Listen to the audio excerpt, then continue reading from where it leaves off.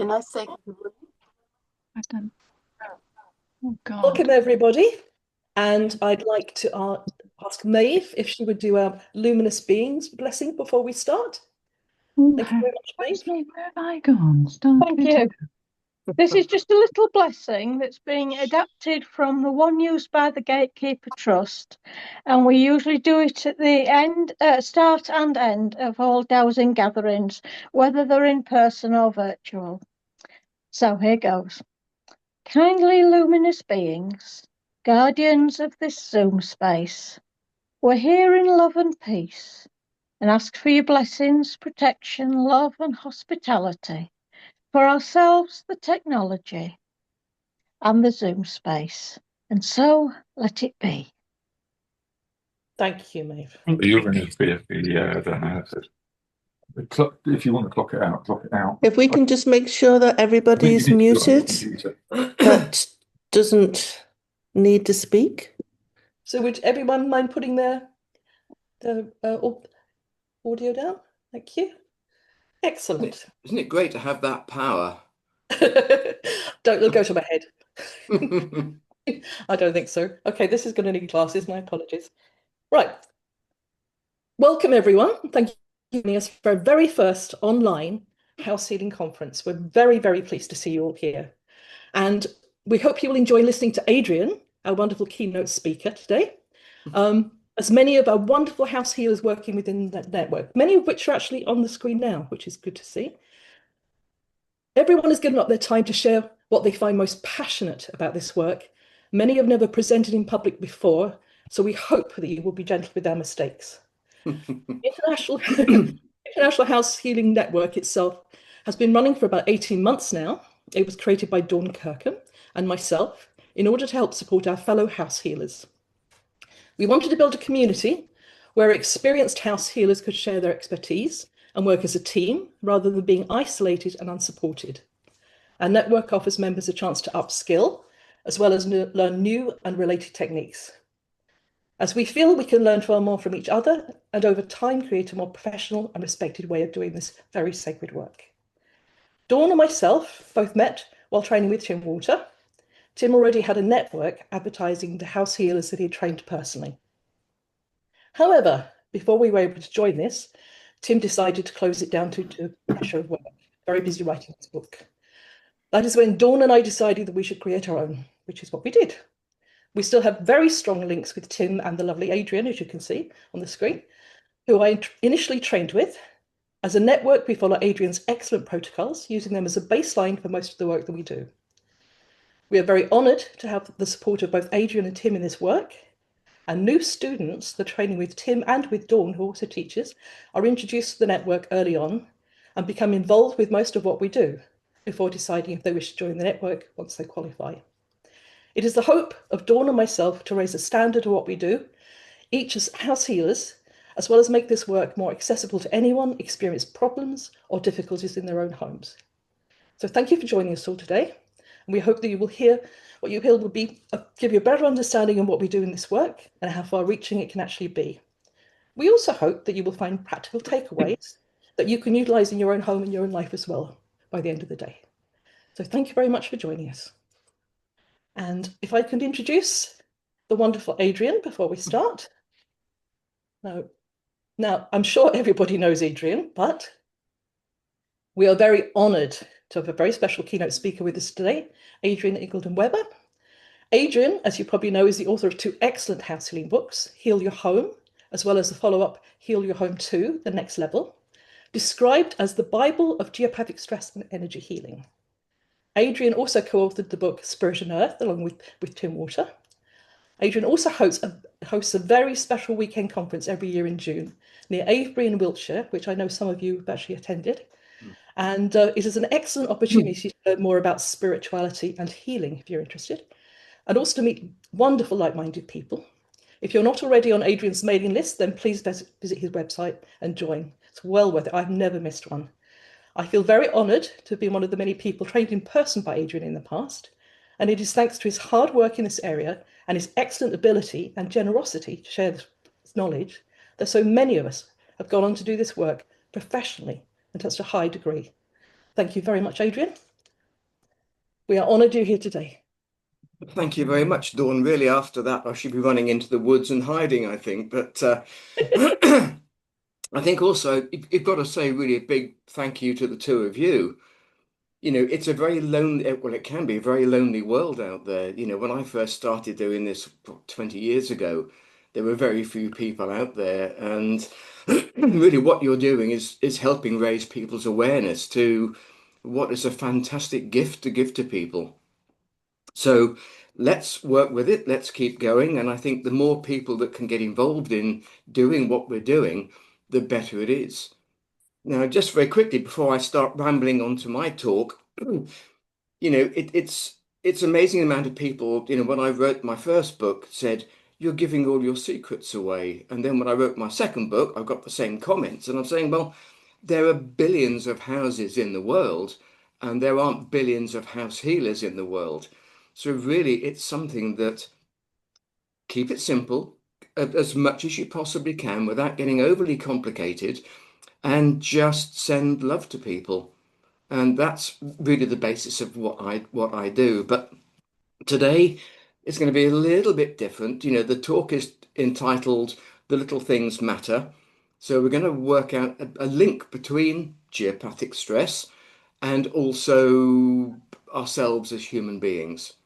So it's going to be practical. So if any of you got pendulums, dowsing rods, however you like to work, messages from upstairs, it will be available on PDF as well if you're not sure about the questions. So we'll be able to send that through the next couple of days to both Melanie and Dawn. So how do I put myself on screen, or should I just ramble away? It's a screen share at the bottom, isn't it? Okay. The green button at the bottom, the button Yep. spotted. Now, there it is. That one, and come on. That. Can people see that? Thumbs up. Just coming, Adrian. Give it a moment. There we Good. go. Thank you. Okay, perfect. So, even the little things matter. This is not a place I ever thought that I would be. You know, when working on house healing, I thought it's just going to be house healing. Yes, of course, you know, working on the people who are living in the house at the same time, but not to this extent. And when I get a lot of messages coming through, they seem to come through in that time in the morning when you haven't quite woken up fully, you're not quite asleep, and it's a great time to start receiving messages from upstairs, as I call them. But they often only give you one word, and then you have to really try and interpret what that one word actually is going to lead to. And I'll talk more about this as we go through. So cellular level stuff, basically, and really trying to tie it up with geopathic stress as we know it. So I'm not going to do death by PowerPoint. We're just going to talk through, and we can then have questions at the end. So trying to do that link between geopathic stress and what's happening in our body is a very logical step. You're living above a particularly bad area, wherever it may come from, whether it's water, an earth energy line, or human emotional stuff. Not just do we get affected mentally, but also physically and also spiritually. So a lot of the stuff that we feel at a cellular level is built up during the time we live over a particular bad area.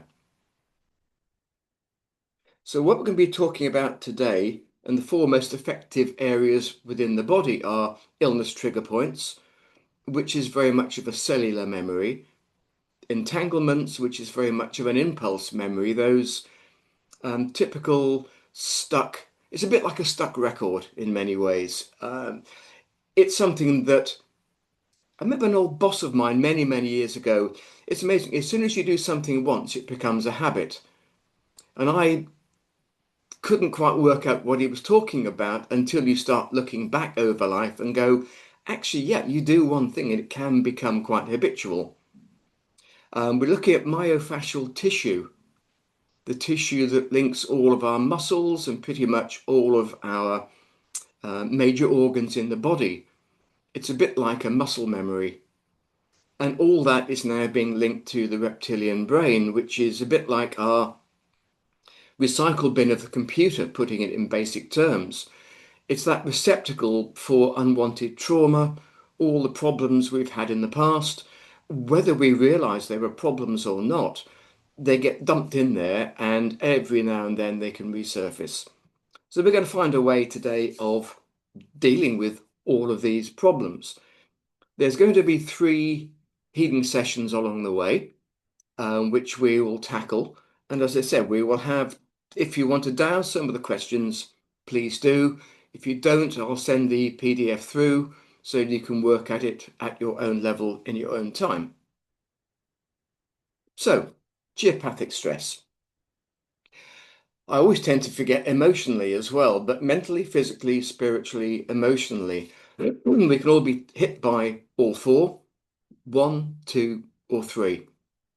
And this is what we're really trying to do. And this is really kind of the basis of what I started to look at when I was talking about geopathic stress. You know, as you split it down, geo means the earth, pathic, pathos, illness, and it's all to do with illness produced by Mother Earth.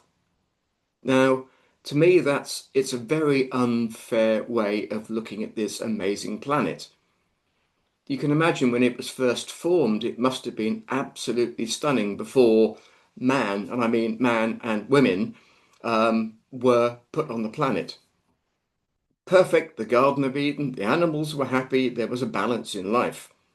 And then we come along and decide to disrupt it all by moving a stone, moving a boulder, building really fairly rough structures in those days. But we were starting to change the course of energy lines. And of course, as soon as we start doing that, the planet gets into a stressed mode. So most of this stuff is really down to us as human beings. So a lot of people, I know when I first started off and I heard the word geopathic stress being mentioned, it was very much down to water veins, earth energy lines, excuse me, dynamic energy lines, human created stress lines, energy channels like the Michael and Mary line, energy spirals, and so on. And as I dipped further into it and asking the questions I needed to ask to do a full healing on people and their houses, we then had stuck human emotion. Spirits, which I know a lot of the early people who were doing Earth Energies work didn't actually do anything about. So, of course, you were disrupting and moving a lot of the energy patterns within people's houses. And of course, these spirits kicked off quite rightly. You know, you've changed their habitat. They were very happy before living in those old energy patterns. And suddenly things start to move. The house starts to come alive with spiritual activity or spirit activity. And then you have major problems. So I thought, okay, I didn't ever think that I would then be moving spirits on, but it became a natural progression for what I was doing. Attachments, other people's emotional energy that can attach to us if we're not doing our own protection properly.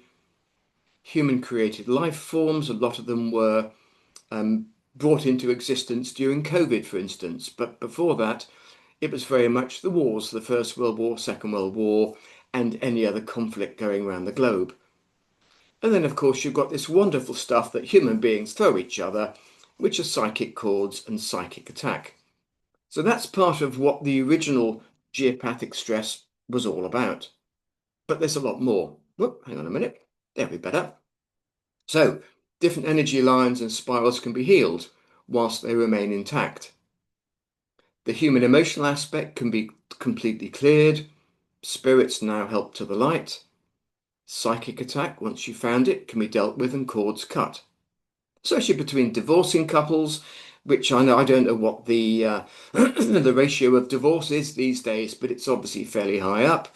Divorcing couples, their children, we all need to look very, very carefully at how they're being affected. We can cleanse the physical body and the aura. The only two things that I never divert basically are water veins and spirit lines. Sorry, that I do. Excuse, I'll take a 2-second break. The only things that I do divert are water veins and spirit lines. Water veins over the years from the 1920s onwards have been looked at very much the producers of cancer in people. And obviously spirit lines, if you have one running through the house, you're going to get very badly disrupted by a ghost walking through every now and then, or many of them. So that's basically a brief look at what geopathic stress is. So how do we go about working on this? How did it go about healing? Forgive this. Intent. I couldn't figure out, apart from putting, I know. It's been said in the past, thinking, what on earth? Anyway, you have to bring humour into these presentations sometimes. So intent is probably the most important thing we as humans can focus on. Whether it's loving thoughts sent to a friend or a colleague or family or a client's family, or whether it's working on yourself, it's the important part. It's the major factor of what we actually do. So we're going to link obviously geopathic stress very much into the cellular level stuff, which we'll be talking about in a few minutes' time. So as an opener for people, if they want to just douse, because we'll be carrying out a healing on this in a minute, is my home affected by geopathic stress? Now, when I first moved into a village down the road, it was literally a very busy time in our lives, and literally we sort of dumped all the furniture in there, and I then trolled off around the countryside for about the next 2 weeks. Didn't do any work on the house. Got back, and Alison said, "I'm really sleeping badly in the bedroom." I thought, yeah. It's just Alison, worried about things, not having seen, no, nothing to do with not having seen me, but the dog and whatever. And I slept in the bed that night and I couldn't sleep either. So I discovered this amazing energy spiral beneath the bed, which was causing problems. So although we work for lots of other people, it can be a bit like the electrician's house or the plumber's house. Everybody else's house is really, really good. Their house is completely disrupted by electrical faults. So we need to make sure that if we're working on other people, then our own homes have to be clear of these problems. Otherwise, your healing can be easily diluted. So, is your home affected by geopathic stress? Yes, no. And it could come from anywhere. If a house next door is having an extension done, for instance, cutting into the earth, it's going to disrupt energy lines. It could be a house 2 miles down the road. But you need to check probably once a week to make sure the house is okay. So I can douse, hopefully, my pendulum will be okay. So is my house affected by geopathic stress? No, it's not. Okay. But if you get a yes, ask how badly it's affected. And I always use the scale between 0 and -10. Now, a lot of people over the years have used various scales up to 100, if not more. To me, it takes too long to count to 100. So 0 to -10, you can get there pretty quickly. If it's -1, 2, or 3, it's fairly low scale stuff and can easily be worked on. If you're building up to the sort of the 7s and 8s, then it's going to be dipping into probably the spirits, other things that might have come into the house. I've never yet found a -9 or -10 touchwood in somebody's house. It's always been up to about 7s and 8s. The next question, can I heal these problems? If you get a no, you need to find out why. And it's sometimes people find it difficult to work on their own homes. So if you get a no, then you can ask a friend. And obviously that's where the house healing network comes in, is if you get a problem, there are people out there that can help. If you ever get stuck, it's not something that you should worry about. It's just perhaps you haven't got the expertise to deal with that particular problem. Now, when I first started off, there weren't people out there to be able to ask. And if they did, you get, oh, it's my secret, I can't tell anybody. Hence the reason why I wrote both the books, so that people have the knowledge there to be able to work on that problem.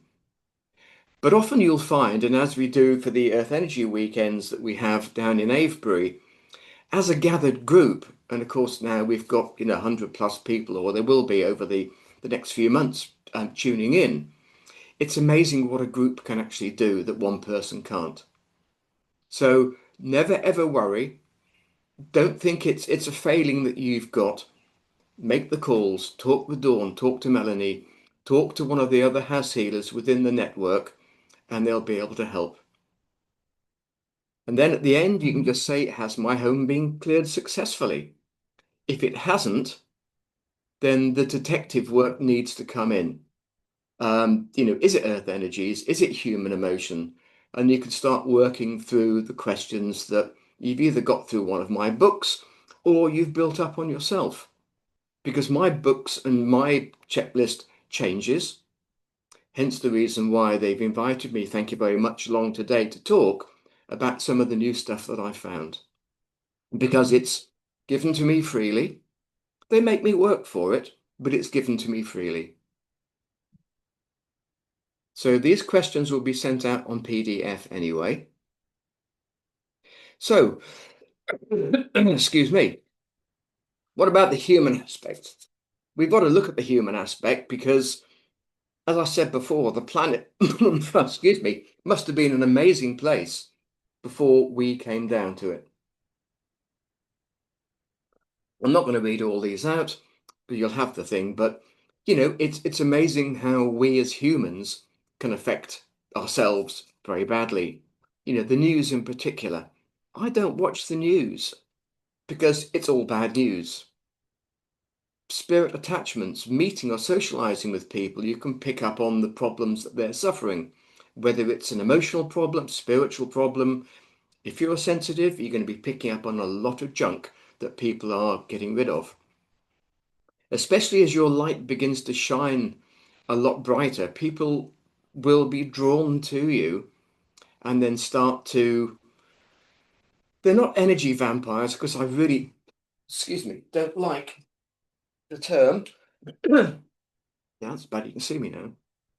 I feel a bit like one of those illuminated beings disappearing into the ether.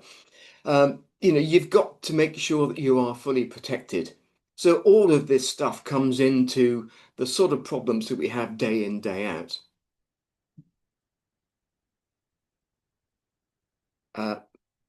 Right, okay. So why Alison's put that in, I really don't know. So right, okay, illness trigger points. This is something that came in, and some of you will have found through my last book. It's a cellular memory. It's something that stayed with us over many, many years. And these cellular memories can come from anywhere, but it's really down to stress. So it could be a divorce, it could be a death in the family, it could be mum and dad splitting up and the children having this sort of illness trigger point. It's something that's lodged in the brain that will come back to haunt you many, many, many years later. So I pick up with a lot of people, cancer in particular, you can't just put it down to one point, but an awful lot of people, and this is how I came about it, this lady had cancer. She came to me, we did a lot of work on it, and actually we got her into remission for many, many years. And going back, it was literally when her father walked out of the house, left her and her mother there, and just kind of all hell broke loose. And it was about maybe 10 years later that she came back and said, look, I need to have the house cleared again to make sure the cancer's come back. But, for what we've done together, you've given me another 10 years of life. And I've seen my children grown up. So we worked on the house and we just made sure the house was fine for the children that were going to inherit it. But it was this trigger point that really got me looking into how it happened for her and how the reptilian brain stores up so much of the hurt, so much of the anguish and the illness that we've actually gone through over the years. So we can do a diagnostic for ourselves or for our clients. I had one, excuse me, here it comes. I had one from many, many years ago, which I didn't realize. And of course, it's great. You go off on this voyage helping other people out. And of course, you stop looking at yourselves. And of course, as healers, need to make sure that we are as clear as we possibly can be before we start working on clients. So you can ask now, those of you who want to dowse, does my body or my mind suffer from an illness trigger point? This detrimental cellular memory from many years ago. If you get a yes, the next logical question is, when did it happen?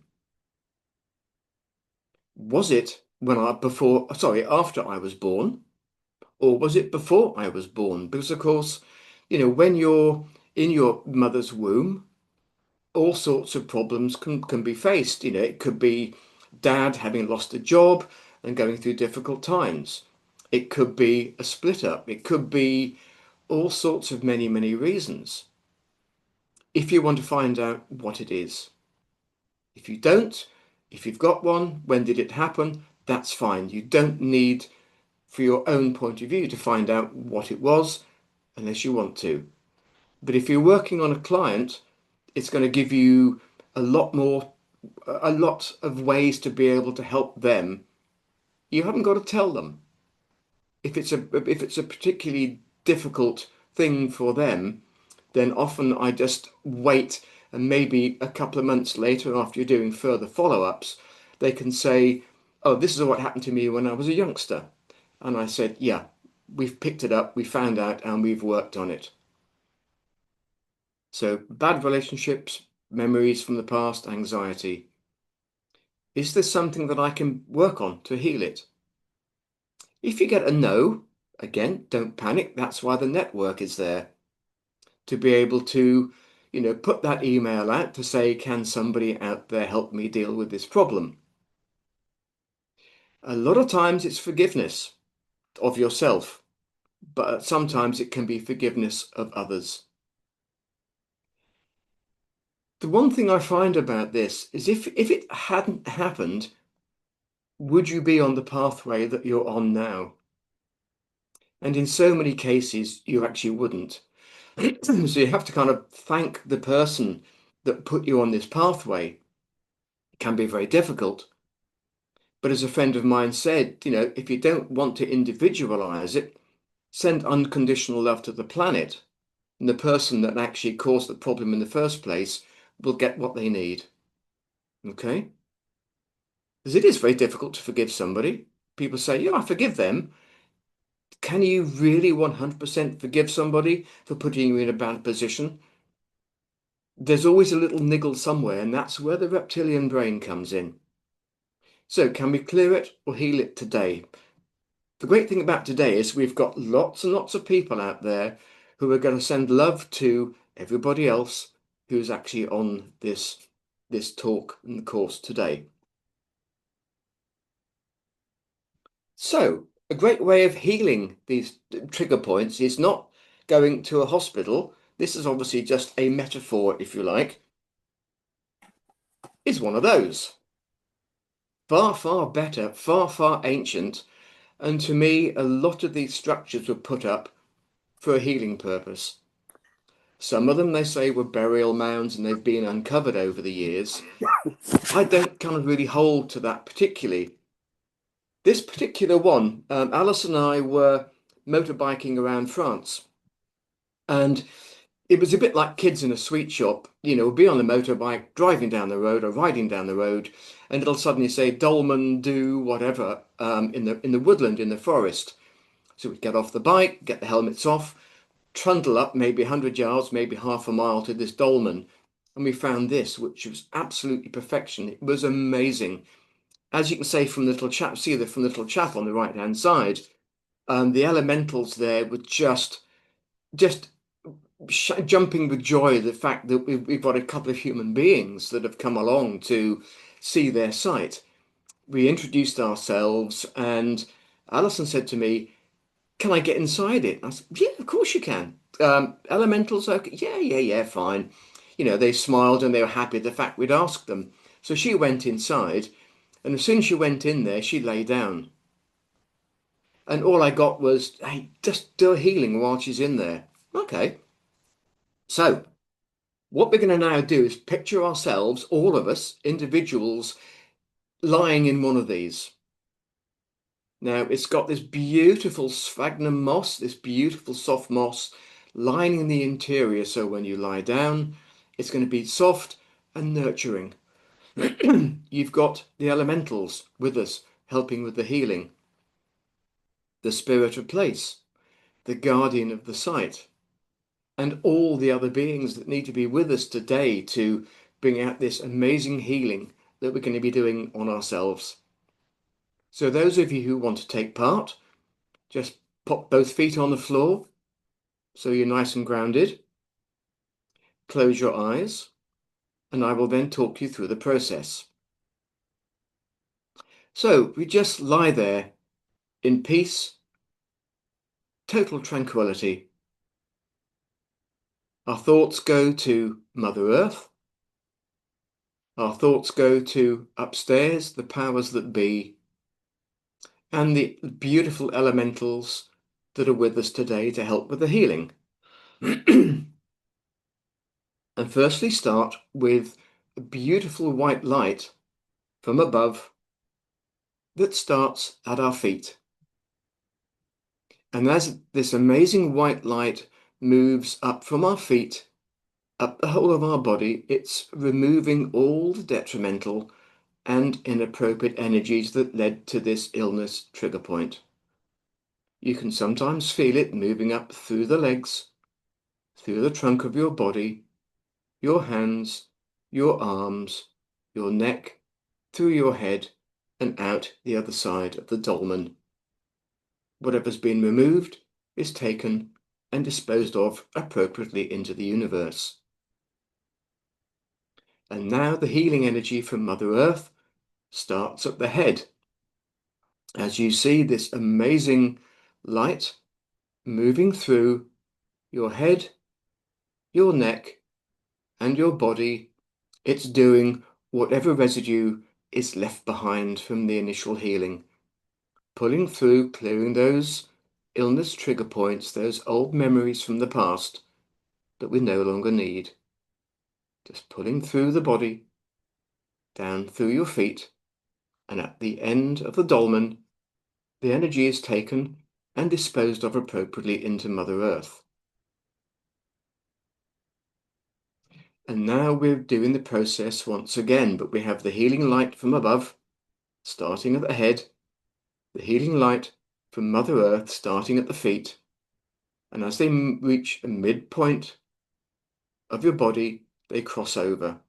So we're just going to picture those beautiful beams of light moving through a body once again, reaching that midpoint, feeling the crossover, just pushing through to each end of the dolmen, and any residue, any other problems that might have been picked up, again, are dispersed into the universe and into Mother Earth. And we just lay there quietly for a few moments to let the healing sink in, to allow us to be able to move on to the next healing section, which would include entanglements and myofascial tissue. So, because obviously time is of an essence, just come to when you're ready.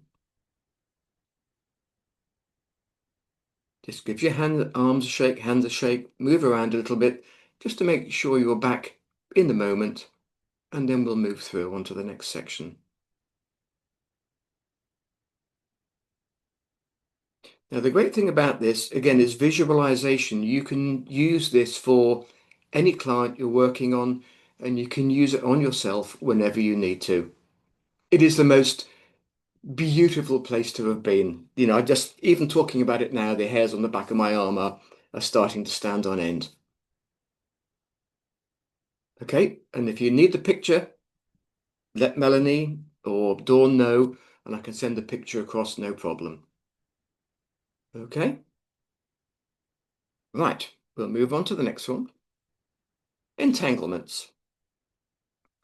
Again, this word was given to me probably last year, maybe if not middle of last year. And they said entanglements. Okay, great, thank you very much indeed. So my next few hours of the day, rather than doing healing work on clients, is going to be looking at what on earth entanglements are all about. So I just sat there, and just every now and then, if you tune in, they just throw you a few more ideas. They do feel a bit sorry for me sometimes, because you're looking at trying to work on other people, and these messages then come through. So, entanglements. It's an impulse memory. It's like that stuck record, which we all get every now and then. Now I'm beginning to find that if I have a piece of music in my head that I can't get rid of, it's a spirit guide coming through. Now, just to give you an idea, there was a song many, many years ago by a guy called Jilted John. And the title of the song was Gordon is a Moron, which is not the nicest title of a song, but it's one of these catchy songs, and it played over and over. I woke up in the morning, it was on my mind. Went to sleep at night, that's all I could think about. So I woke up, about 4 or 5 days later, I woke up and I go, okay, is Gordon one of my new guides? Yes, he is. And I've then got to try and work out who Gordon is. I've had Indian music when I've been walking down the street. Just pay attention to whatever's going on in the head. Anyway, I digress slightly. So like a stuck record, the actions, they become instinctual, and you repeat the same thoughts, the same memories, and you just cannot move past that obstruction. And these can come from anywhere, spiritual, physical, mental, emotional. And sometimes when we try and clear the path, if we know that we need to clear the path, we need to either clear the blockage, bypass it by creating a new neural pathway, but that is really very much up to the powers that be, to upstairs, as I call them. But we can do it. We have the power, as that lovely record goes, to be able to do whatever we find and clear it. Okay, so entanglements. When did the problem start, if you have one? 21st century? Yes? No. The one I had was back probably in about 1969 from memory. Yep, I am that, I'm older than that. So when did it start? These are the logical questions to then ask as we work our way through. If it wasn't the 21st, was it the 21st century? You can dip into past lives, but I do find that's quite a rare occurrence. Probably maybe 1 in 100 clients, if I'm working through, may dip into a past life or a parallel life. Did I cause the issue? Because sometimes it can be you who have actually caused the problems. If it's a yes, you then need to actually begin to work out what the problem is. If it's a no, you skip on to the next question. Was it somebody else that caused the problem? Were they male or female?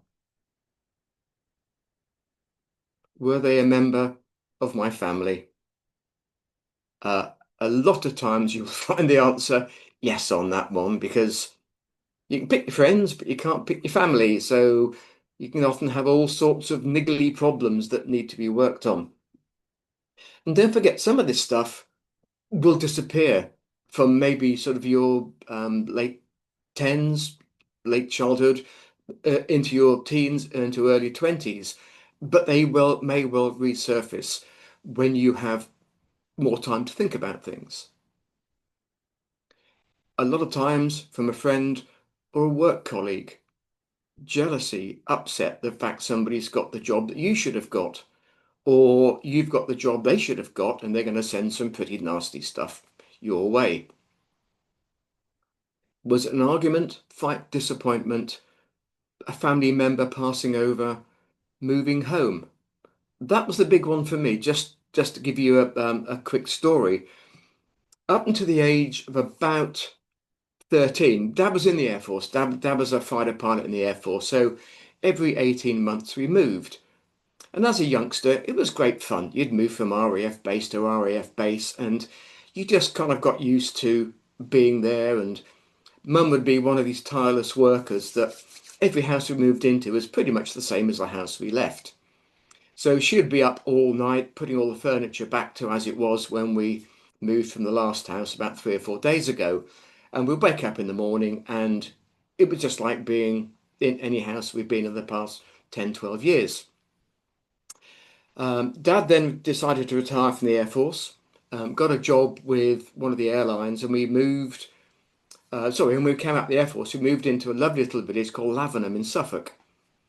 And it was the most idyllic place for us to land up. A lot of the people, certainly the old boys, were born, bred Lavenham. They would never ever leave. They'd never left the village.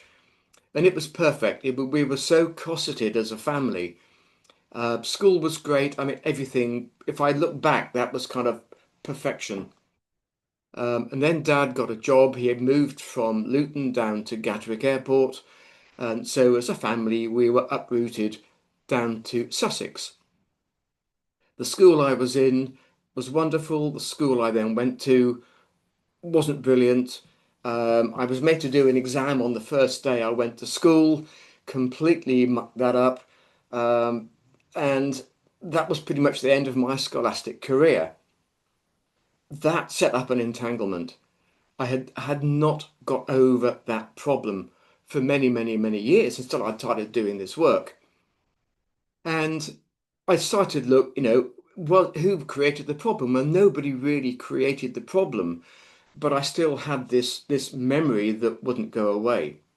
And again, it was part of that entanglement issue, borderline illness trigger point, but it never got that deep. But it was always there, always a problem. And that was one of the reasons why I moved house so many times. As an estate agent, it was kind of part and parcel of what I did. You'd move into a house, you'd do the house up, see another house coming up, normally with another agent. I never ever bought a house through my own company. So I'd buy a house, do that up, move again. So it was that repeating pattern that every 18 months to 2 years, I'd move. When I got out of the business, started doing the house healing work, I moved from Surrey over to just outside Bath. We then moved 18 months later, moved from Bath up to near Avebury, near the Stone Circle. From there, I moved to Ledbury to three houses, and I finally bought this house in North Yorkshire. And the pine box will take me out. I'm not moving until I pass over.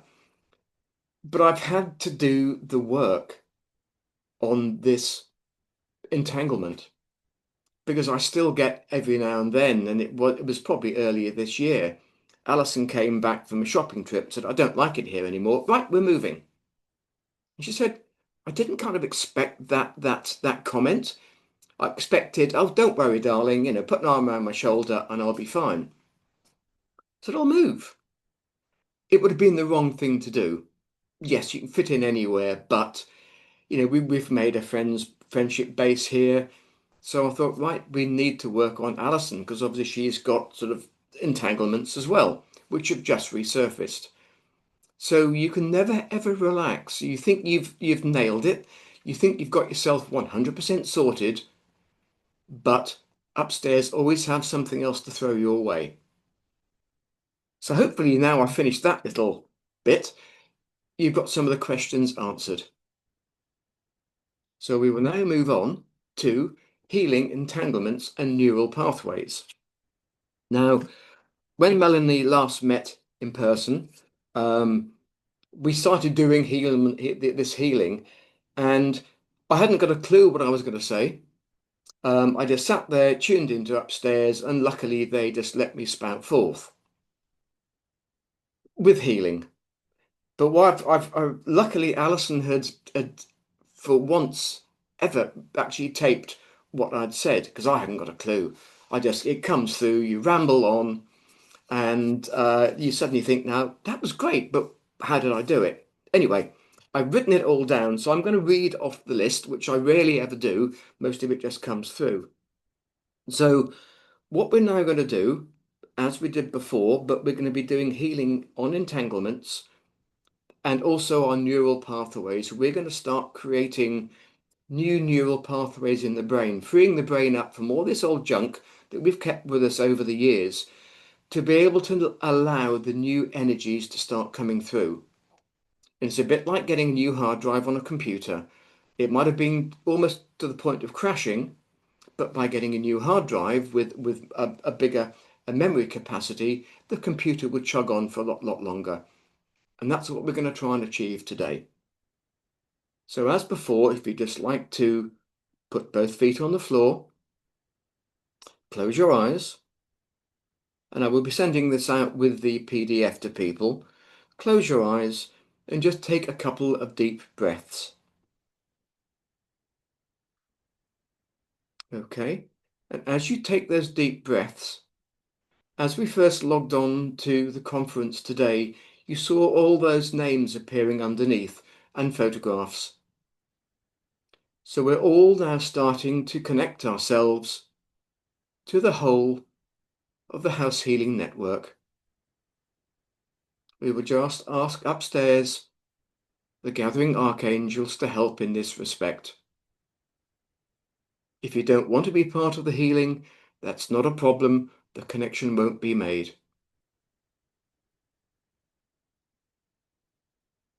So we have this vast connected network of people carrying out healing, using their intent to work not just on themselves, but all the other people within the network.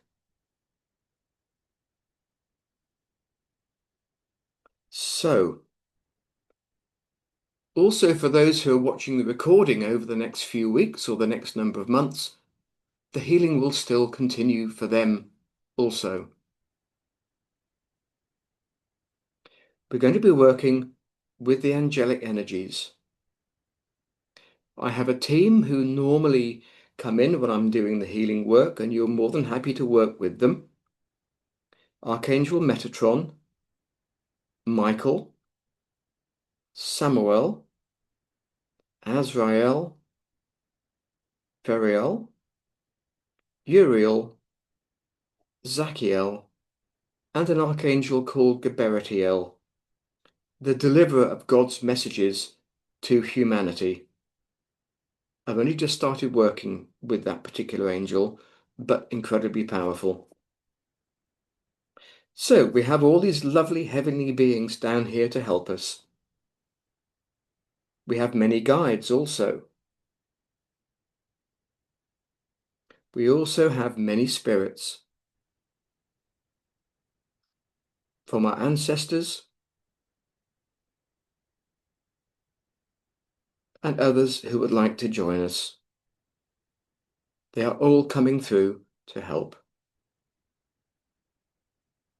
Then we ask the 5 types of elementals: earth, air, fire, water, and ether.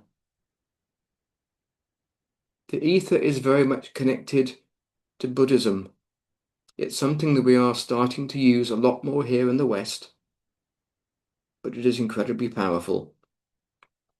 Often connected with dragons, earth dragons, and other types of air dragons, water, and fire. We are going to be calling upon their help today to be able to work through all the problems and hardships that we have had to face and experience since we came down onto the planet.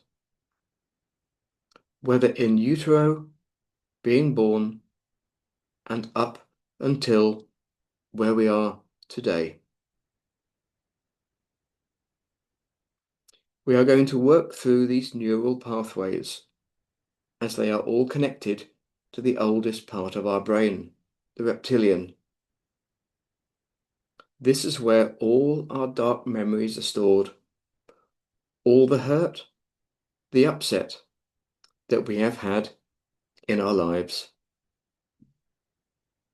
whether to us or whether we have caused this in others.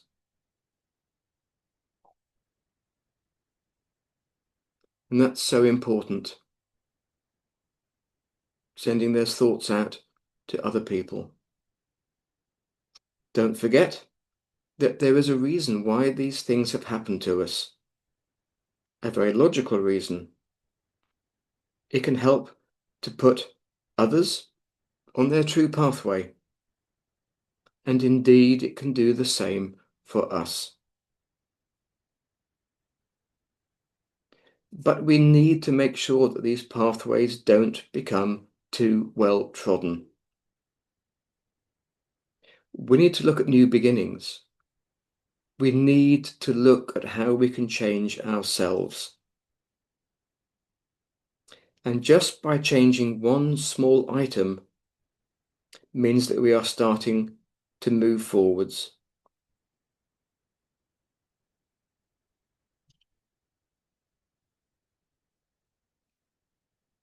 So we are now looking and concentrating and sending healing to all these little neural pathways, all these lovely energetic sparkles that connect to our reptilian brain. Almost like a jumble of Christmas tree lights. You plug them in, and you have this amazing bundle of glowing lights, glowing bulbs. And that is how we can envisage our neural pathway.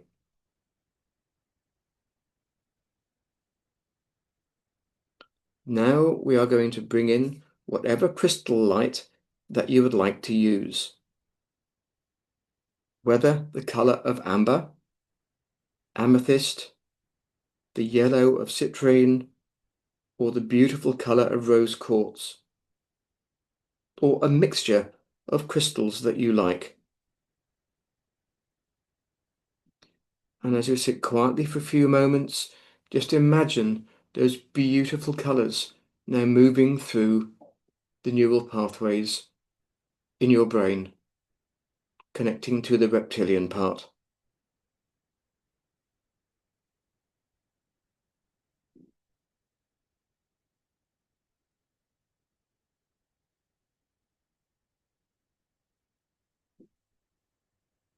Feel those colours and energies working their way through.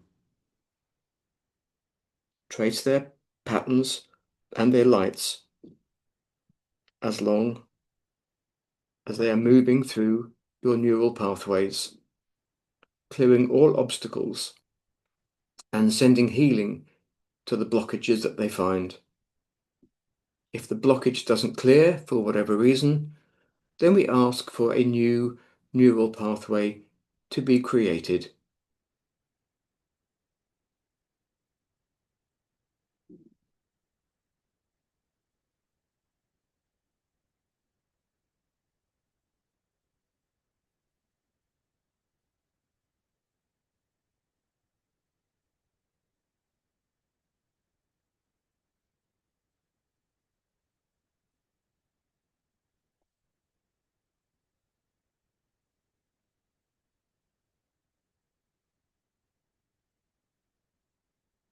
If some of you find the illustration slightly difficult, bring it to your physical lives when you're walking in the countryside, when you always take the same pathway.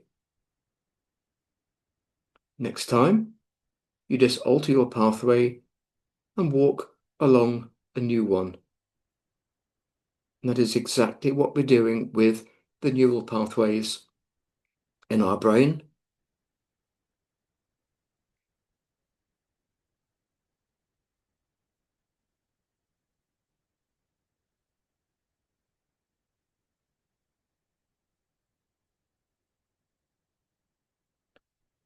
gradually, these beautiful healing lights enter the reptilian part of our brain, and it moves throughout this area,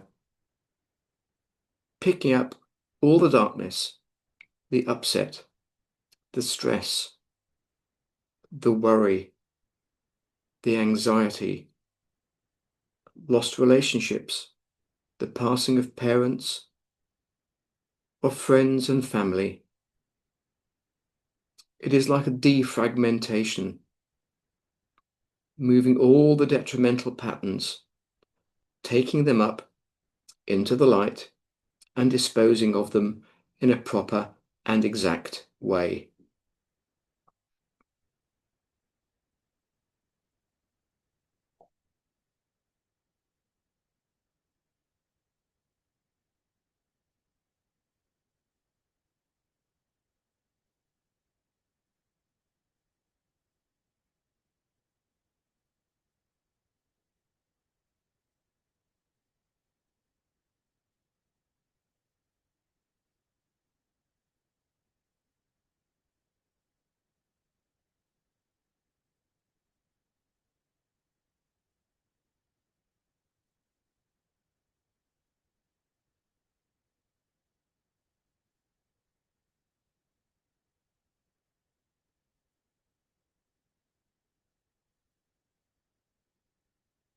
During the next part of this healing process, one of your chosen archangels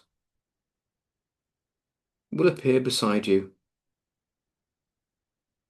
They will take their right hand and place it over your heart at the front of your body,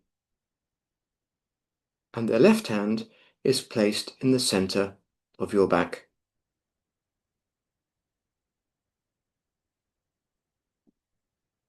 And just feel the process working. This amazing heavenly being is there just for you. Feel the warmth, feel the love that this healing brings.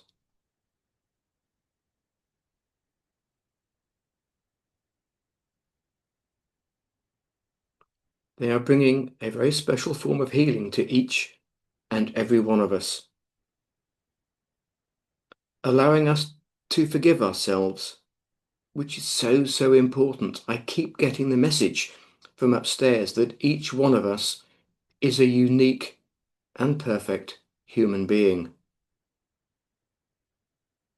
There is no one else like us anywhere else. That is so, so special, and one of the most important messages to take from this healing exercise. We also need to forgive others that might have caused the problem to help remove what we call human emotion, entanglements. We will include illness trigger points and anything else that may be detrimental to our past, our present, and future thoughts. So we'll just sit quietly for a few more minutes while this healing takes place.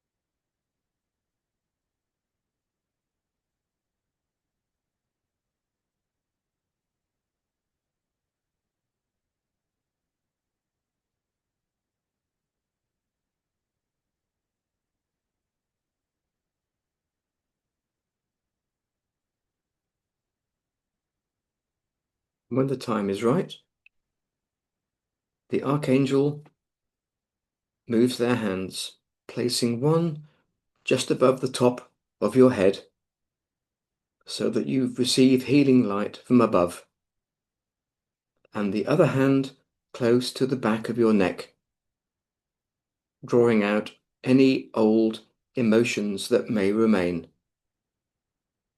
Anything from the past and present that needs to be removed, dissipating these old energies and memories into the universe.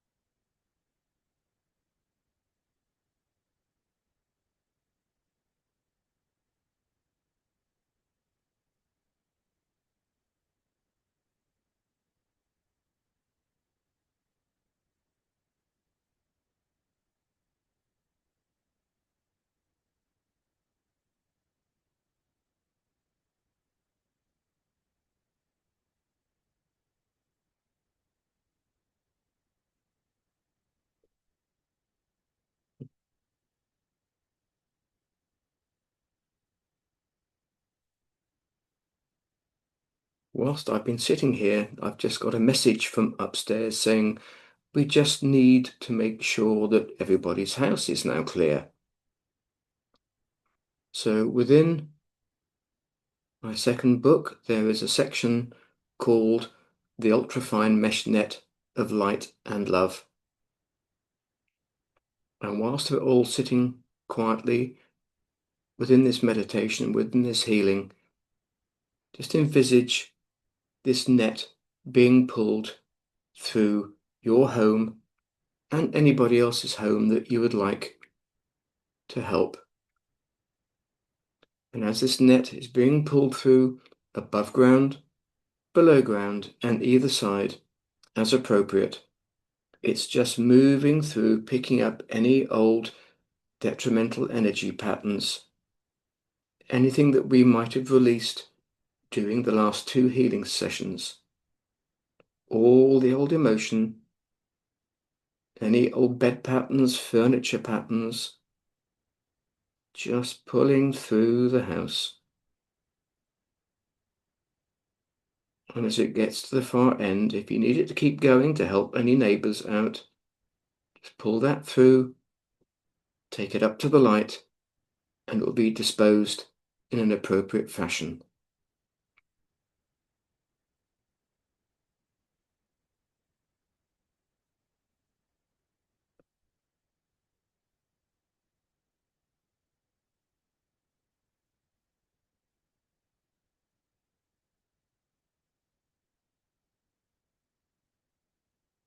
Because our time today is at a premium, we must now thank all the archangels that have been with us today, our guides and our ancestors. but for the archangels, asking them to remove their hands from the top of our head and our neck, and for them to take a step back. Their final task today is to make sure that any emotional energy patterns that they have picked up are to be cleared and also disposed of appropriately into the universe.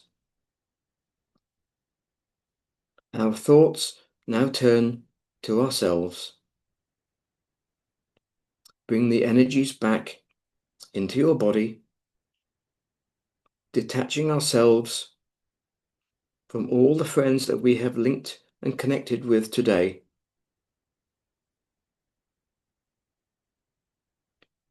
Take a couple of deep breaths. And as you do that, feel yourself being grounded. And when you're ready, open your eyes and just take a few moments to come to.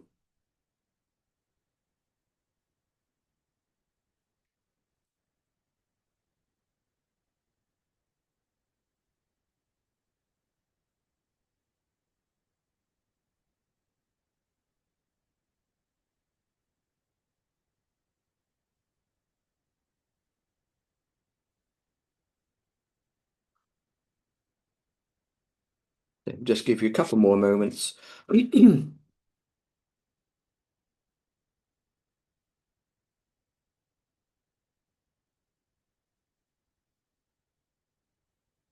Okay.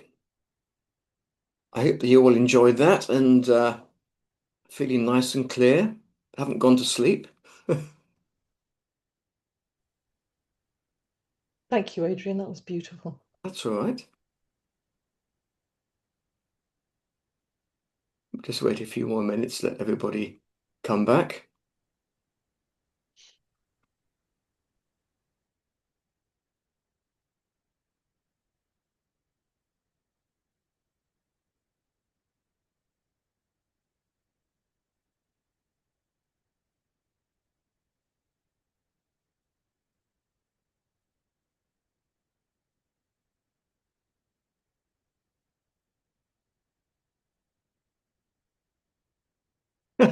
Thank you, Jackie. I wish I knew how to do that. Perfect. Good. Let's say the wording I will send out as well, so you've got it. Really for me, I wouldn't have said, yeah, I was a sensitive child, and I had a imaginary friend from a very early age called Bankinks. Now, it wasn't his real name, but it's such a complicated name that I could never ever pronounce it. And it wasn't until maybe 9, 10 years ago that I suddenly realized that he was back where he was still with me, but I finally recognized the fact who it was. And we've been working very, very closely ever since. He was my soul brother. He stayed behind this time to help me with my healing practice. And it's just lovely when you look into how the higher realms actually work. They never ever cease to amaze me. You think, no, I don't think, but a lot of people think, we've got it, we know exactly what to do, we can do everything we need to do. You never can, because the world is changing all the time. And a lot of the books that were, say, written in the 20th century really haven't translated as well as they should do in the 21st. It's not the author's fault. It's just the energy patterns have changed in so many different ways. And of course, they are now beginning to change with AI coming in and all the good that that can bring. And I won't go off topic particularly because we will get back onto the healing in a few minutes' time. But we had a wonderful speaker called Vicky Gretsch, who came to talk about AI and her own personal AI that she's programmed called D. And a lot of people, including my mother-in-law, um, understandably, because and even I was a bit, you talk about AI, and I've seen all the Terminator films over the years, you're thinking this could go horribly wrong. But the one message that Vicky came out with is that do not fear it.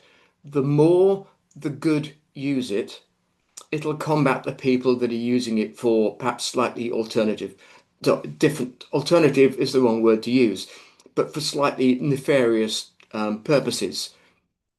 Like life, we need to get this balance. So if we, the lovely people in the world, and the healers, the people that are bringing beautiful energies into the planet, don't start using AI, it's going to go the wrong way. Now, the picture you see in front of you now is AI generated. I went on to it, and the first picture wasn't quite right, and I wanted a picture of an archangel with a hand over somebody's heart, bringing healing. And she came up with the most amazing pictures you can see in front of you, which to me gives off an amazing energy. That is the power of AI. So please don't fear it, whether it's Chat GPT, and I haven't got shares in them. There are many other different forms, but start using them. Start programming your beautiful healing thoughts into them, and we'll come out with something quite amazing to use. But please don't worry about it. So, are we all okay? Thumbs up? Good. Okay, right. So, we're going to look at the myofascial tissues in our body. Let's go on to the next one in a minute. There we go. No, I'd go back one. The myofascial tissues. It's the connective tissues that are in our bodies. I said it a bit earlier, they connect our muscles to our bones. They connect all of our major organs. They are a massive part of who we are. Now, this is not something I ever thought that I would ever get involved with. I'd heard of myofascial tissue, but never really thought much about it. But it's a bit like muscle memory. Because it is part of who we are as human beings, if we didn't have this stuff, we wouldn't exist. So, of course, because it's so important to us, again, it will hold memory. Whether it's muscle memory, whether it's memories from our past, our present, or potentially the future or parallel lives, we also need to work on this. So when it came through, I was talking to a client of mine, and she said, "Have you ever heard of myofascial tissue?" And I go, "Yeah, vaguely." She said, "Do you work with it?" "No." "Okay, perhaps you should look at it." Okay, so I started looking at it, and I thought, if it's part of the geopathic stress, we get stressed, our bodies tighten up when we're under stress, our bodies tighten up and our muscles can react accordingly if we're under stress, whether it's from other people, whether it's business, personal lives, or living above geopathic stress. It's going to affect us. So we need to start dipping into the little things, the cells. But you'll see in a few minutes' time, we need to go even deeper than that. So I like looking at things in very practical ways. So over the past few months, this question has been simmering in my mind, and I thought it's a bit sacrilegious by looking at something that Star Trek do. Can we possibly use it in healing? Yeah, exactly. Yes. Yes. Thank you, Melanie. Not many people can do that. I can do it with both hands. Um, yeah, so I woke up one morning with the word beaming on my mind, and I thought, no, no, no, it can't be anything to do with Star Trek. Gene Roddenberry, when you look back to the early Star Trek, and I'm talking back into the early 60s, a lot of stuff he was talking about, with iPads and with mobile telephones has come so true that talking with lots of people who knew him said that he was channeling. He could see the future and would actually bring it into the 60s and hopefully encourage people, scientists, to be able to develop this stuff over the years. So I was not talking about science fiction stuff. To me, it was this metaphor of how we could use the Star Trek beaming in healing. You know, the language of the pattern, if you like. And as I was giving this part of this talk, we didn't really go into this, but a lovely lady in the audience said, "Oh yeah, you've got an issue with the tissues." So I suddenly thought, well, hey, what's Kleenex got to do with this? And I suddenly thought, no, stupid boy, you know, we're in a spiritual room here. We're talking about healing. We're not talking about blowing your nose. You can see how I can disappear off into the tangent sometimes. So the biofield transformation protocol was born. Sounds a bit of a mouthful, but I didn't know what else to call it. So it's the beaming is a metaphor, but basically it's working at cellular level, or in fact at a subatomic level. We can call it a quantum level. So I'll start slowing down a bit now. You see, when I get excited about something, I start talking a bit quick. So we're looking at subatomic stuff.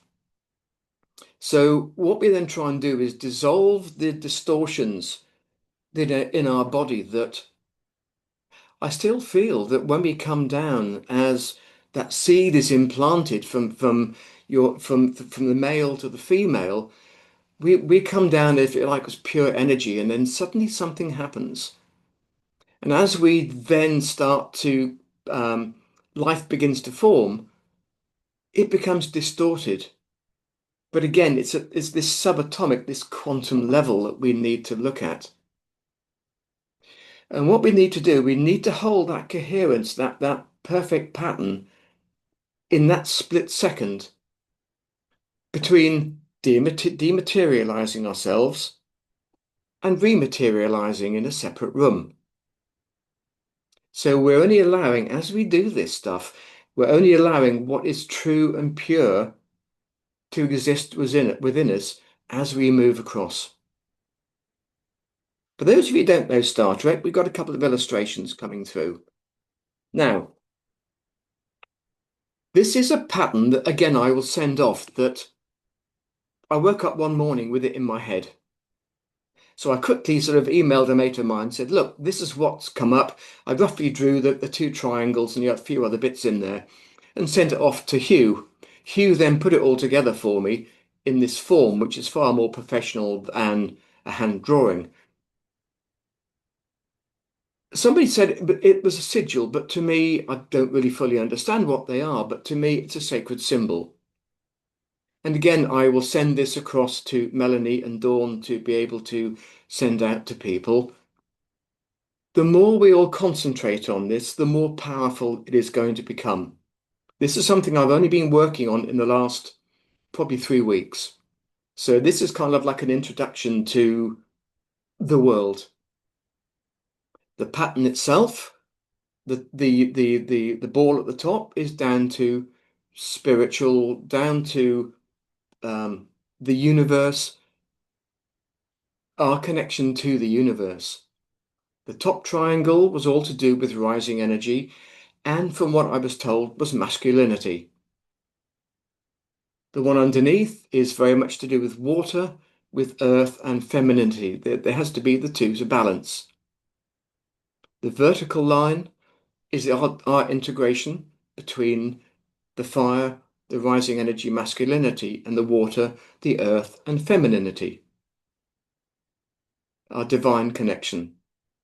And the horizontal bar, sorry, I've got it slightly cockeyed there. The horizontal bar is our integration. So how we as a human being connect with upstairs, with Mother Earth, and can use both energies. And the upright, the vertical, is our divine connection to both. So keep that image in your mind as we work through, and I will send that through. Okay, so step 1 of the healing process. We gain permission from our higher selves or our guides. We define the boundaries of healing. What do we as individuals want to achieve? And don't forget that you can do this with any client, your best friend, anybody who lives with you, the family, anybody within the family, you can work on. Now, permission was always a difficult one because people always say to me, well, how can I work on someone else? Do I need to ask their permission? Now, for me, when I start in the morning, I do my clock on, I work with upstairs, and I just start dowsing.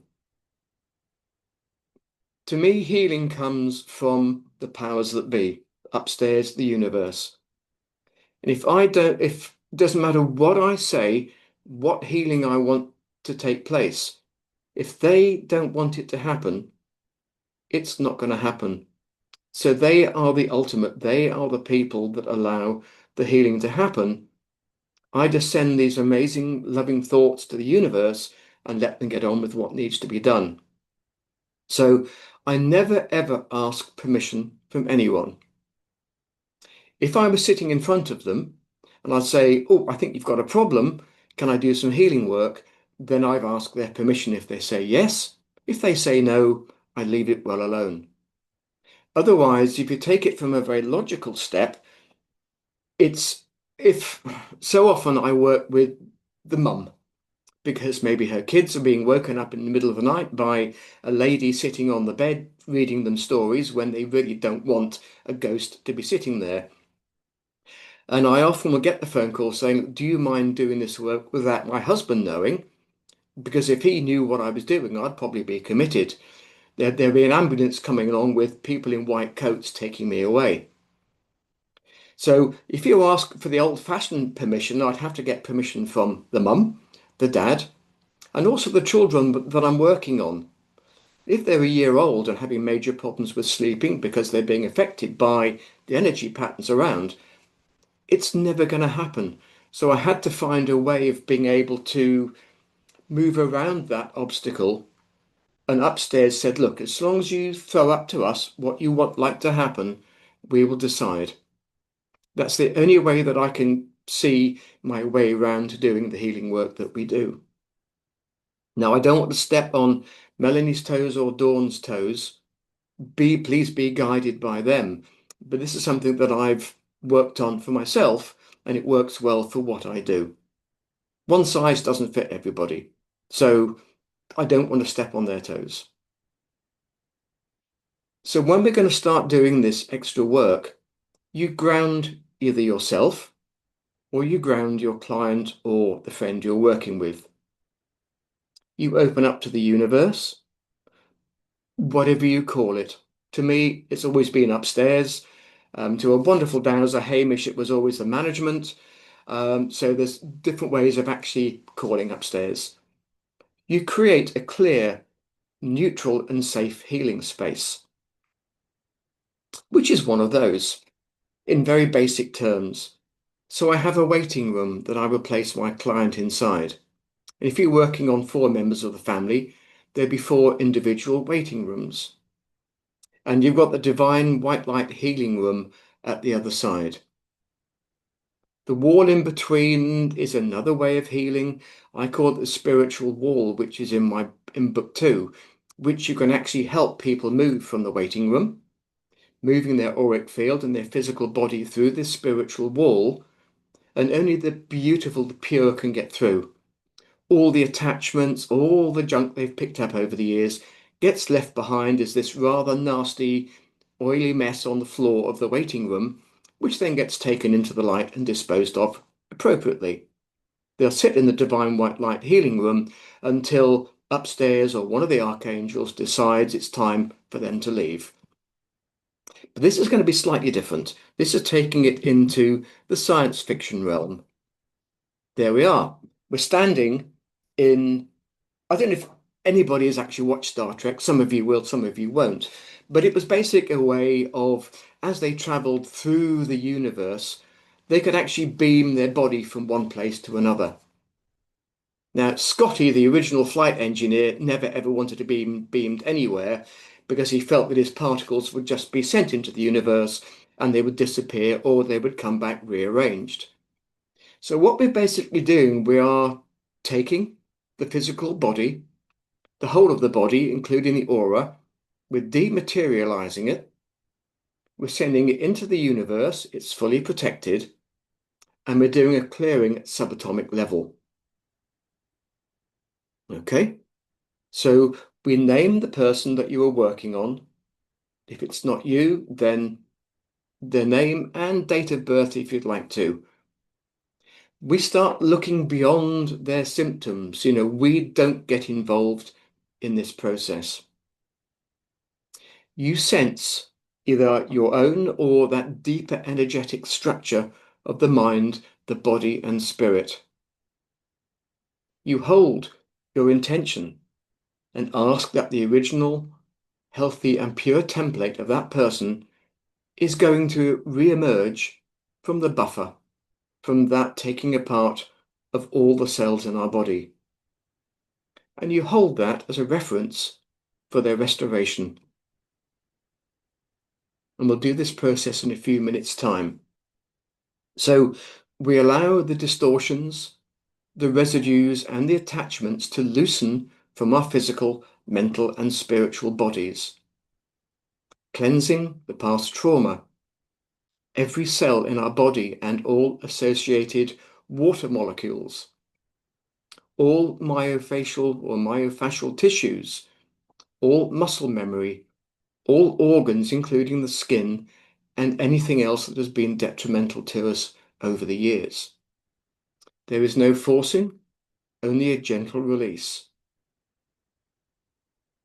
And as this beaming process happens, we reach the still point between disassembly and return.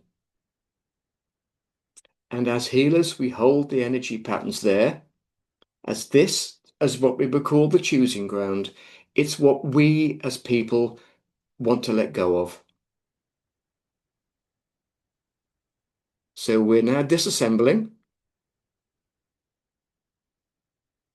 And as we return, and we'll do this process in a few minutes to see how you feel about it all, when they come back, or when we come back, it is only what is true, beneficial, and coherent for us as people. All the distortions, the junk, the memories are left to dissolve in the light. And as we reform, or anybody else reforms, they reform with clarity. The healing is integral to mind, body, and our biofield, the auric field surrounding us. And as people, we return whole. Okay? So do we want to just go through this process? We can do ourselves, or any other member of the family, friend, anybody that you feel would respond to this healing. It's a very easy process. I'll talk our way through it and see how we feel afterwards. Okay? So if you'd just like to, feet on the floor, close your eyes, and just imagine yourself in that divine waiting room that we showed you. And if you're doing healing on other people, just picture them in all the other divine waiting rooms that you need to have the intent.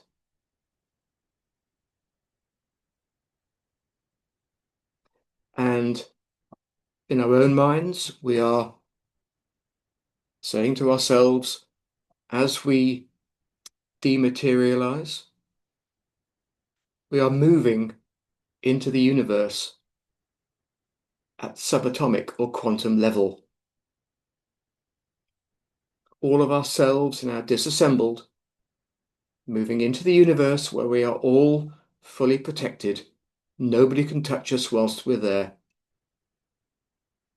And whilst we're there, a healing takes place. It's removing all the old energy patterns that we've brought with us over the generations. Anything that might be detrimental for us to continue our pathway into the healing world. Our connection with upstairs and Mother Earth. And any other energy pattern that we need to connect to make ourselves even more powerful. as healers. We're cleansing the myofascial tissue. We're cleansing all the water molecules that may be holding any detrimental emotions from the past. And we just now begin to rematerialize in the divine white light healing room. And just feel yourself being reassembled in this very new, beautiful, pure body.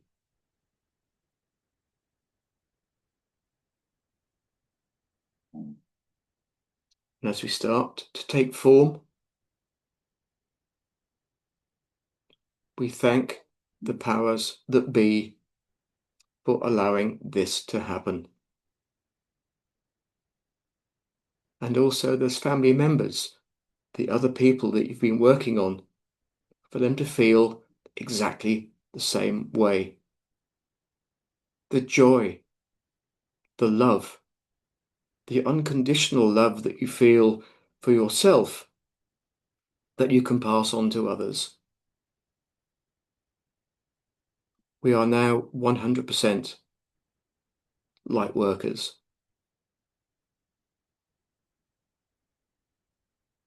Okay. So just take a couple of deep breaths. We're making sure that we are all now fully grounded.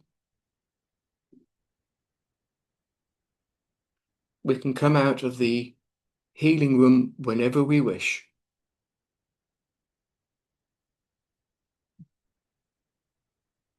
Just enjoy the feeling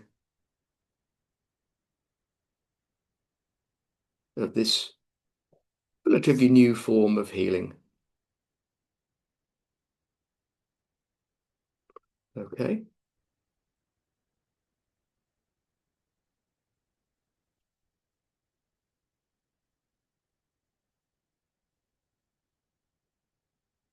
So just to cover, so that's really in very basic terms what it looks like. So we begin to have those thoughts about what we want to achieve.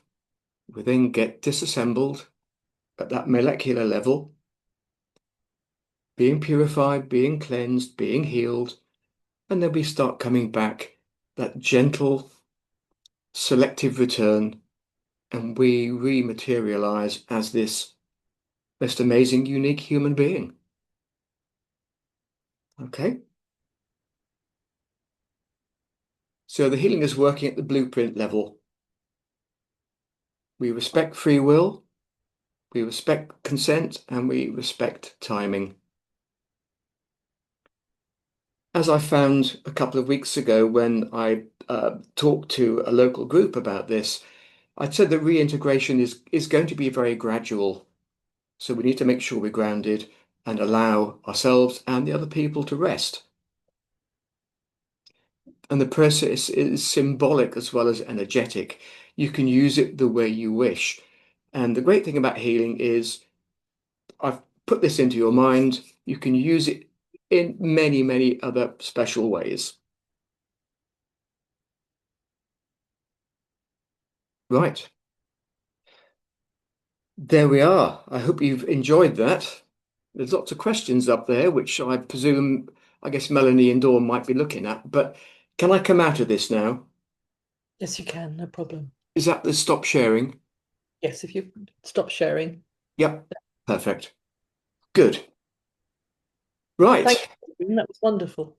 Oof. We've made it. We are Right. running slightly late, but does anyone have questions? If you put your hand up, your virtual hand, which is in the reaction, like that, or just put your hand up if we can see you. You've stunned them into silence, Adrian. Look at that. Perfect. I like that. If anyone does have a question, then you can always. Oh, Sue has one. Hello, Sue. Would you like to ask your question? Yes. Good morning. I'm new to the network. I trained in a different spiritual path. Okay. You're welcome still. And I'm just really, I thought the presentation from Adrian was fabulous. And but the question I have is around, I guess you get asked this a lot, is about different spiritual pathways. So Okay. my pathway is Taoist, my spiritual guides, it's all through Taoism and the practice I've done all those years. So can I, for myself, adapt?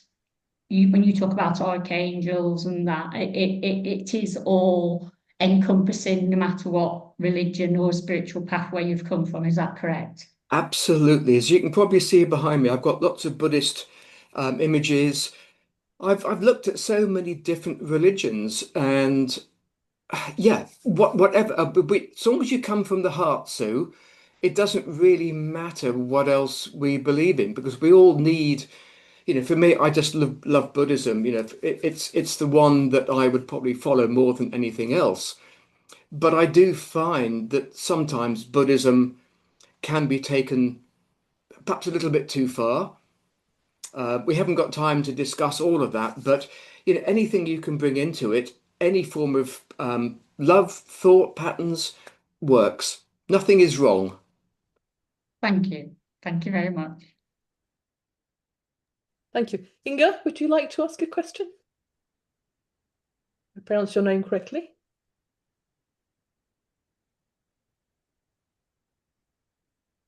Inga? Maybe I answered, maybe it's not correct. Can you hear me? Sorry, yeah. That's Am okay. I all right? Yeah. Fine, fine. We had some ghosts in the house, which we went to the light, but there's still one in this living room, which was already there before we built our house. And something happened. Well, she don't want to go through the light, and she wants to stay here. She's very stubborn. I said, I will stay here, and she's very nervous about men. Men in the house is a problem, and she has seen a murder in her garden, I think 2 centuries ago. But we don't know what to do. She's okay with women, but Yeah, makes them ill. Yeah, what I would suggest, Inga, is perhaps have a word with Melanie, or maybe drop her an email, because you'll find that probably if I went to sort of tune in, she'd probably think, well, I don't like blokes, so only a lady can do this work. So send Melanie or Dawn an email, Yeah. and they would probably, they'll be able to deal with her. Okay, and the email is where? If you send it Email to House address? Healing Network, we'll put all this in, don't worry. Yeah. That would be the best thing. She's not a guardian spirit, is she? No. No. She definitely wants to move on by the sound of it, doesn't she? No, she was working in a barn in those days, the 1700s, something like that. Okay. And something horrible happened to her. 1700s, yeah. 18th century. Yeah. Yeah, No, that's very okay. much, very much lady territory, I think, rather than blokes. Yeah. But you're very feminine as well. You have Thank a you, very darling. balanced side. Okay. Get in touch with us and we'll discuss it with you, I promise. Okay. Thank you. All right. Thank you very much. One more question. I think we have to go to break then. Yep. Anybody else before we finish? No, you definitely stunned them into silence. It's good. Good.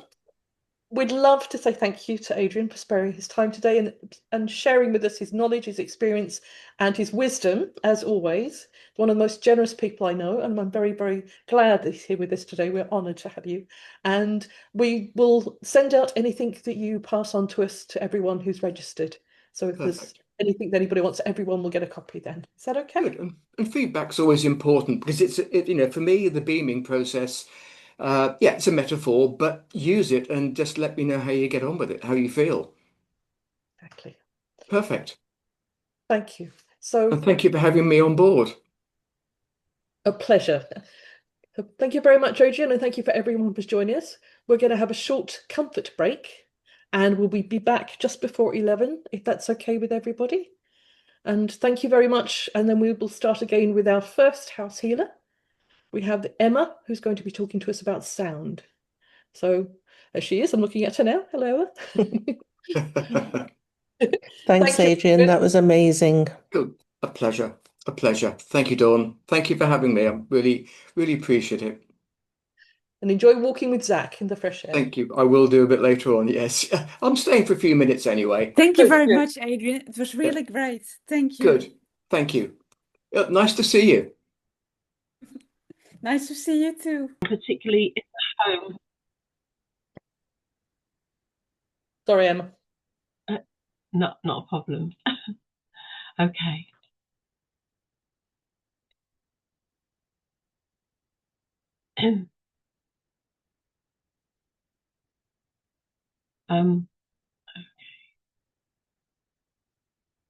So if we begin, I'm not quite sure why I all my slides at the side. If you go into slideshow, Emma, at the top there, you should be able to just have one. Thank you, Dawn. So harnessing the power of sound in the home. It might be prudent to start with a rudimentary definition of what sound actually is. And I found online a very simple explanation that I'm going to share with you now, that sound occurs when an object vibrates when it's been struck. And once struck, the object produces sound waves. And these sound waves that are produced are called acoustic waves by scientists. Now, these waves move through different medium, and that is of air, water, or solids. Now, as we all probably know, everything is energy, including the sound waves that we make, and they are carrying energy. And these waves move at different speeds through the ethers, through the various mediums. Now, these speeds are known as frequencies. So looking at our first image here, showing simply how we can hear sound by these waves hitting the eardrum and our ear mechanisms processing and identifying what we are hearing. Certain frequencies will be heard by us, and they also create feelings within our bodies, of which I'm going to cover shortly. So frequencies can make us feel uncomfortable or quite lovely. So each one of us will hear different sounds, and it will resonate differently with each and every one of us.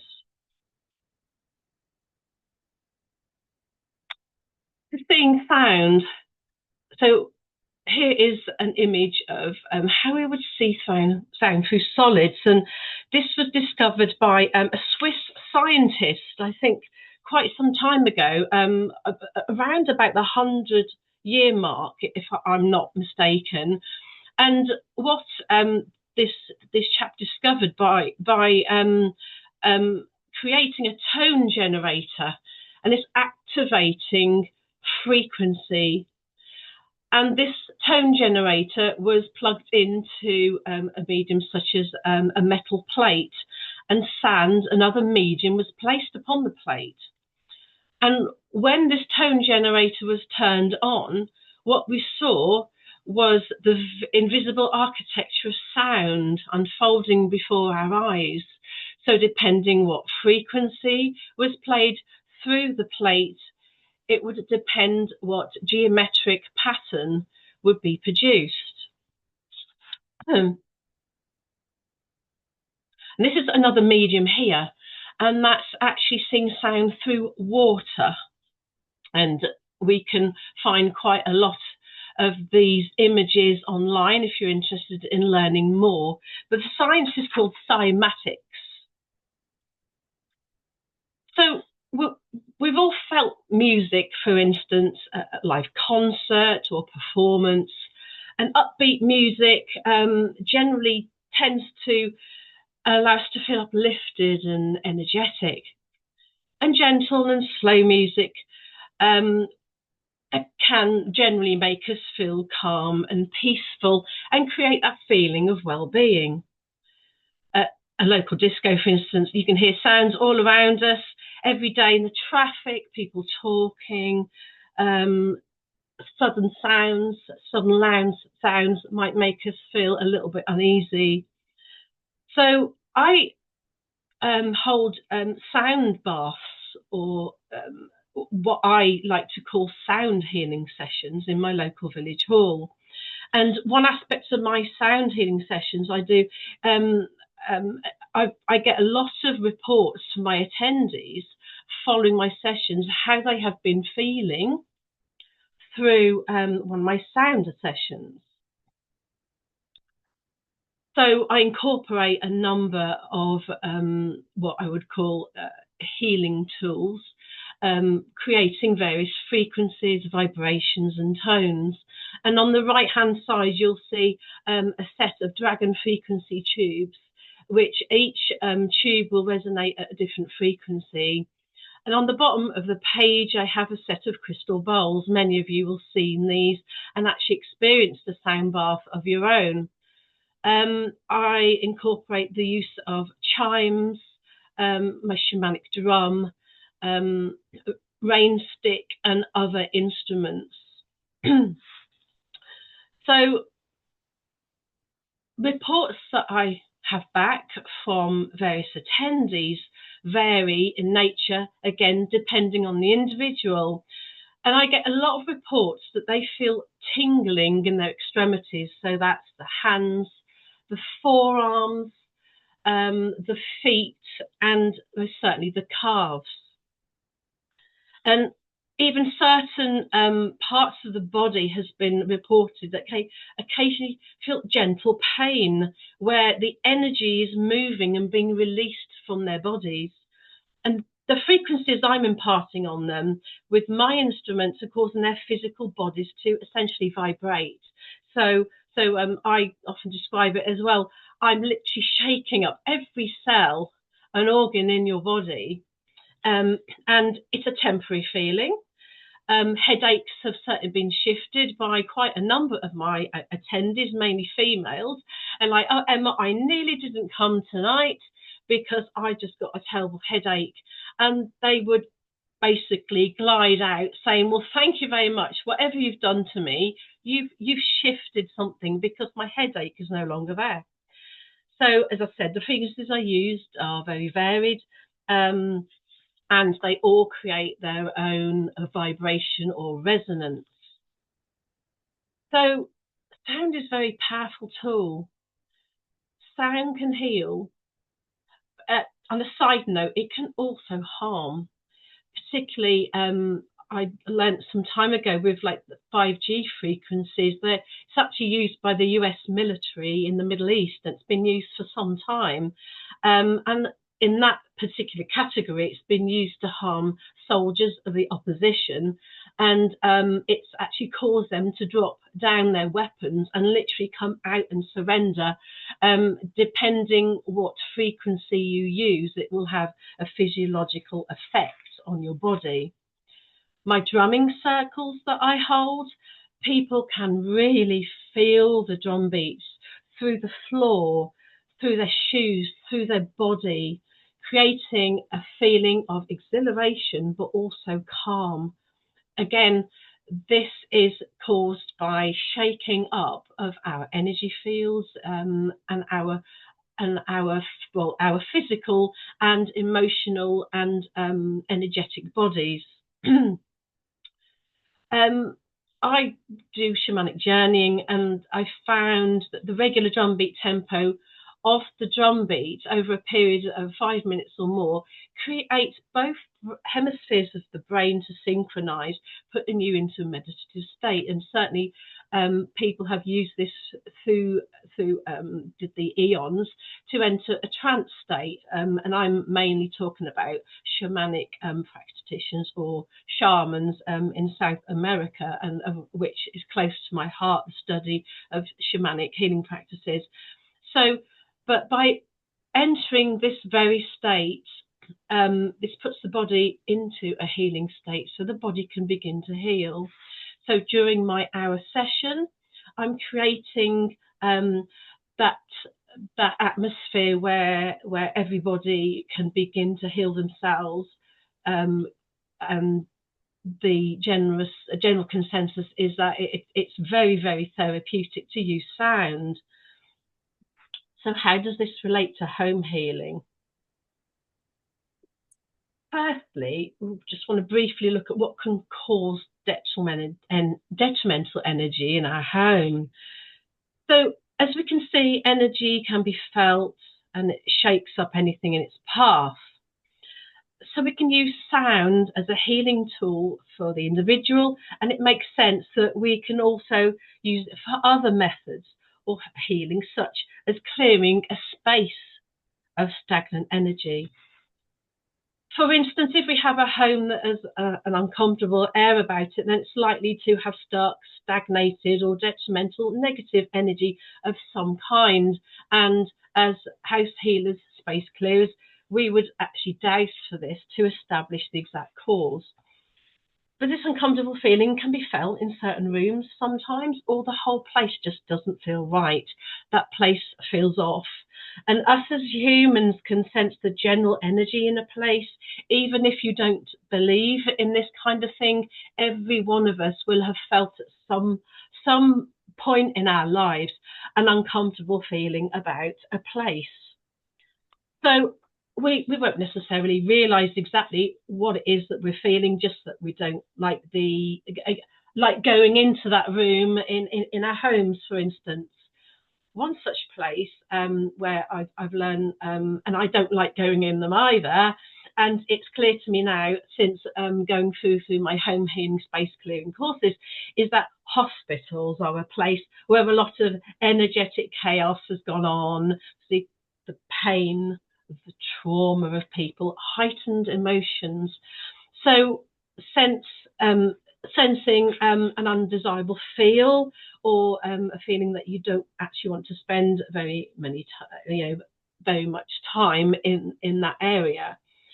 So just a few other causes, places where there are a lot of arguing or intense emotions occurring, particularly of the occupants, and these are known, and I think IHHN has actually coined this phrase of divorce house.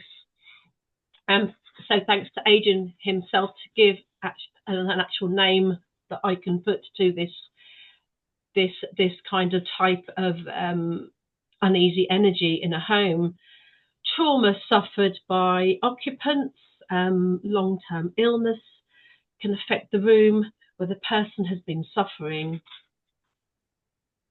And it could be a place, a room where the person has passed on to spirit and for whatever reason hasn't moved on, or an energetic imprint has been left in that particular room. And emotions of the occupants, such as depression caused by an unhappy life. If there's a very angry person in the home or the space, and that can, over a period of time, can cause disharmony in the energy fields of that place.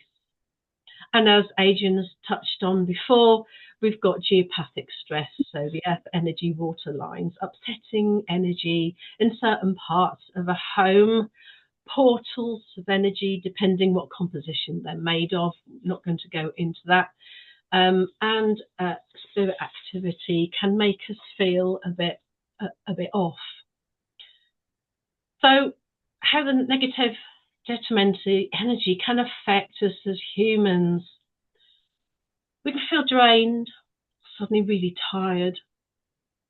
And if you suddenly feel tired, heavy, or low on energy after meeting someone, perhaps, if they've come into your home, their energy could have left an imprint with you. And it could be because you've absorbed their negativity, and it's like their bad vibes are weighing you down. But if that person is a regular visitor to your home, or in fact an occupant of your home, over time, as I said, it can start affecting you and affecting the space around us.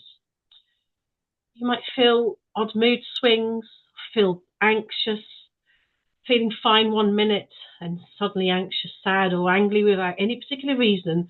And this could be a sign that you've taken on someone's emotional energy who has spent the time in that room, or indeed there is the energetic imprint in there.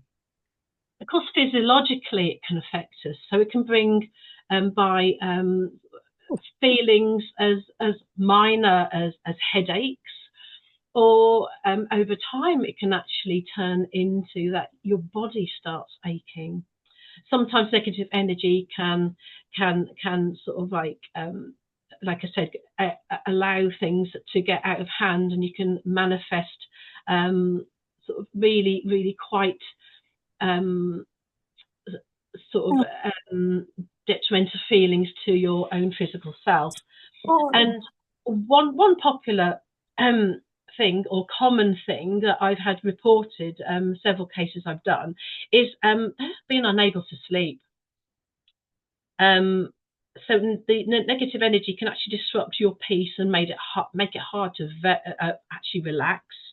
So once we've doused the home to find out exactly what it is, we'll bring in the use of sound, and I think many of the space clearers, home healers here, will actually use different tools of sound to clear an energy. Oops, sorry, I've gone onto the wrong screen. So what I will do is I will place myself on the screen now. So we can actually harness the power of sound to cause a shift or break in that stagnant energy and move the blocked energy around. So remembering to open the windows prior to beginning any space clearing process. So we can use tools as a very effective way to assist our space clearing, and these are tools which will produce sounds and frequencies and vibrations. Now, my own preferred tools for using the creation of the sound inside a home is to take several instruments with me to a face-to-face clearing. So remembering when we are using these tools to, once we are actually making a clearing, is to move in corners and cupboards and under furniture. One of my favourite tools is, here's one I made earlier. I've actually made this shamanic rattle. So I will drum. Initially, I will drum through each room, and I set the intention of clearing any negative or detrimental energy that I may intuitively pick up, or just a general sweep through. So I do have a drum. You might not be able to hear the vibration, but it's extremely, extremely effective for shifting blocked, stagnant, or detrimental energy from a room. But those hard to reach areas, I will get out my shamanic rattle, and I will rattle, as I said, corners, in cupboards, remembering to open cupboards, any hard to reach places, behind, if it's not practical, to move somebody's sideboard. And if there is a gap, then you know, with intention, I will shake up and disperse that energy with a simple rattle, a small item, a small tool to get into those areas. And again, under furniture is very useful, particularly under beds. So once I've cleared the rooms with the drum and the rattle, I will then go around the home and the space again, and I will introduce some harmony. I am Reiki master, so I actually, and many of the home healers here will be using their energetic healing modalities. I myself impart Reiki when I go around the house for a third time. And I use one of these, and I think we've all seen one of these. That's a Tibetan singing bowl. And so I will then go around the home, and in each room with intention of imparting that Reiki energy into everywhere where I have been and removed and shook up the detrimental energy. I will then incorporate a beautiful harmonic frequency into the space to create an uplifted feeling.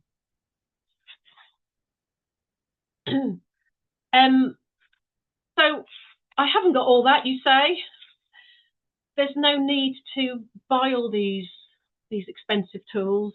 There are alternatives, and one of them is, well, some people might have a little handheld bell. That is as efficient as a rattle or anything else. Chimes, some people have those Koshi chimes, or you can buy chimes from garden centres. It's anything that will create a frequency or vibration. You can use the hands, you can clap. If you hear the clap, you hear the sound, and if you clap very close to your face, you can actually feel that vibration. So you haven't got to have tools if you haven't got one. And a funny one, I don't know if this is acceptable, Adrian, but how about saucepan with a wooden spoon? Because it's using something to strike an object. You're creating sound, you're creating that vibration to shift, okay? Now, as I've said, behind what we do when we are clearing a space using the sound, it's very important that we use the correct intentions and that we open the window in order for that energy to disperse and depart from the property. So certain bits of advice that I give my clients to help maintain a higher vibrational living space for themselves, and they're very, very simple and easy. And I apologise that my slides have gone, so I'm going to visually, verbally impart these ideas onto you. So, and these aren't, none of it's rocket science, it's all commonsensical, such as playing your favourite uplifting music in the home in general, particularly in the space where you spend most of the time. Relaxing music, nature sounds, classical music, jazz, whatever allows you to feel those high vibrational feelings within yourself. And the voice, of course, there are many ways that we can use our voice. Chanting, humming, singing. I'm always humming and singing around the house, but that's just the way I am. But you know, on a subconscious level, that is creating a wonderful energy around the home. And it can shift your personal energy as well, because those noises are coming from your physical self. And when you're humming and you're singing, you're creating an internal vibration. And there's one that might not be as well known, and that's using a mantra. And some people might be aware of mantras. And a mantra is a repeated phrase, and it's created with intention and the energy, and it's sung or spoken. And we have one as Om Shanti Shanti, the Om meaning the universe, all that there is, and the Shanti meaning peace. And you can actually go on YouTube. You know, it's a free resource. Go on YouTube and you can actually play these mantras in your home. Along with that, you do have, if you Google in the search engine, frequencies to raise vibration in the home, and you can play this music.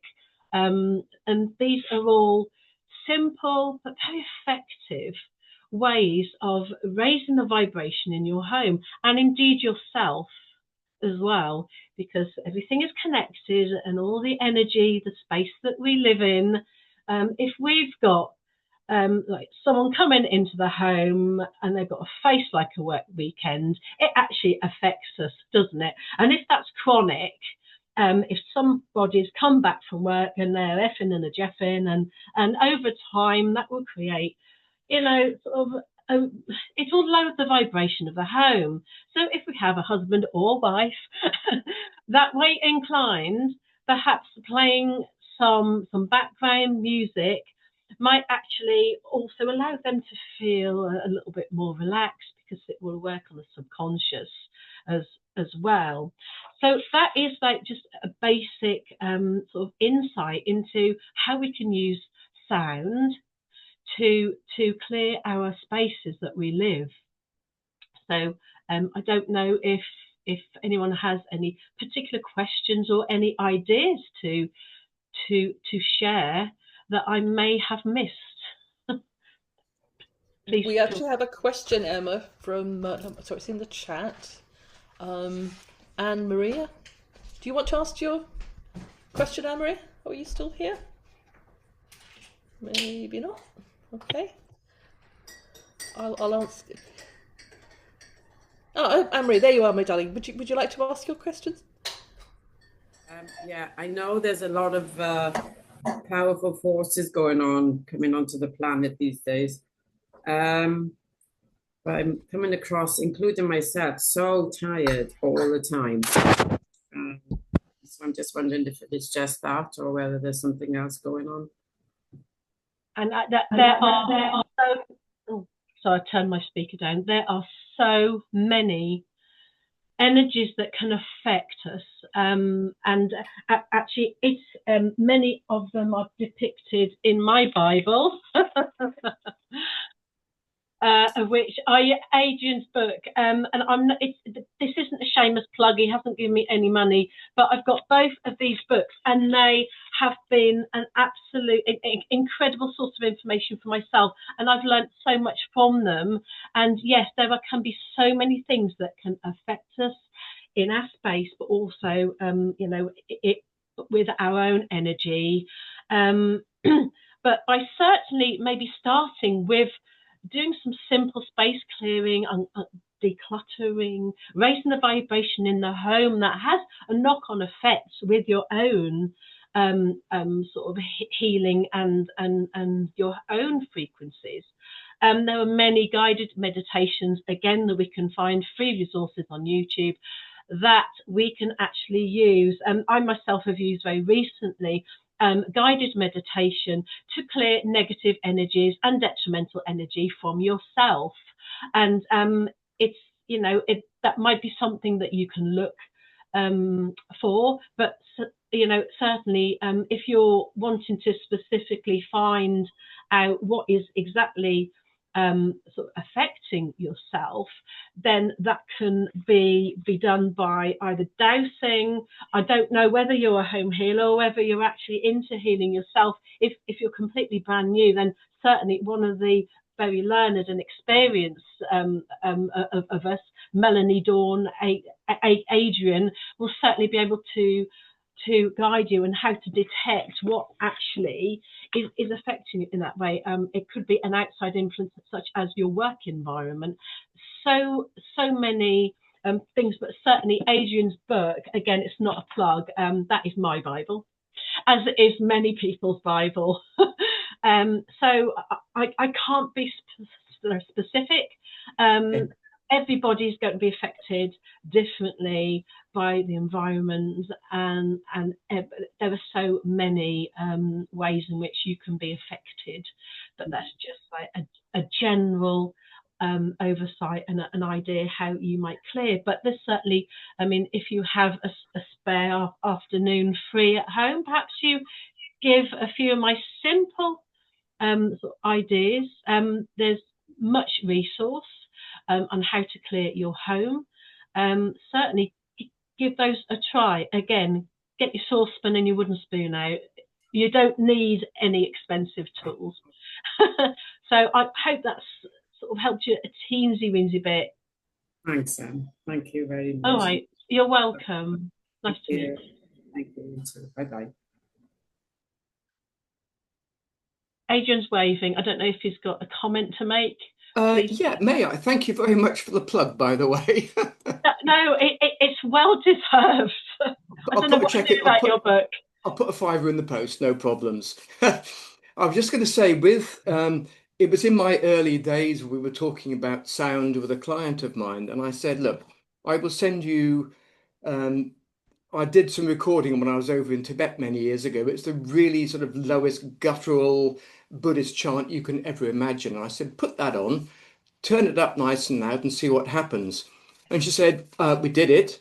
I don't know what happened to the spirits, but all the kids got up and left home. Oh, oh, I think the house felt better right. afterwards. So, if anyone's got any teenagers or older children they want to remove from their premises, but then certainly use Adrian's chant. Yeah, it worked. It worked well. But listen, great talk though. Yeah, but Yeah, just like the frequencies, they are so important, aren't they? Yes, certainly. I've kept it simple because I think many of us, want the basics, and that really, it's not rocket science. No, and I love the saucepan as well. Have you ever tried to play one? Have you ever tried I to haven't play because I've got my proper handmade tools that I've got. But yeah, if it works, it's dispersing energy. If someone's playing a saucepan, you can feel it, you can hear it. It's doing something to us physiologically, and I thought that was great. I thought that was great. Well. Yeah. Thank you, Adrian. Does anybody else have a question for the lovely Emma? Okay, nobody's going to ask. I have actually, there's one question just coming in the chat. 1 second. I'm just saying thank you very much, Amy. Animals and plants resonate to music as well. I used to be a professional horticulturist back in the 70s. That's how old I am, and I used to play classical music. I had a 7-acre kind of of course, yes. And I used to play classical music, and my plants used to thrive. Yeah, and I love Metallica, but they didn't like that. I did try. But harmony, Mel, harmony. Well, that is. You've never heard Metallica? It's very harmonious. Harmony. Exactly. But also animals. I mean, there's a gentleman on YouTube. I'm trying to think of his name, who actually goes around to parks and things and sanctuaries and actually plays to animals, and the animals will come right up to him and literally touch his guitar or touch him, and they're fascinated by music. Beautiful. And, actually, stranger, you should mention that. A friend of mine, her parents live on a farm, and the first time I visited her several years ago, I pulled up outside this big, huge warehouse chicken coop almost. And as I was walking past, I could obviously see chickens clucking about. I could hear classical music. Yes. And they're like, it's producing healthy eggs. And I went, oh, wow, that's amazing. Yeah, so, it'll help assist. Because you've got happy animals, you're going to produce sort of happier products, aren't you? Because obviously our hormones are going in our bodies, and if there's a rise in the stress hormone cortisol, then it does affect physiologically and obviously the byproducts of what you're producing and eating. So yeah, very interesting. When I was at agriculture college, they used to do that with the cows when they were milking them. They used to be calmer with music. We had music always on in the background. Dawn has a question. Sorry, Dawn. No, don't apologize. Emma, that was amazing. Thank you. As a fellow sound healer, it's lovely to see the passion and the excitement that you bring to all of that. My question is remote. So what are your thoughts on bringing sound to a client remotely? It can certainly have a neurological effect on an individual, and I do know, again, on YouTube, if you want to hear crystal bowls and frequency tubes and everything being imparted, most certainly that can create a feeling, a general feeling of well-being, and when we're in a relaxed state, that's when the healing process can begin on ourselves. I always say that, and it's just my opinion, there's nothing like being in my healing room at home, actually feeling those vibrations and those frequencies. As I said, people, often report, I can feel tingling, and that to me is proof, because I like evidential proof that it works. That's proof that people are feeling. But yeah, so it most certainly is at a distance. It will create neurological effects, most definitely. You know, doing it distance. I haven't done any personally. All mine are in-person therapy sessions. Yeah, but most certainly it does affect you in a positive way. Okay, Dee, did you want to ask a question? Hi Dee, you're on mute. We can't hear you, sweetheart. You're on mute. I think she's trying to find I'll see if I can unmute from here. I'm not sure I can. It's not letting me do it. Okay. That's it. Sorry, Dee. I loved your talk, and I just wanted to echo the enthusiasm. That was just really beautiful. Thank you. I wanted to ask about frequencies. Which is your favorite frequency to use, and if you could recommend a good playlist or practitioner, someone who makes, because there are so many different ones. I never know. There are so many. Yeah. We have sound bath practitioners popping up all over the place. Here in my home county of Norfolk, I'm actually on the Norfolk and Suffolk border, and there are so many. And I have people coming to my sound baths to experience in person, and they quite often come up to me and say, "That was completely different to the one that I went to a few months ago, but you're using the same instruments."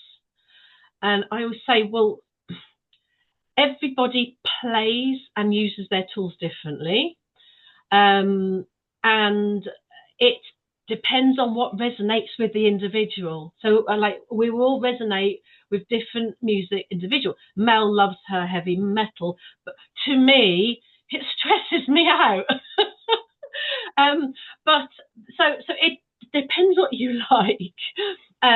And what I've done is I've gone on YouTube, and there are countless. You can see countless frequencies. 111 hertz is one of my favorite ones. I have a dragon frequency tube set, of which you might have remembered from my image. And struck, I mean, they all have different frequencies. All 5 tubes have different frequencies of their own. But when they are played in in I can't say the word, synchronistically, no, it's gone, together. When they're played together, they impart 111 hertz, and that is known as the holy frequency, the God frequency. Not making any medical claims whatsoever, but there has been research. Again, around the 100 or so year mark, they were beginning to actually learn, as scientists researching began to learn that certain frequencies actually began to dissipate under the slide, under clinical conditions, the cancer cells. As I said, I'm going to have a disclaimer here but there is certainly something about certain frequencies. I can't make these bold claims, but what I do know is when I play the 111 hertz set that I have, the profound effects, it shifts so much energy on a person. It's been, and it seems, really bold of me to say this, but it has had life-changing effects on certain people. It's literally, don't know what you've done, but I woke up and I've changed my whole life. So on a side note, and not to be worried about this, but I did chuckle when at one point someone called me the marriage breaker, because I've had 3 women over the last 3 years come to either a drum circle, a sound healing session, and say, I know what you've done, but I woke up and I've decided to finally leave this man. I said, I haven't done it. I said, I've imparted the ability for you to actually shift the energy within you, because I think all it was, you was blocked or stuck energetically. I've just given you a big blast through with my frequency and my vibration. You've made your own realization that, but I thought it was quite amusing how one of my friends say, is that the 2nd or the 3rd marriage that you broke up? But anyway, so I go back to your original question. There are many frequencies, and it depends what one resonates with you. So again, a free resource of YouTube, just to play about, play some of the music, see which one you find more comfortable with in your home, in yourself. But that's the advice, because we're all different. Thank you, Emma. We have a few more questions for you in the chat, but I've got to introduce Amy now. So would you mind having a look in the chat? And there's Helen especially. I will answer them in the chat, okay? Yeah. Thank If you. you look for Helen, she's there. She's lovely. Wait for Helen. There you are. Okay. So, Emma, thank you so much. That was fantastic. I really, really enjoyed it, and I think everybody else did. And Adrian's also put down, what was the frequency, Adrian? I can never pronounce that word. Solfaggio. Solfaggio. Thank you, solfaggio. Thank you, Adrian. You can get a lot of them on YouTube. Just incredible sounds. Yeah. Well done. That was your together word. Yeah. Thank you, Emma. And as much as I'd love to, we're going to introduce the lovely Amy Murphy Watts, who is going to talk to us now about vibrational frequencies and essences. Amy, are you okay, my darling? I am. I'll just do the screen share. Go. Excellent. All good? Perfect. Thank you, Emma. Amy, I've got something. Amy's muddled up now. Sorry. My frequencies are muddled. Right. Thank you. I just want to say thank you to you and to Dawn for asking me to do this today. It's really, really honour to be on the first House Healing Network conference. Very exciting. So thank you. So I'm going to be talking today about flower essences and vibrational essences and how I use those in house healing and with dowsing, and hope that inspires you guys to use some of them too if you're not already. A little bit about me. I'm an essence producer. I have a range of essences under Nature's Wish, a practitioner, pendulum dowser. You can read everything else that I do there. I've been trained by Adrian and Dawn with the house healing, and Melanie has actually also played a huge part in being a great source of wisdom when I've come up against things. So I really appreciate you guys. So a little bit about essences. Essences have actually been used for centuries. It's a really ancient way of working. The Aboriginals would use them by gathering the dew off the plants in the morning. They would instinctively know which flowers and plants were going to help them emotionally, and they'd go out in the morning, take the dew and literally take it there and then under their tongue to help them. The Egyptians and the Greeks, they used them in their ceremonies regularly alongside the essential oils that started to be used quite a lot with the Egyptians.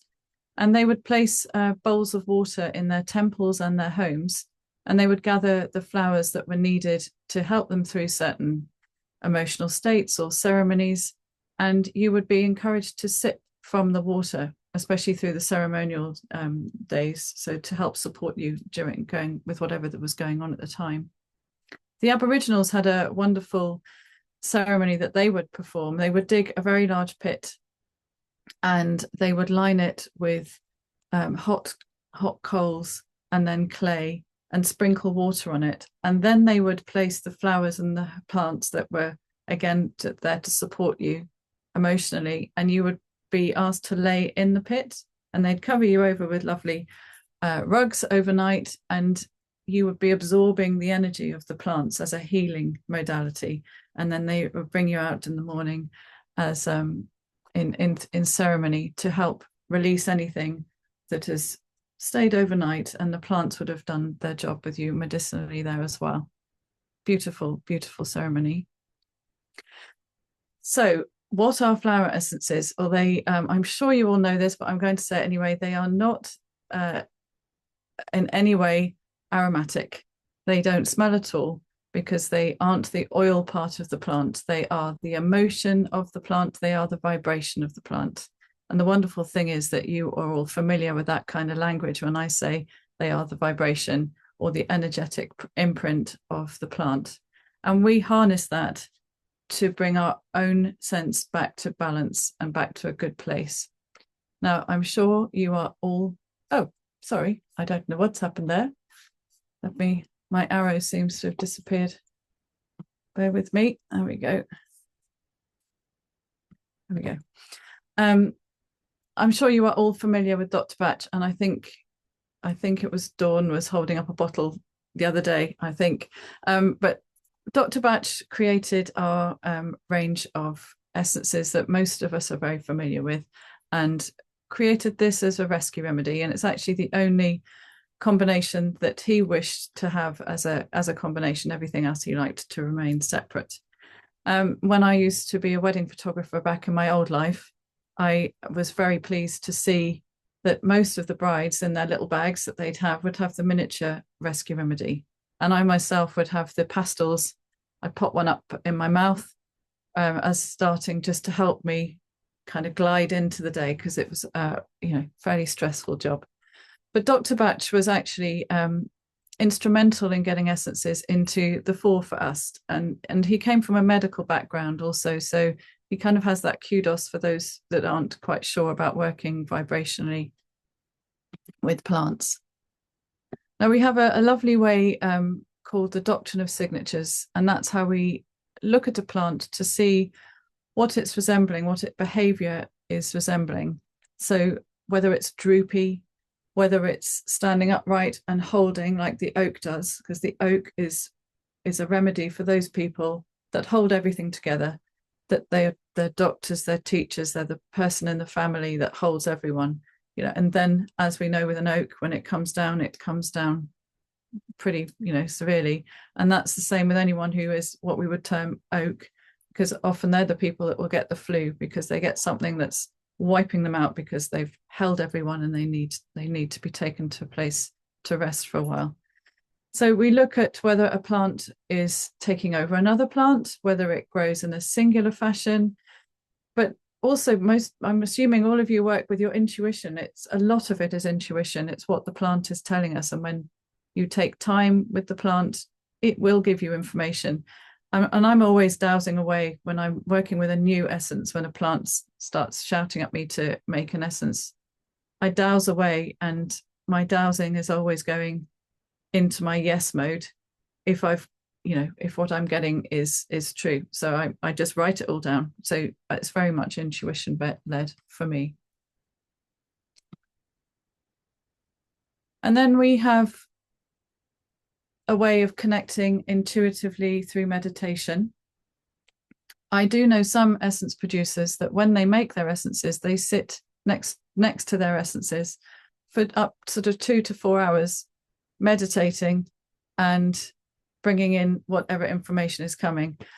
I'm not like that. I'm quite a fast worker, and meditation. I would quite simply wouldn't be able to meditate that long. So I just work quite quickly with my plants. But some people like to take a lot of time. I do like to sit with the trees, but then that's a beautiful place to sit, and I sit with the trees to deepen my understanding of whatever it is that's coming from them. And these are just a few examples to show you about the doctrine of signatures. We've got larch and holly here, and larch is this is a cultivated larch, so generally they grow up and then droop, but I wanted to use this as a very clear example, because larch is for when we are lacking in confidence in ourselves.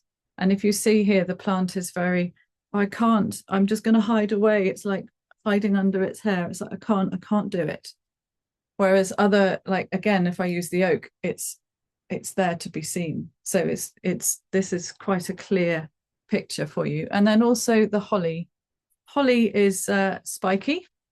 It doesn't like to be touched. It doesn't want to be hugged. And it's stay away, leave me alone. By taking this essence, you're opening yourself up to that hug and to that connection from other people. And finally, we've got impatiens here, which some of you may know as Himalayan balsam, and may have a bit of a panic when I show you this, because I know it's quite invasive. But that is the nature of the plant, and that's why I use it as impatiens. It grows quickly, it takes over everything. Even when it's seeding, it's firing the seeds out in a rush. Everything is now, grow fast. Whereas clematis, this is often known as old man's beard. It's that head in the clouds. It's very good, clematis, if you are up here a lot. For those of us who are very sort of spiritual and like to remain up here and not down here on the planet, it's quite a good one to be using. And just briefly, making essences, you can make them into water like this one here. You can make them in the sunlight method where we're using the sun. You can use the moonlight method. So full moon is a beautiful time to make essences. There are ranges out there that are just made in full moon. There's a boiling method, which I don't use. That's batches when making tree essences. I don't use that. That's literally boiling down. And a lot of us are coming away from that. It doesn't feel right anymore. Then there's a presenting method where you literally show the bowl of water to the plant. You can pour water over the plant because some of our plants are literally out for a day or two. I never pick my irises because they're there and then they're gone. And they're so precious to me. So I present the water to my irises. And then you can be downloading crystals. You can make crystal essences in the water like we have there. But you've got unicorn essences, dragon essences, angel essences. Oh my goodness, there's a million different types of essences that you can have that people download literally from source. And it's just all very beautiful. And briefly, just want to remind you of Dr. Emoto because he showed how water is holding information. And then, of course, we have Veda Austin now doing all her amazing work, helping us to see that water is presenting us with information and also holds the information that we are giving it. So the reason that's quite important to note that is because of the such high percentage that we are water, but sort of 70 to 80% water. And the vibration that we hold is present in our cells. And so we need to address that. And so if we're holding anger, if we're holding trauma, it's a bit like what Adrian was talking about earlier, these illness trigger points that are in our bodies that stuck areas of emotion from way back, maybe past lives or ancestral. This needs shifting because that's what we're holding in our cellular memory. That's one that I did. And that's actually, I don't know if you can see my two dogs in there, my two Labradors. I asked water to show me what it sees in my kitchen. And my dog beds are in the kitchen of my dogs. And I used to have two. So that's very precious to me now because I only have the one. So it's a lovely, lovely reminder. And this is the South Downs water that I used to make essences. And I was very pleased to see it's really quite beautiful vibration in the water. And so that I was quite relieved about that to see. And so I think I said it earlier, but it's a very simple way that essences work. Simple, but quite profound.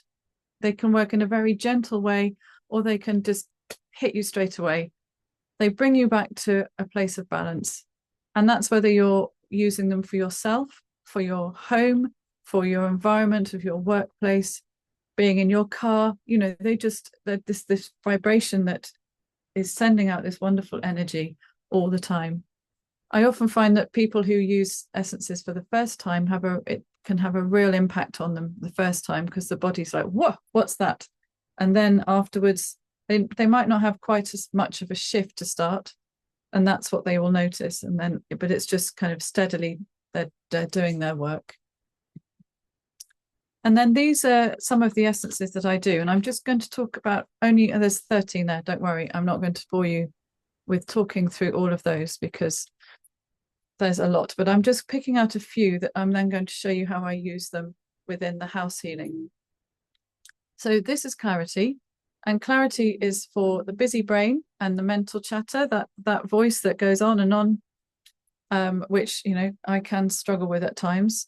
And white chestnut here, if you look at its imprint, energetic imprint, is for the mental chatter. You might be familiar with that through the batch range. And then we have daisy. And daisy, its doctrine of signatures is quite lovely because daisy, I just use the one that pops up on my lawn. And the daisy will pop up all over the lawn in a very scattered way. You never know. You can't plan where the daisy is going to be. And that's precisely the essence that it's used for. It's bringing back all the scattered thoughts back into one, back into a cohesive way. And then we have black tourmaline there, which is very grounding and steadying. And tranquility. So tranquility is for stress and anxiety. I often use this one within a house. Empathians I've talked about. Walnut is for protecting and for grounding. And daisy, I've talked about there. And lavender has a very similar vibration to the lovely essential oil. It's very calming, very kind of neutralizing to stressful environments. But it's also really good if you are one of those people that picks up things spiritually, you're absorbing stuff from other people. It can help you there. And then peace. So peace is for the overwhelmed. And you can see why I've included this in the house healing, because often there's an area of the house that's overwhelmed, or that the people within the house are overwhelmed. And the only one that's different from to talk about there is Angel's Trumpet.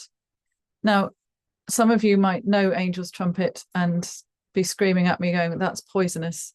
So before you panic about that, again, if you think about I present the bowl of water. So I present the water to the flowers and I leave it within the flowers, but nothing is touching the flowers, much the same as the foxglove that I use as well. So there are ways to pass the energy through without actually touching the flowers or picking flowers, just to put your mind at ease there. So as Adrian was referring to earlier, when we are balanced in ourselves, we are healthier beings. And stress is a huge factor in illness, I have found. And we all know this, that if the body is stressed, if our adrenal glands are pumping out all the time, we will get ill of some sort. It may bring on allergies. It might just be that it's not a physical thing, but it might be our mental health that's becoming the issue. And a lot of that is because of the place that we live in and what is being held within there. And unresolved trauma, again, I know I'm echoing Adrian here today, it stays in the body. And there are some really beautiful ways to shift that. And I think today we'll be talking about lots of different ways to shift that. I use essences there to shift it, but with dowsing, and I'm unwinding it, I'm drawing it out, but I use the essences at the same time, often beaming the essences into that area of the body, or placing it on the body within a map, or you'll see in a while. And it has the same effect. It's amazing because we're all working with vibration. So here we go. I'm just going to have a sip. So when I began to do house healing, I realized, it's bringing in, you're learning all these different tools all the time. And essences just seem to weave their way through everything that I do, whether it's house healing or energy dowsing or health dowsing. Essences are the first thing I learned. And they are the one thread that stayed all the way through, because they just work with everything.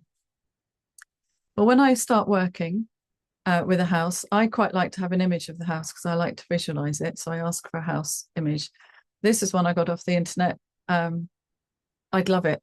I'd love this little house, a little house away from everybody, especially with what's going on right now. So, maybe one day. And then I also like to have an image of the owner or owners, depending on whether they want me to work on just themselves or everybody. That's actually my husband, just so you know. I haven't stolen an image of somebody off the internet, just to show you though. So I start dowsing the floor plan, and then I pay attention very much to, as I'm dowsing, I know I'm familiar with the essences, so they come through they as and when I'm dowsing on the floor plan, and I jot that down. And then once I've done the energy lines and the water lines and all the rest of that whole process, I see if there's an essence or a combination that's needed there on that place on the plan. And then I dowse again and I double check that there aren't any other areas that I have missed. And then I have these little tiny bottles, which you'll see in a minute. They're very small. And I dowse to put the drops of essences into the vials. And then I place them on top of the floor plan. This is after all the healing has been done. And I do this to kind of give the house a bit of support whilst the healing is taking place and the shifts are taking place. And there you are. You can see there. So that house in particular on the left had a lot going on. It was very old. I won't go into it, but there was a lot. So in one particular area also, normally I find it's just 1 or 2 spots that need an extra boost, but this was also a 4-story house. And it turned out that each story wanted essences as well. So I had them all laid out for quite some time. And I'll dowse to see how long they all need to be on there for, and just take them off as and when. I sort of check in every week once I've done the healing, or every few days. And sometimes they all come off at once, and sometimes it's just 1 or 2. And then I also use the sprays within that, but I'll talk about that in a moment. So as I said earlier, these are the essences that I'm often finding are needed. So we've got peace for the overwhelm. So that's for an area of the house, those hot spots, all the energetic spots that have just accumulated a lot of energy, as with the tranquility, and then clarity. And I'm also will be making up a remedy at the same time for the client within the house. So they often get one sent to them, whether that's for all of them in the house or whether it's just for them. That's up to the client, because sometimes, I think someone mentioned earlier, the husbands don't, that sounds terrible. We always say it's the husbands that don't work with the way we work, but the partner, let's say that, because that's been a bit of an assumption. And then also we have joy here. Joy is an essence for sadness. And when we have emotions that are coming up and we need to shift them. And in fact, when we did the illness trigger point with Adrian earlier, a surprising time came up for me. I was 3.5 when my brother was born, and I remember it, but I hadn't thought it was kind of stuck with me, if you like. I went to visit my brother in hospital with my mum when he was born, and the trauma of leaving my mum in the hospital, because then the mums stayed in for 7 days. They were staying in, resting in hospital, and I was absolutely hysterical and I was dragged out of the hospital screaming. So the minute I did the release with Adrian, which was good to do, I then reached for my joy and took some joy essences. So I take them as I'm moving and working along through. And then we've got release here.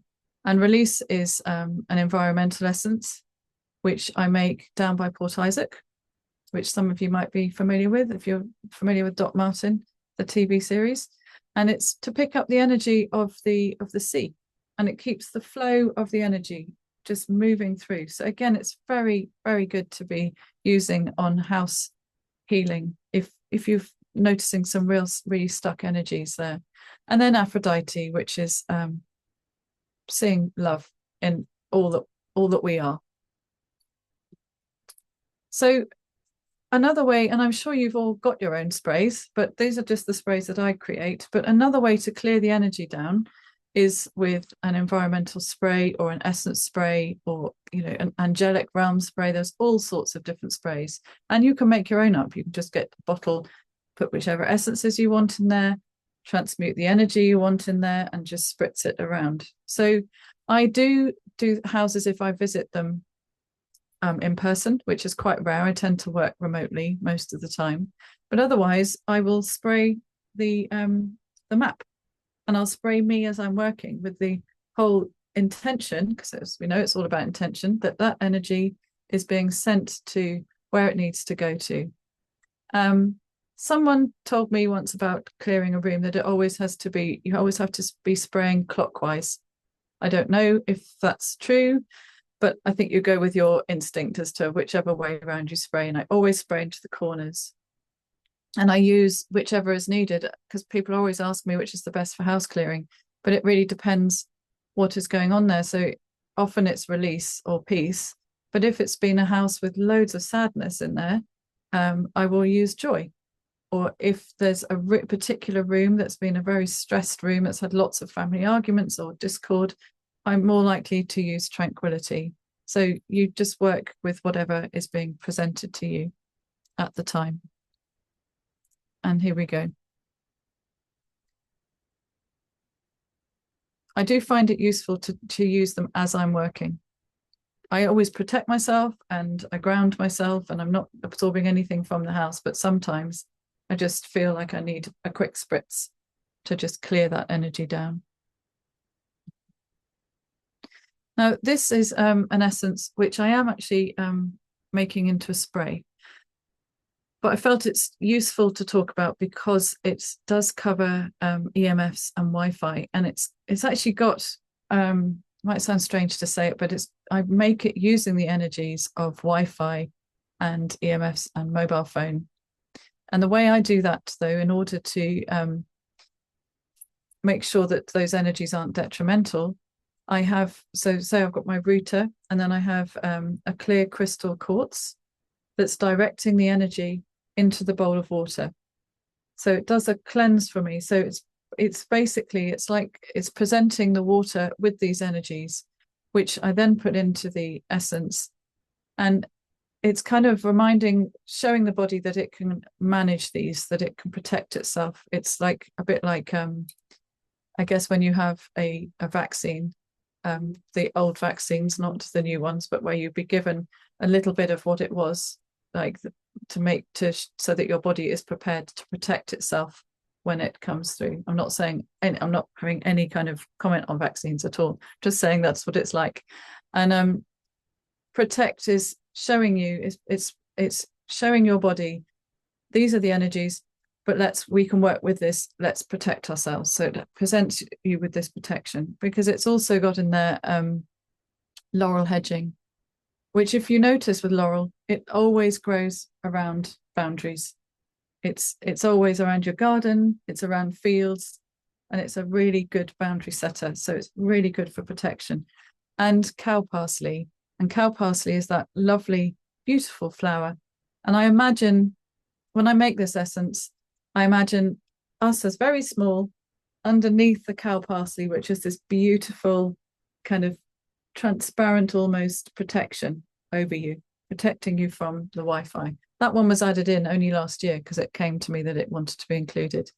And then shungite is in there as a crystal. So shungite, as most of you know, I'm sure that it's very good to help protect against Wi-Fi and EMFs and mobiles and all of that sort of thing. So good to have in the house somewhere. And that's just showing you that environments, I know I've spoken about release, but environments have their own energy. And if you are feeling that an environment would be beneficial to harness, then you can harness that by making it just into the bowl of water, place it within the environment, and ask that the water absorbs the energetic qualities, the energetic imprint of that environment, which will help benefit your home. And again, this is Aphrodite, but Aphrodite is actually made from a piece of crystal that I took from the Temple of Aphrodite. It's a tiny little piece of quartz that it was on the ground walking, and it just sort of like literally stood out to me. So you can make essences from anything that you need to. So if you're making a essence up for a client, douse to see which essences. You can mix and match your combination of ranges, so they don't have to be the same. And you put 2 to 4 bottles in, 2 to 4 drops in a bottle with some water and a smaller amount of brandy, just a tiny bit, just to be stopping the pipette from, if it touches your mouth, to stop the water going funny. And then you douse to see how many times a day the client takes it and how many drops and for how long. It's very simple. But you can also give this to them on top of a photograph. And that's what I've done there. That's actually my little niece. And you can see the tiny bottle on her face there. And I've put a few drops in. It's quite a nice way to do that for children, actually, if you're worried about giving them essences, which, you know, you don't need to be, because they're absolutely fine. But I couldn't get to her, and she wasn't feeling great. So my sister asked me to do a little remedy for her. And then closing the space, finally, after all the work that you've done, I've got my candle, which I blow out, I close down, I clear myself down, and then I often, well, actually, I always give myself a spritz down just to clear down the energies, to separate myself from all that I've been doing, to make sure that all the portals are closed. And I'm always dowsing also to check that that's all done. And that is that's the end. That's where I've got to. I could go on for a very long time about essences and dowsing and healing and all the rest of it, but I hope that's given you a little bit of a taster as to how to incorporate essences within your house healing work and for yourself, because it's just as important that you're in top form when you do your healing for other people. Thank you, Amy. That's wonderful, really wonderful. Before we've got any questions, can I ask a question? Well, can I tell you a story? You know, I was recently doing an art exhibition with my husband, Wolf, in Galway. Yes. And it was actually set in an old Irish workhouse, which is a horrible, horrible environment in the past, and it's a lot better now. You go in there and there's famine exhibitions and there's all this really depressing. It's an information place, but it just everything is figured to the past and the negative stuff that went there. And the whole upper realm is where we have this exhibition every year. So we were really nervous about doing that, and I bought one of your release when I saw you at Adrian's in June. Remember? Oh, yeah. And so I thought, okay, I'm going to clear the space. So I did do it clockwise, because I'm a druid. We do things sunwise. That's one of the reasons we do it. So everybody, because it was a terribly wet day, a normal Irish wet day really, and so everyone else had gone, and I had the place to myself. Wolf had gone to do something else, and so I did sound and I did your release, and because it was the end room, and it was the old schoolroom in there, and the change in the atmosphere was amazing. And what really, really made me realise, I thought, you know, is this me? Is this me? But one of the ladies that comes to watch over the exhibition said, oh, this room feels so different. And I thought, yes. And then all these people would come and go, oh, it's much nicer in here. I had so many people say that to me. And then my husband, who teaches kind of leaving certs, so they'd be like kind of teenagers, like older teenagers, he took them to the exhibition to see his exhibition because he'd actually drawn them. And he has to do it as part of his course. Even the teenagers noticed. They went, oh, wow, we like this room. Can we stay in this room? Nowhere else did we get that comment from anyone. And people, even when we had the opening night, everyone was coming into our room, which was handy. But I swear that I wish I could have done the whole building, but I don't have permission. But I thought I did that little space, but I had lost count of how many people said that feels so much nicer. So your essences have made a tremendous effect. So thank you for that. Thank you. I'm sure it was also due to your lovely energy within the work from both of you. That would have really helped as well. But I hope so, but I'm pretty sure it was you. Oh, thank you. Thank you, Amy. Does anybody have any questions for Amy before we stop for lunch? We have another 5 minutes. I've got some in the chat, I do believe. Love the talk. Flowers close to my heart. Feel really beautiful and has awakened my love of flowers. We'll check out your essences. Thank you. That's Pauline Richards. Thank you, Amy. Very interesting. And Emma, very interesting. Yes. I think Amy, Jackie Gossip was saying, is the protection both in an essence or as a spray? You're doing both, aren't you? Did you say? It's in an essence at the moment, and I'm just formulating the spray. Yeah, it's pretty much there. It's taken a long time. I have to wait until everything wants to come. I can't force it. So the first range I've got 2 ranges of essences, and the first range came along with I think only 8, and then gradually over the years I've been sent another one, and another one and another one. So they all come as a download. So I just wait until I'm sent it through. We'll get your list in the middle of the night when you're trying to sleep. I remember telling you that too. That's exactly what happened. Yes. Yeah. Helen is saying, so interesting. Thank you. There was another question I think up here. I'm just checking the thing. Very beautiful, Amy. You bring tears to my eyes. Thank you, Dee. That's very sweet, isn't it? A real release. Excellent. So there we are, Dee. Did you want to ask a question, Dee? Sorry. Yeah, just one question. Well, not really a question. I just absolutely love this talk. It kind of like crystallized for me everything that had gone before as well. Oh, thank you. So what I wanted to say, it was really interesting that you were using the EMFs and the Lily. Because like in homeopathy, that's exactly what they do, isn't it, really? And like that lily is datura, isn't it, which is stramonium, which is a remedy for someone who's really disturbed. And it's just really interesting that you're using that, and like Yes. really so therapeutic, like treating light, isn't it? Yes, like belladonna causes fever, doesn't it? And then we Absolutely. take, yeah, Belladonna's amazing. Yeah, I mean, when you belladonna, it's actually beautiful. study a plant and look at its doctrine of signatures, its behavior, it can tell you so much about it, and especially that I'm finding the trees are quite chatty about what they want to help us with at the moment. So yeah, especially in the spring, if you start chatting with the trees in the spring when they awaken again, they're very noisy. So it's a good time to tune in. Yeah, thank you. I used to teach children about trees, and I'd find a tree that the sap was rising in the spring, and I had a stethoscope, and I used to get them to check their heartbeat, and then they used to try to hear the tree, and they'd hear the heartbeat of the tree, which made such a difference. Yeah. I have a question from Pauline, so it keeps disappearing. Pauline Richards, how do you use the essences? I think you did cover that, did you not? I may have done very briefly. My apologies. So essences that you can pop them under your tongue straight away, that's without being in water, or you can pop them into a glass of water. I've got them here to support me in my tea and my water today, being a lot calmer than I was earlier, so that's good. So you can pop them into anything. You can pop them into your food. You can also pop them into, if you've got like a foot cream that you like to put on at night time or in the day, pop your essences into there, put your foot cream on.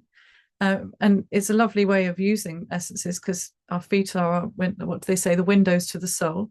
So you're absorbing them up through your root, bringing all the energy that way. And then if you're taking them orally this way, it's a lovely, lovely thing to do. And you can place them, if you don't want to take them orally, you can place them on your wrists and your various points. I use them, as I said earlier, I have a technical term of zapping them in. So I will put some on my hand. I work as a healer also, so I will just hold them to various parts of my body, or if I have got a client with me, over their body and zap it in. Nothing technical. So there's so many different ways you can use them. Thank you so much, Amy. That was fascinating, as always. And I Oh, thoroughly recommend her remedies. Please look up Nature's Wish. We are now going to have a break, I think. Just checking my list. We are having a break. Lunch. Yes, lunch. And we will send out, when we send out the link to the recording, we'll give you the contact details and websites and whatnot of all the presenters so that you can visit them and follow up and tell them how amazing they are, and maybe buy a service or a product as well. Thank you. So we'll be back, and just checking, we'll be back at just 12:50, just before that, for clutter and space clearing for anxiety with Tabitha. Is that okay? Thank you, everyone. Thank you, Amy. It was amazing, as always, and you have beautiful hair. Fabulous talk. Always has beautiful hair. And Dawn, are we going to stop recording? I am. I'm going to pause the recording, but do remind me to start it again. I will, I promise. Have a lovely. Yeah, that's. Yeah. Well, welcome back. I hope you've had some sustenance. It's been an eventful morning. We've had some amazing speakers, and we've got amazing speakers yet to come. And our next speaker is Tabitha, who is going to be talking about clutter and space clearing for anxiety. She's a house healer. She's a professional anxiety coach, and so is really well placed to share her wisdom with us today. So over to you, Tabitha. Hi, Dawn. Thank you very much. So I'm just going to see if I can share my screen.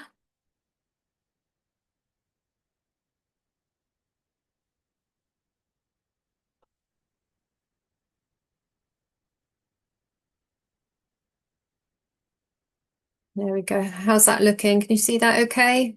Perfect. Thank you. Okay, good.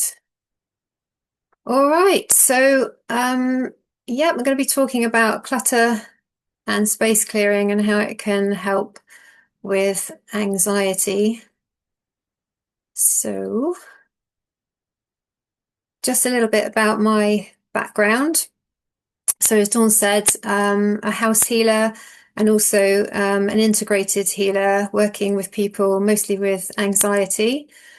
And I had severe anxiety from the age of 17 to around 24 and tried lots of different things, talking therapies, some medical help as well. But nothing really helped me until I found kinesiology and Reiki or hands-on healing. And it changed my life, really. It got to the energetic problems that I had with anxiety and was able to clear things from the past, which were, I believe, held in my body. And I was absolutely fascinated by the sessions that I had as well. So a bit later on, I went on to train when I was about 30 in kinesiology, and then a little later on, integrated healing, which is also a form of kinesiology. So it's a modality that uses life coaching, Reiki healing, kinesiology, NLP, and then there's quite a few other things I've done in my background as well, like dance movement and EFT tapping as well. I use that sometimes with people. It can be very good with emotional things.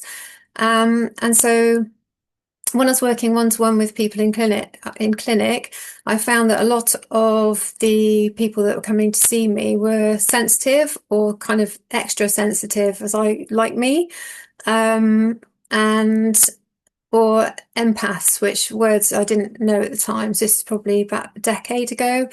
And it was actually one of my clients who pointed me in the direction of Elaine Aron's book, The Highly Sensitive Person. And I was like, this is a thing. and so I had a good read of that and some other things as well. And so about 20, I think she says now sort of 20 to 30% actually of the population are highly sensitive people. So there's quite a lot of us around. I came into house healing because it was coming up in my client sessions, because I work remotely now with people, but I use scan lists to help to pinpoint what might be going on with the person in their environment. And so things were coming up in scan lists about the home, or for example, I had a client who bedroom was pinpointed.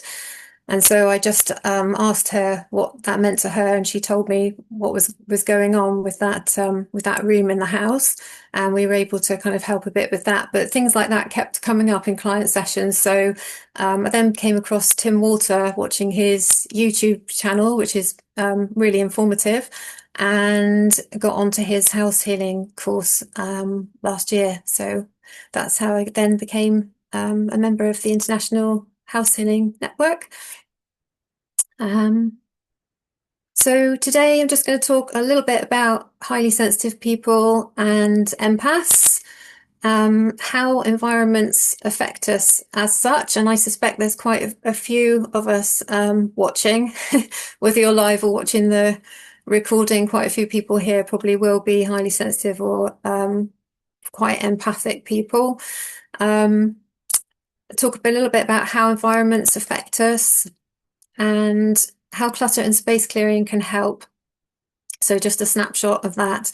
And then we'll do a short meditation on an area of your home just to tune in to that. And then there'll be a bit of time for questions after that. So what is high sensitivity? So a highly sensitive person has more heightened senses. So for example, visually, you might be more sensitive to light, even smells, sounds, and you can get overstimulated with these things. Also kind of with our own emotions as well, and being slightly intuitive, able to pick up on other things, other emotions and things that might be going on in the environment. we need downtime from socializing quite often, or we need to have that kind of time to really recuperate by ourselves and just think our thoughts, process things, and then get back to feeling strong to go back out in the world again. We tend to feel things deeply both ways. So it means that we can feel sadness or anxiety, like really strongly, really terribly, but also we can, you know, be brought to tears by watching a sunset or listening to beautiful music. So it swings and roundabouts. And people, you know, can feel a bit burdened by being highly sensitive, especially when you don't know what it is, because it can make you feel a bit derailed or unbalanced. You might even have a day where you go through a whole roller coaster of emotions in one day, you know, up, down, this and that, through different interactions with people or thoughts you're having. And it can be a lot. So, you know, the good news is we can harness our energy and definitely tune in to the natural abilities that we have with our intuition, which are just incredible once you get going with that, and such a brilliant guidance system every day, just listening to our intuition. But of course, getting clear of that, we need to get rid of the old energies so that we can be really sort of better, finely tuned to work with those natural abilities. Empaths, really similar. So empathic is all about kind of feeling other people, being able to sense other people's moods.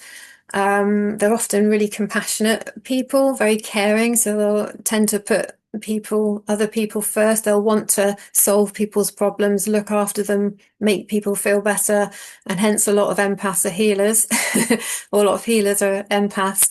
And again, they have natural intuitive tendencies. So these are massive gifts that sensitive people have, which can be cumbersome, especially like when you're growing up. Like when I was growing up and I went through some different things in my life at 17, and my circuit was overloaded and I started having really bad panic attacks. But interestingly enough, when I found the kinesiology and started working on those things, so many of the things that came up for me that helped were either old emotions or old energies in my body or in my circuitry, which meant I couldn't get over the anxiety. It's like you can learn techniques for anxiety and those kind of surface things, but unless you're getting to the energetic stuff, in my experience anyway, that's where the magic lies. So do you recognize these within yourself? Maybe you're more one than the other, or neither, or maybe you're both. And myth busting. So not all highly sensitive people are introverts. Some of them are, but some of them aren't as well. So it doesn't mean that you're sort of shy and retiring. It just means that you have got this kind of extra sensory nervous system. Okay, so a little bit about how we're affected by the energy of our homes. So sensitives and empaths are more likely to be affected by the energy of buildings or our surroundings, really, wherever we are. And we may sense detrimental energies believing that they're our own, or not believing one thing or the other, just feeling all the things, basically. So things that can be in our own home can be static or sort of blocked energy, if you like, energy that kind of has just accumulated and is sitting in the space. And that can happen if you've got more clutter or more belongings or objects or furniture in the home.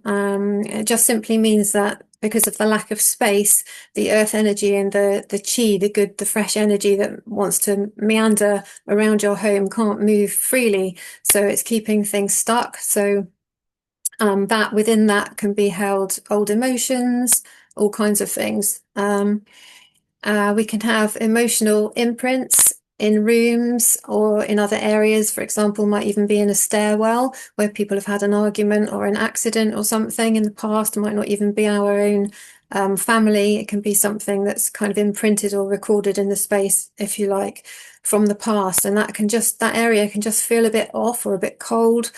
And again, we don't know why. We might just think, I feel, you know, we kind of, it's just us and our body and our feelings. Well, I feel like this. Why do I feel like this? It might not even be yours, which is the biggest thing I've learned in my journey. So many things that I've gone, right, I'm working on this because it's mine. And then I find out, oh, it's not mine, or there was something attached to my stuff which was amplifying it. Also how we feel about the space ourselves, what we project on it ourselves, and how we've been feeling or behaving in the space. So, for example, if we've been grieving or depressed in a certain place, we might have been sitting in the same chair in the same room, feeling some difficult feelings for a number of weeks or months. That can accumulate, and the space can kind of hold that resonance, which then when we go into that space, we kind of feel like again. When we're in, even if we're feeling a bit better, we might walk into that room and just feel like, oh, I'm back there again, or I just feel a bit drained or off. And there can also be spiritual activity in the home, and this isn't all bad. It can be helpful as well. We have guardians and guides and lots of helpful energies, fairies. There's all sorts of wonderful things in the people are talking about today that can be in the home, but there can also be detrimental or spiritual activity that isn't helpful, that's also kind of linked to our own difficult emotions. So the good news is we can harmonize the space in our home, and unless if we have something really heavy going on that we can't put our finger on, or we feel we need help, then yeah, call a house healer. There's plenty of us here, but there are lots of things that we can do to our own home to lift the energy, to brighten the space, to clear the energy, and we can kind of take that into our own hands to a certain extent.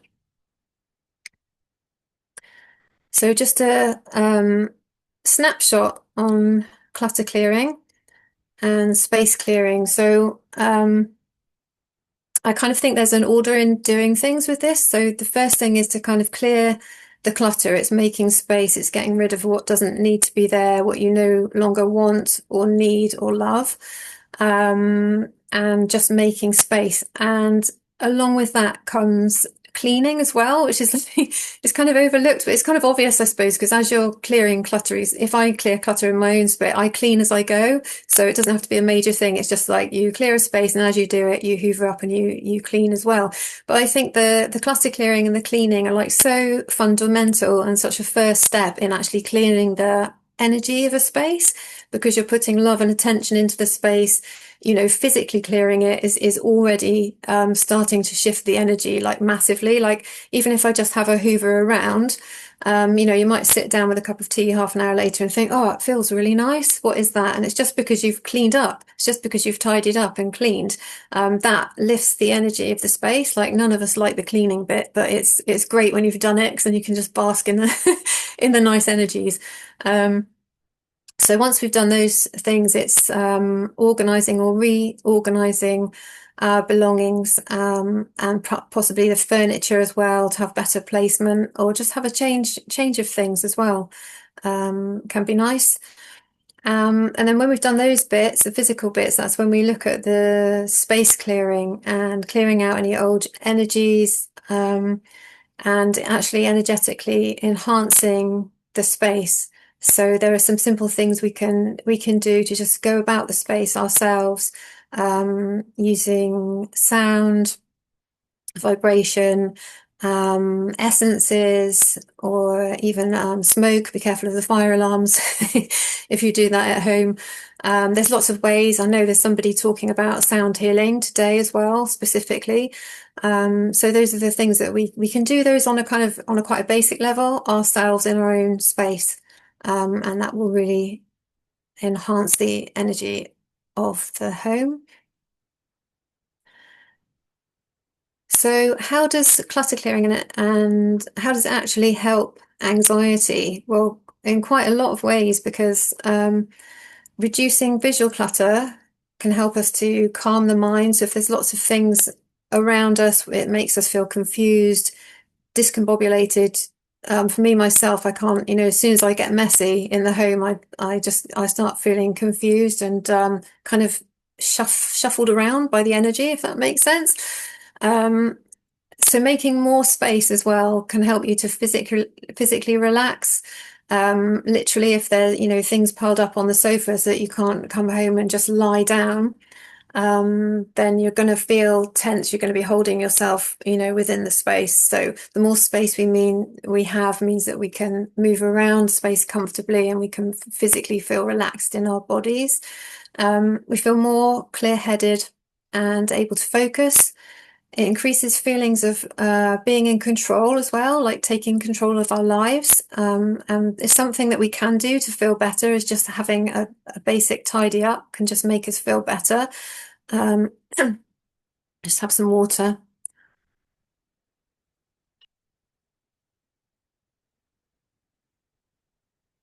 And so it helps to release old energy and subtle energies that don't feel good while we're tidying up. The home becomes a place to retreat, recharge and enjoy, a place to enjoy just being.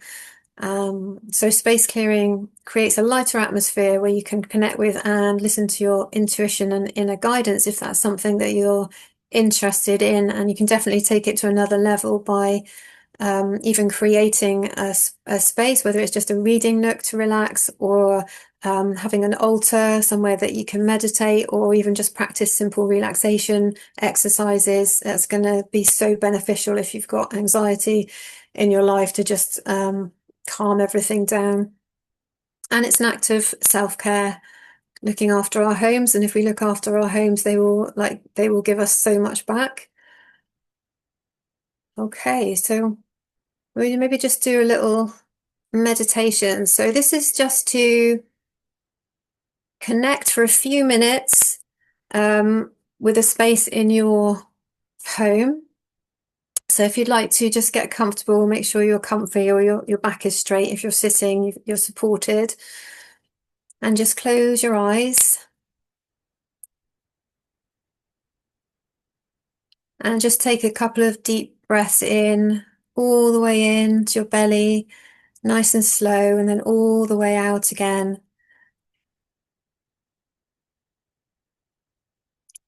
And just notice how your body feels. If there are any areas of tension or tightness, see if you can just allow those muscles to soften and relax a little bit more.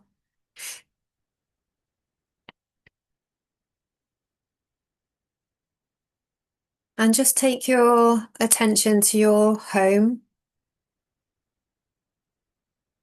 And without trying, go into a room which needs your attention the most. So in your mind's eye, or if you're not visual, just in your feelings. Just choose a space in your home that you'd like to put your attention on, or that's calling to you. And starting by the door in that room, just work your way around the room.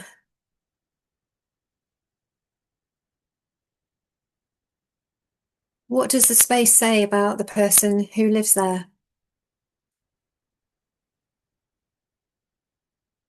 What kind of items are there in the space?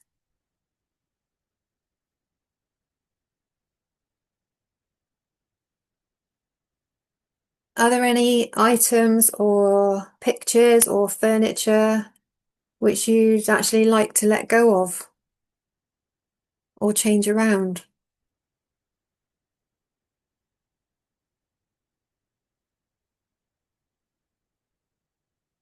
Is there anything that you'd like to bring into the space?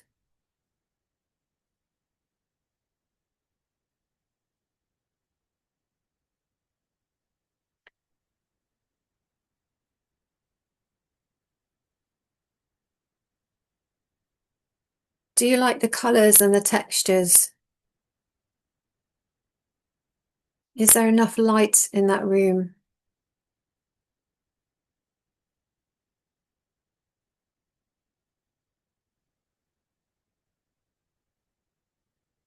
Overall, how does the room make you feel?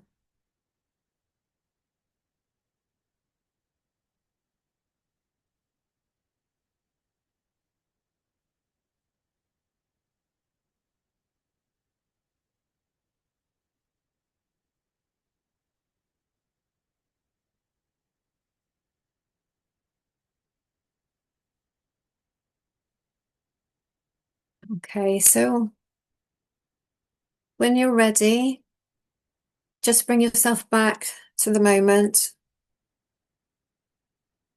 Just opening your eyes, you might want to just wiggle your fingers and toes.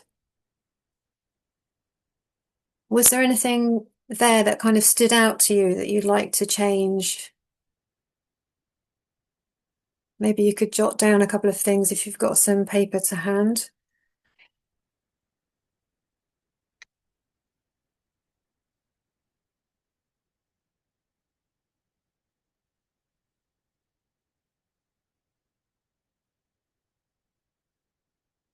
Okay.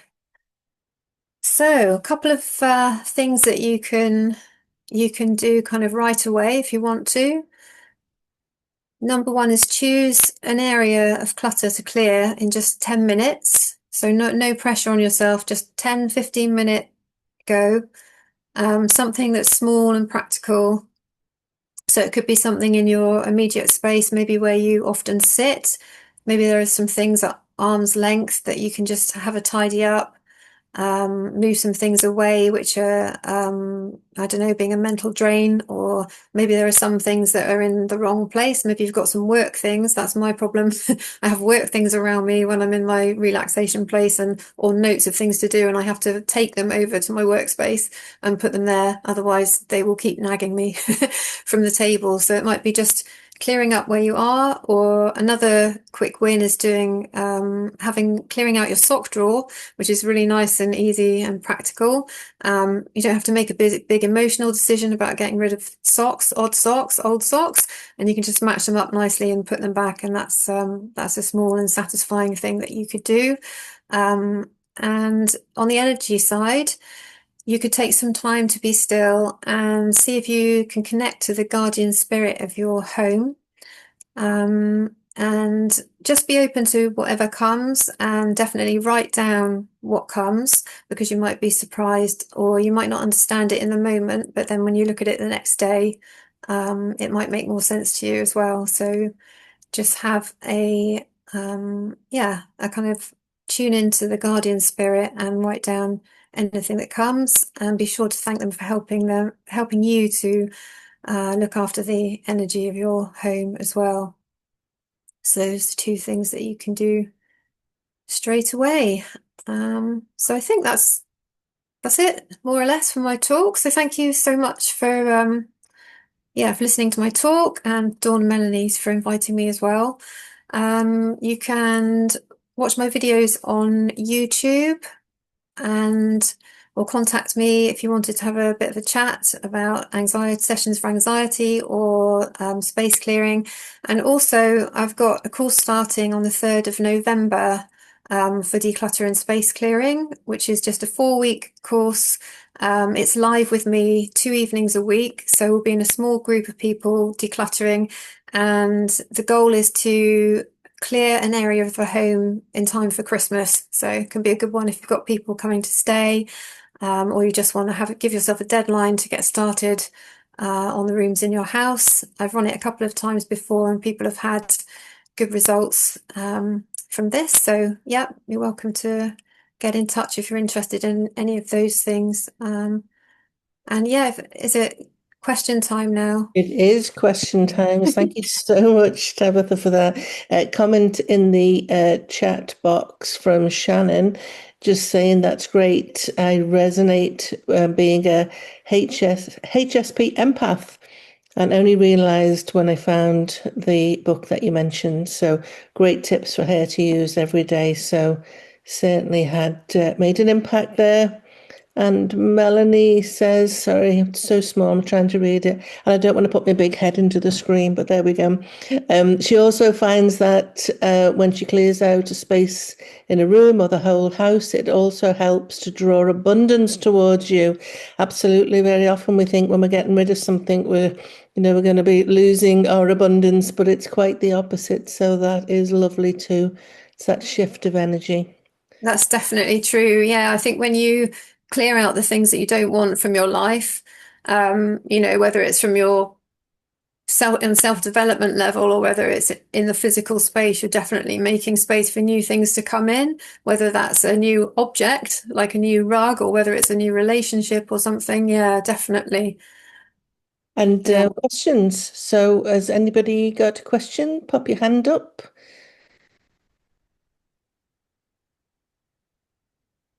Amy says, I love the plan of just clearing for 15 minutes. Absolutely. Sometimes we can feel overwhelmed by a huge task, but it's broken down. It's good. That's it. You can do so much. You can even set a timer for 5 minutes. If you're overwhelmed, you can go right 5. You'd be amazed what you can do, what you can just blitz in 5 minutes. Yeah, it doesn't take as long as we think. And I think the anxiety and the mental weight of it do get in the way of the actual physical. And once you start making a start and you get those quick wins, it's easier to move forward. You start feeling the relief. Yeah, it's Yeah. positive, isn't it? Mary's asking, what is the name of the book again, please? It's The Highly Sensitive Person by Elaine Aron. I think she's got another book for Highly Sensitive Child. She's probably got a few books by now, because this was a decade ago that I read that one. She's got a website as well, so if you just pop her name into Google, probably her website and her books will come up on there as well. Thank you. Melanie. Thank you, Tabitha. That was brilliant. I worked in primary schools, they're called national schools over here, for 23 years, and I was teaching crafts. So I'd go in there and there'd be like 200 kids in a day, and I'd have to get them all to make something. Can you imagine the mess afterwards? So I learned the quick way. I used to put music on, and I used to say, right, we're going to do 5 minutes tidying up, and they had to. It's a bit like when you play statues, and I get them all to run around madly and put things away, and then we'd stop the music, and then we turned it into a game. It was so useful. Even Oh, just that's brilliant. but it was just fun as well, because the kids thought it was great fun, and I'd say, right, this goes in here and this goes, and suddenly the room would be clear, and they'd be all really happy, and they'd all leave. So sometimes music as well I found really helps. I mean, if I need to tackle something, I think, right, I won't mention Metallica, but I put something very stirring on, and then we clear the ground. It takes your mind off of having to do it as well. That's it. Yeah, I recommend to people as well. They put their favorite tunes. Put your real feel good dance tracks on. That's the best thing, because it really gets you physically feeling like you're into it as well. Or you could, yeah, or a podcast or something as well. So your mind can kind of be elsewhere while you're, and you can just methodically go through things. Thank you. Yeah. That was excellent. Thank you so much. We really a lovely comment in the chat saying, love the talk, very beautiful energy you have, Tabitha. Thank you. I'll tell a little story about a clutter. Many years ago, I visited a home because they had a spirit. It's when I lived in the UK. And when I got there, there was just piles of clutter everywhere. It was just like trying to navigate your way through the rooms in like a small little kind of alleyway. It was just off the charts. And I'm not a clutter expert, but I did find a spirit. And that poor old spirit had wandered in and kind of got stuck, got lost, couldn't find his way out. So I had to kind of literally lead him through the little labyrinth to help with the release. So, we could be holding our spirits with clutter. Definitely, because clutter itself accumulates clutter, and obviously there's all these unseen things that are getting attached. It's just like, dust on the floor, tumbleweeds going across the floor. The energy is just the same, isn't it? You get things that just come along and just get stuck on there. So yeah, it's the whole thing comes together, sort of clutter cleaning and then the energy clearing as well. It's all kind of one. And Tabitha, I did have a question about, it's when you look at the kind of the estimated percentages of HSPs out there, and the fact that it's potentially rising, do you think there's anything? I always think about like man-made EMFs and Wi-Fi, and the fact that we're connected so much with our kind of computers and phones. Do you think that's impacting the little ones coming in? Yeah, definitely. I think that's something I've been helping people with for years as well. I've had quite a few clients which have been affected by Wi-Fi, or people who spend a lot of time online with their job and then they like gaming after work or something. So you can get some people are really sensitive to it and they know they are. But again, it can be one of those unseen energies that's kind of an energy drain and you don't know why you're tired or confused. It can make people feel confused as well. It can affect the central meridian, those energies. So there are definitely things we can do to clear the energy or strengthen our central meridians, or like with your work, Dawn, working with crystals. Having crystals around can deflect the energy of Wi-Fi or help to absorb it and keep the space clear. But yeah, that's definitely electromagnetic stress is a thing that can come up for people in my sessions. Thanks for that. Yeah. We do have another question. Have you found that hoarders have some past trauma in their life? I don't know too much about hoarders. I think there might have been somebody on one of the courses that I did.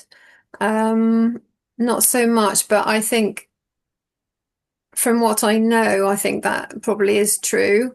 But the actual thing itself is a like an anxiety compulsion to hoard. It can be to feel, it makes the person feel safer. And obviously these things are kind of deeply subconscious. They probably know they don't really want to hoard, but there's a compulsion to do it because on some level there's a secondary gain. There's a reason why it makes them feel safe or it makes them feel in control. So it can be, it's again anxiety related. But it's very individual to people how they come to be like that. I think some people can come from a family of hoarders. But again, that depends on the individual. They might become a hoarder or they might go the complete opposite because they've had somebody in their family who has hoarded. So it's very individual, I think, with different people, and it would be a case of working with an individual and finding out what's going on. But I think that most things come out of anxiety. Can a lot of the time come out of past traumas or experiences or events that we've had. I know that was true for me as well, for my anxiety. So, yeah. Thanks, Tabitha. Amy.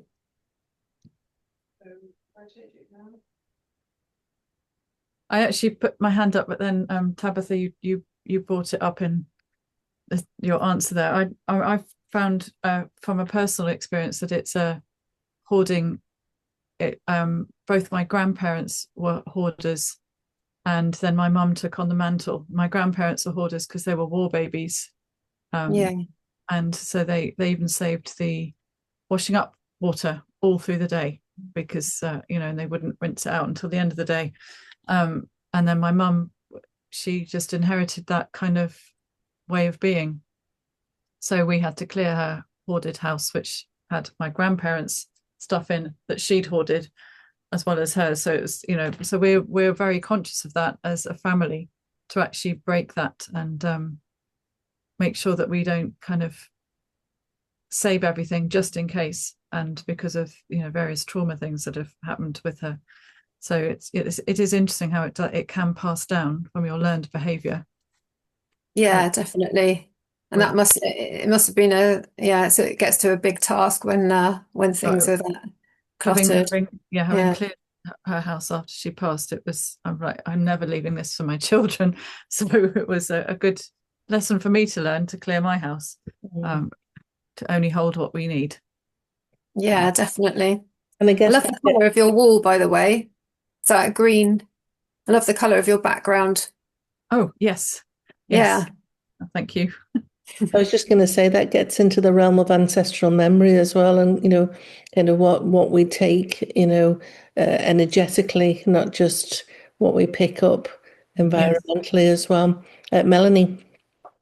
I was just reminded of the book. I'm trying to remember the name of it, written by a Swedish woman. How she started to declutter her life. Oh, is it Swedish death cleaning? That's death cleaning. Thank you. That's a brilliant. It's a good one, yeah, because it really makes you think about who you're leaving things around for if something should happen to you, or for your children and things. Yeah, it's a good one. Because she starts giving them away to people and giving gifts back or leaving notes for everything, which I thought was just so clever. So thank you, Tabitha. That was excellent. Maeve. Oh, hi, really good talk, thank you. I just wanted to show you this book. It's actually called Clear Your Clutter.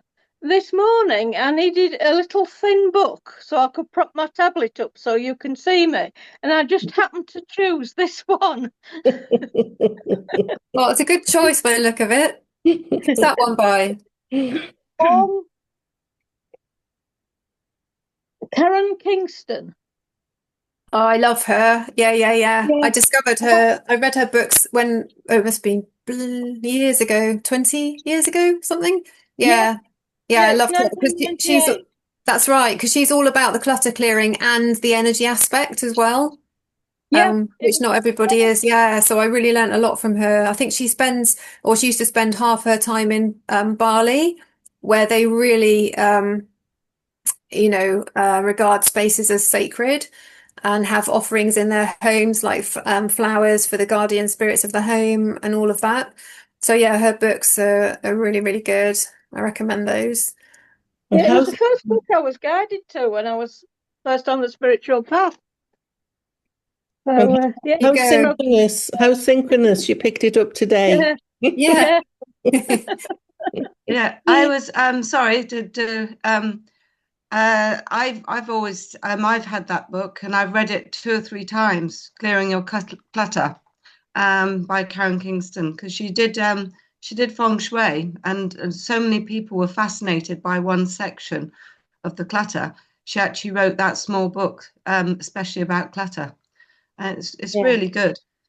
It is, isn't it? They are good books. Like you say, you can just like dip into them again and you're like, oh yeah, and it just gives you that impetus to get on with it again, or do a fresh, like have a spring clean. And Well, there's one other thing that I came up with myself is for clearing clutter, is as you go around the house and you pick something up, I don't know, here's a magnifying glass, and say, would I buy that again?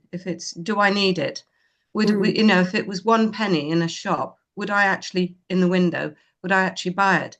And if I wouldn't buy it again, that means that I don't want it and I don't need it. And it's a great way to try and to make a start of getting rid of your clutter. And then obviously, if you decide later on that there's 1 or 2 things that you did want, you can retrieve them before they go to the charity shop or friends.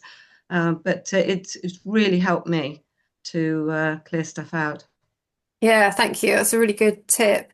It is good to have a bag, isn't it? Like a declutter bag somewhere where you bung things in, and then if you think, oh no, you realize you need that or you want it, you can keep it for a couple of weeks or as long as you want, before you kind of put it in the car or take it actually to the charity shop. And it gives you a bit more of a push to see if you can put things in it as well, because you can take them back and you don't have to. I don't believe people should be pushed into getting rid of things or be minimalist if they don't want to. I'm certainly not a minimalist.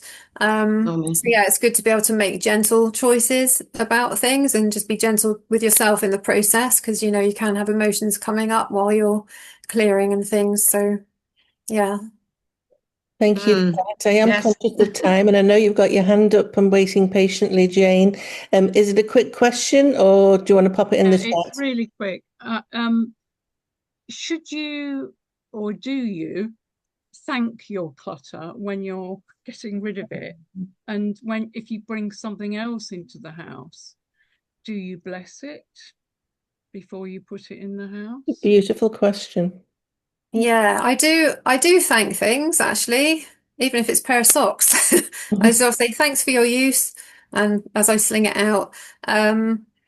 With objects coming in, it depends what it is. If it's an object that I'm going to use in a sacred way, like a crystal that needs cleansing, for example, then I would clean it underwater if it's not a water soluble one, and put Reiki in it, for example, and ask it for what I want it to help with. But if it's just like, I bought a new top or something, then not so much, if that makes sense. It depends what it is. And also if things are pre-used as well.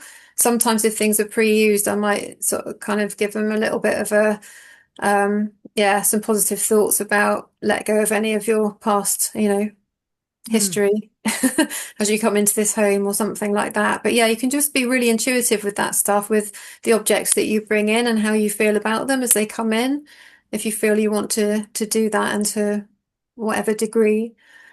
I always welcome plants. Yeah, that's nice. They are beings, aren't they? Yeah. Well, it's beautiful. Thank you again, Tabitha. You certainly stimulated a lot of us. I'm looking around thinking I might be this afternoon doing a bit of cleaning, but thank you. So our next speaker is the beautiful Blossom, who's an energy healer, tarot reader, writer, and lifelong seeker of mysteries. And she also works closely with fairies, and that is the subject of her presentation with us today. So if you want to stop sharing there, Tabitha, and we can get Blossom going with her talk. Thank you. Where are you, Blossom? Thank you, Tabitha. There you are. I can see you now. Thank you so much, Dawn and Melanie, for inviting me. So I'm gonna try to share now.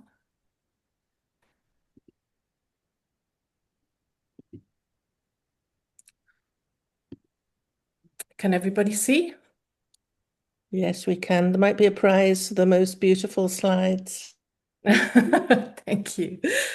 So, hi everyone, and thank you for being here. I'm really grateful for the chance to talk about something close to my heart, fairy, and the presence of fairies in our homes.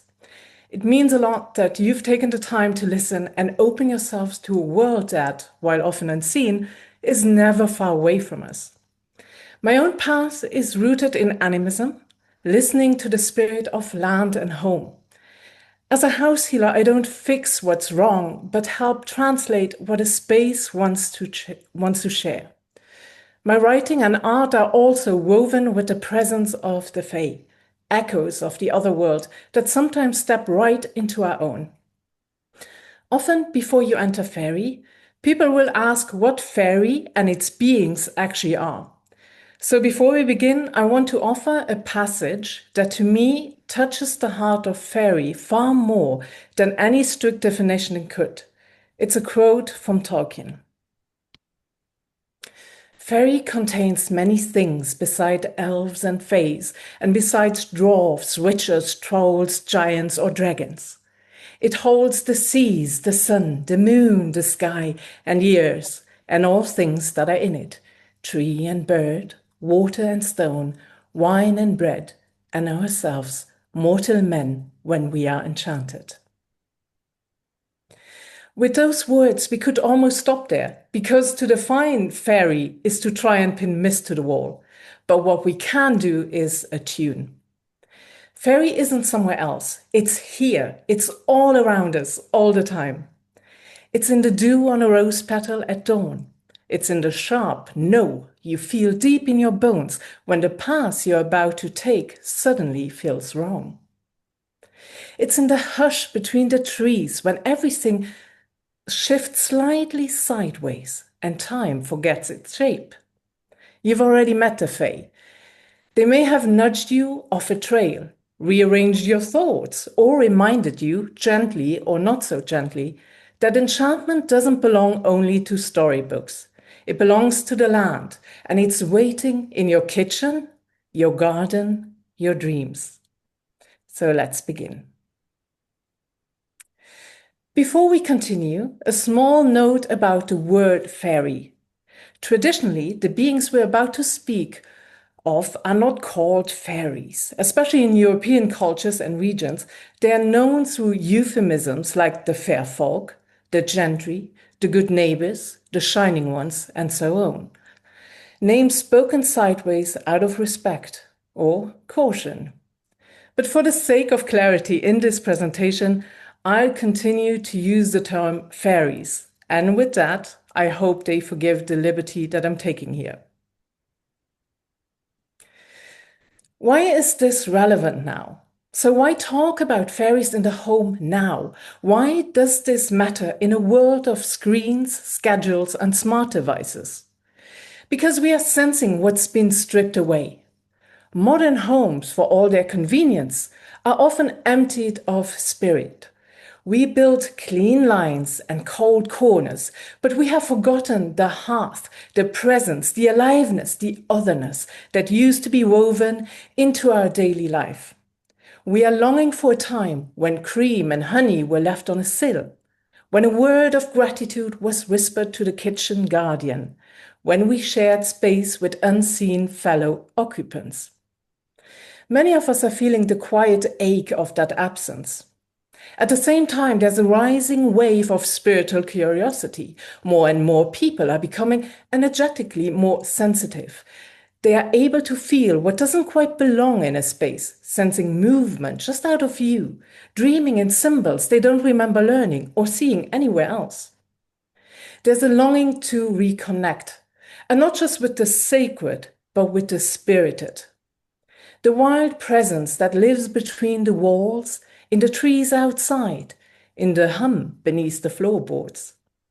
This isn't so much about nostalgia, it's about restoration, relearning how to live in relationship with the beings we once knew, not as a fantasy, but as connection with our kin. Who are the fairies and what is their nature? There are many stories and theories about the fairies, how they appear, how they behave, where they belong, but every tale is shaped by landscape, language, and belief. Fairy isn't a single system. It's a living field of presence that makes many forms across cultures. It's not just myth or fantasies. Fairy breezes through wild places, lingers in the quiet corners of our homes, and stirs the air when we aren't paying attention. It's not a metaphor, it's a relationship. The Fae are not storybook creatures, nor demons or monsters. They are complex sovereign beings, bound by their own codes of honor and presence. Some are kind, some are tricksters, some are guardians of land and threshold. But all are shaped by different values, different time, and deep connection to the living world. To understand fairy, we must meet it as it is, not as good or bad, but as part of the wider weave of spirit and place.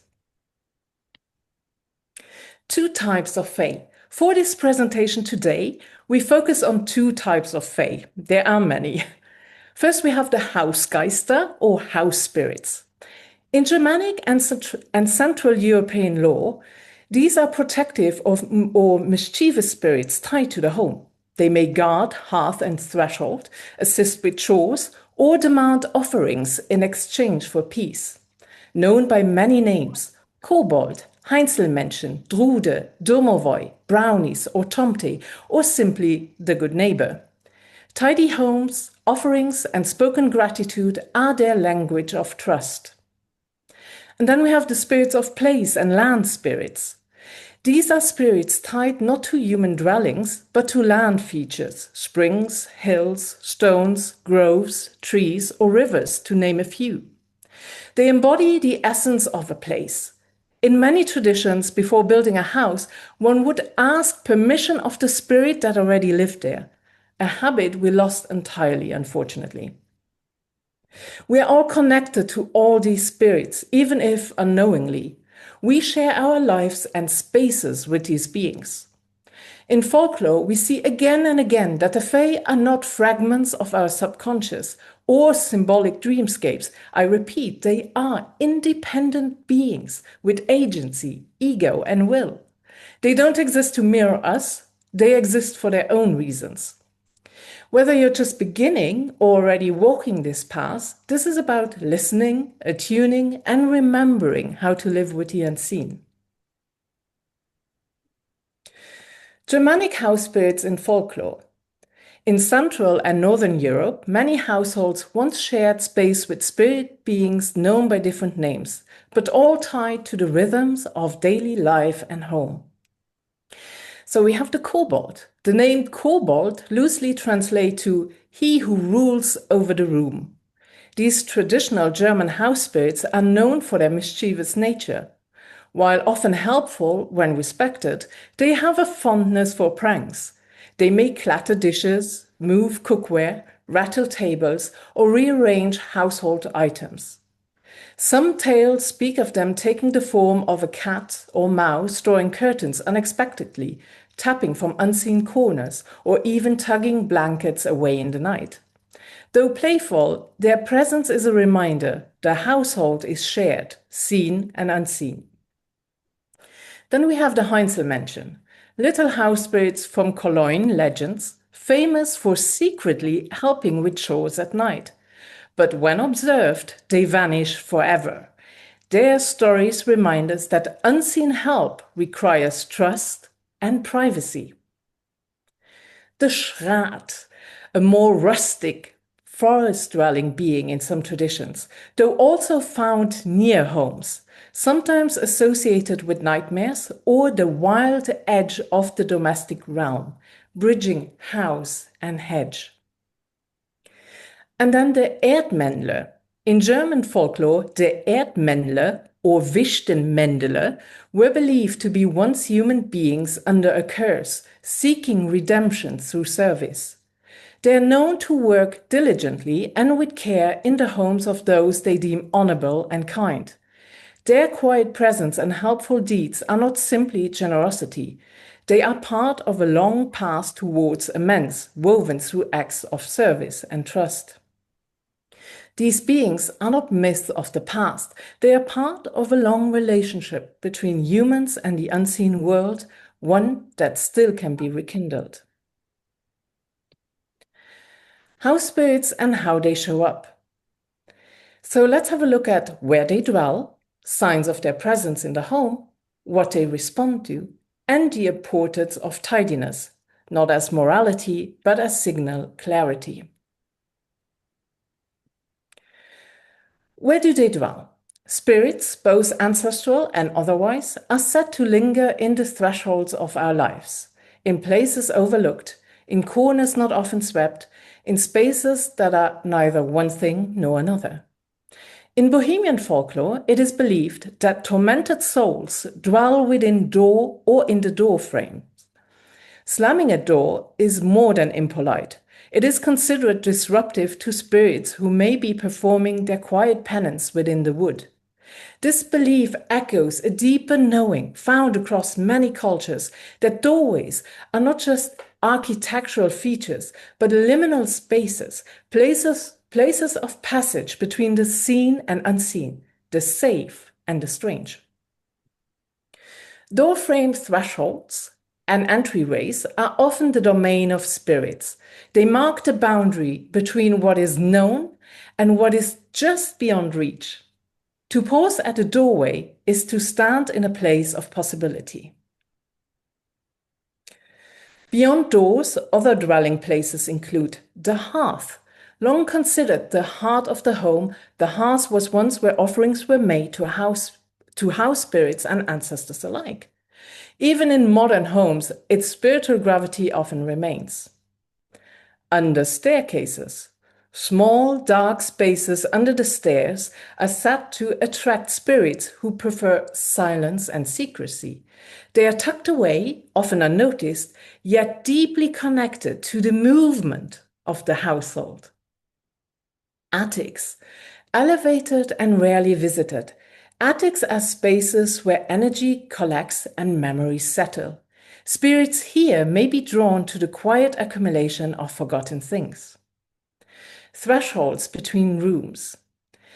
Even inside the home, inner doorways carry a liminal charge and are sometimes chosen by spirits as points of observation. And then windows, portals for the departing soul. In Germanic, Slavic, and English folk belief, windows held a sacred role as passageways for the soul. At the moment of death, the windows were open to allow the spirit to leave. If forgotten, the soul might linger, appearing as smoke or shadow. Once the soul had departed, the windows were closed again. Windows were not just for light, but for passage between worlds. In truth, spirits often dwell in places that are neither fully visible nor fully hidden. They prefer the between places, and it is in those in-between spaces that the veil feels thinnest. Signs of fairy or house spirit presence. The presence of fairy or other subtle beings is often felt before it's seen. Here are some common indicators that something or someone is sharing your space. Shifting moods in certain rooms. Sudden changes in emotional tone or atmosphere, especially in specific areas of the home, may indicate energetic or spirit activity. Disappearing or moved objects. Items go missing and reappear in strange places, or exactly where you already looked. This classic trickster signature often signals a desire for attention or respect. It is said that the Fae tend to take things, and other spirits are more prone to move objects. Odd noises, footsteps, tapping, whispering, or movement in the walls or attic, especially when no logical source is found. House spirits are known to stir at night or in the quiet hours. In folklore, we learn that in the night, sounds of chores being done can be heard. Yet they are not always done by the morning, unfortunately. Change of scent. You may notice a different scent in your home. This might be a pleasant scent of flowers, for example. But if you're dealing with an upset house occupant, it could also take an unpleasant form, right down to a rotting smell. Observe your animals. I once came across a passage in a book by Morgan Daimler where she mentions that dogs or cats are not particularly disturbed by fairies, but if they show nervousness, it's more likely to be another kind of being that creates ruckus in your home. In my own experience with my 2 dogs, I find this to be true as well. An important note, not all signs mean malice. Many times these are nudges, not threats, reminders that something wishes to be acknowledged. What fairies and house spirits respond to. If you wish to live in harmony with the unseen beings in your space, remember, fairy is relational, not transactional. These beings respond not to control, but to attunement. So respect. Treat them as sovereign presences, not as props or playthings. Do not command them and don't treat them as your own personal wish fulfillers. Speak with courtesy, never mock or overstep. Rhythm. Spirits thrive in households that honor natural cycles, daily rituals, seasonal changes, moments of stillness, and this consistency builds trust. Acknowledgement. Simply speaking to them, greeting the house when you enter, or lighting a candle in their honor. To be seen is to be met. Offerings. And last but not least, offerings. Let me explain this in the next section. Offerings are an essential part of building a respectful relationship with the Fae. To support you in this, I have created a PDF guide that shares what kinds of offerings are traditional, how to give with meaning, and ways to honor the Fae without causing harm. If you're offering in nature, even in your own garden, please be mindful of local wildlife and avoid leaving physical objects behind. Pouring clean water, a spoken poem, or a song can be far more powerful than anything material. You will find this guide in the downloadable handouts.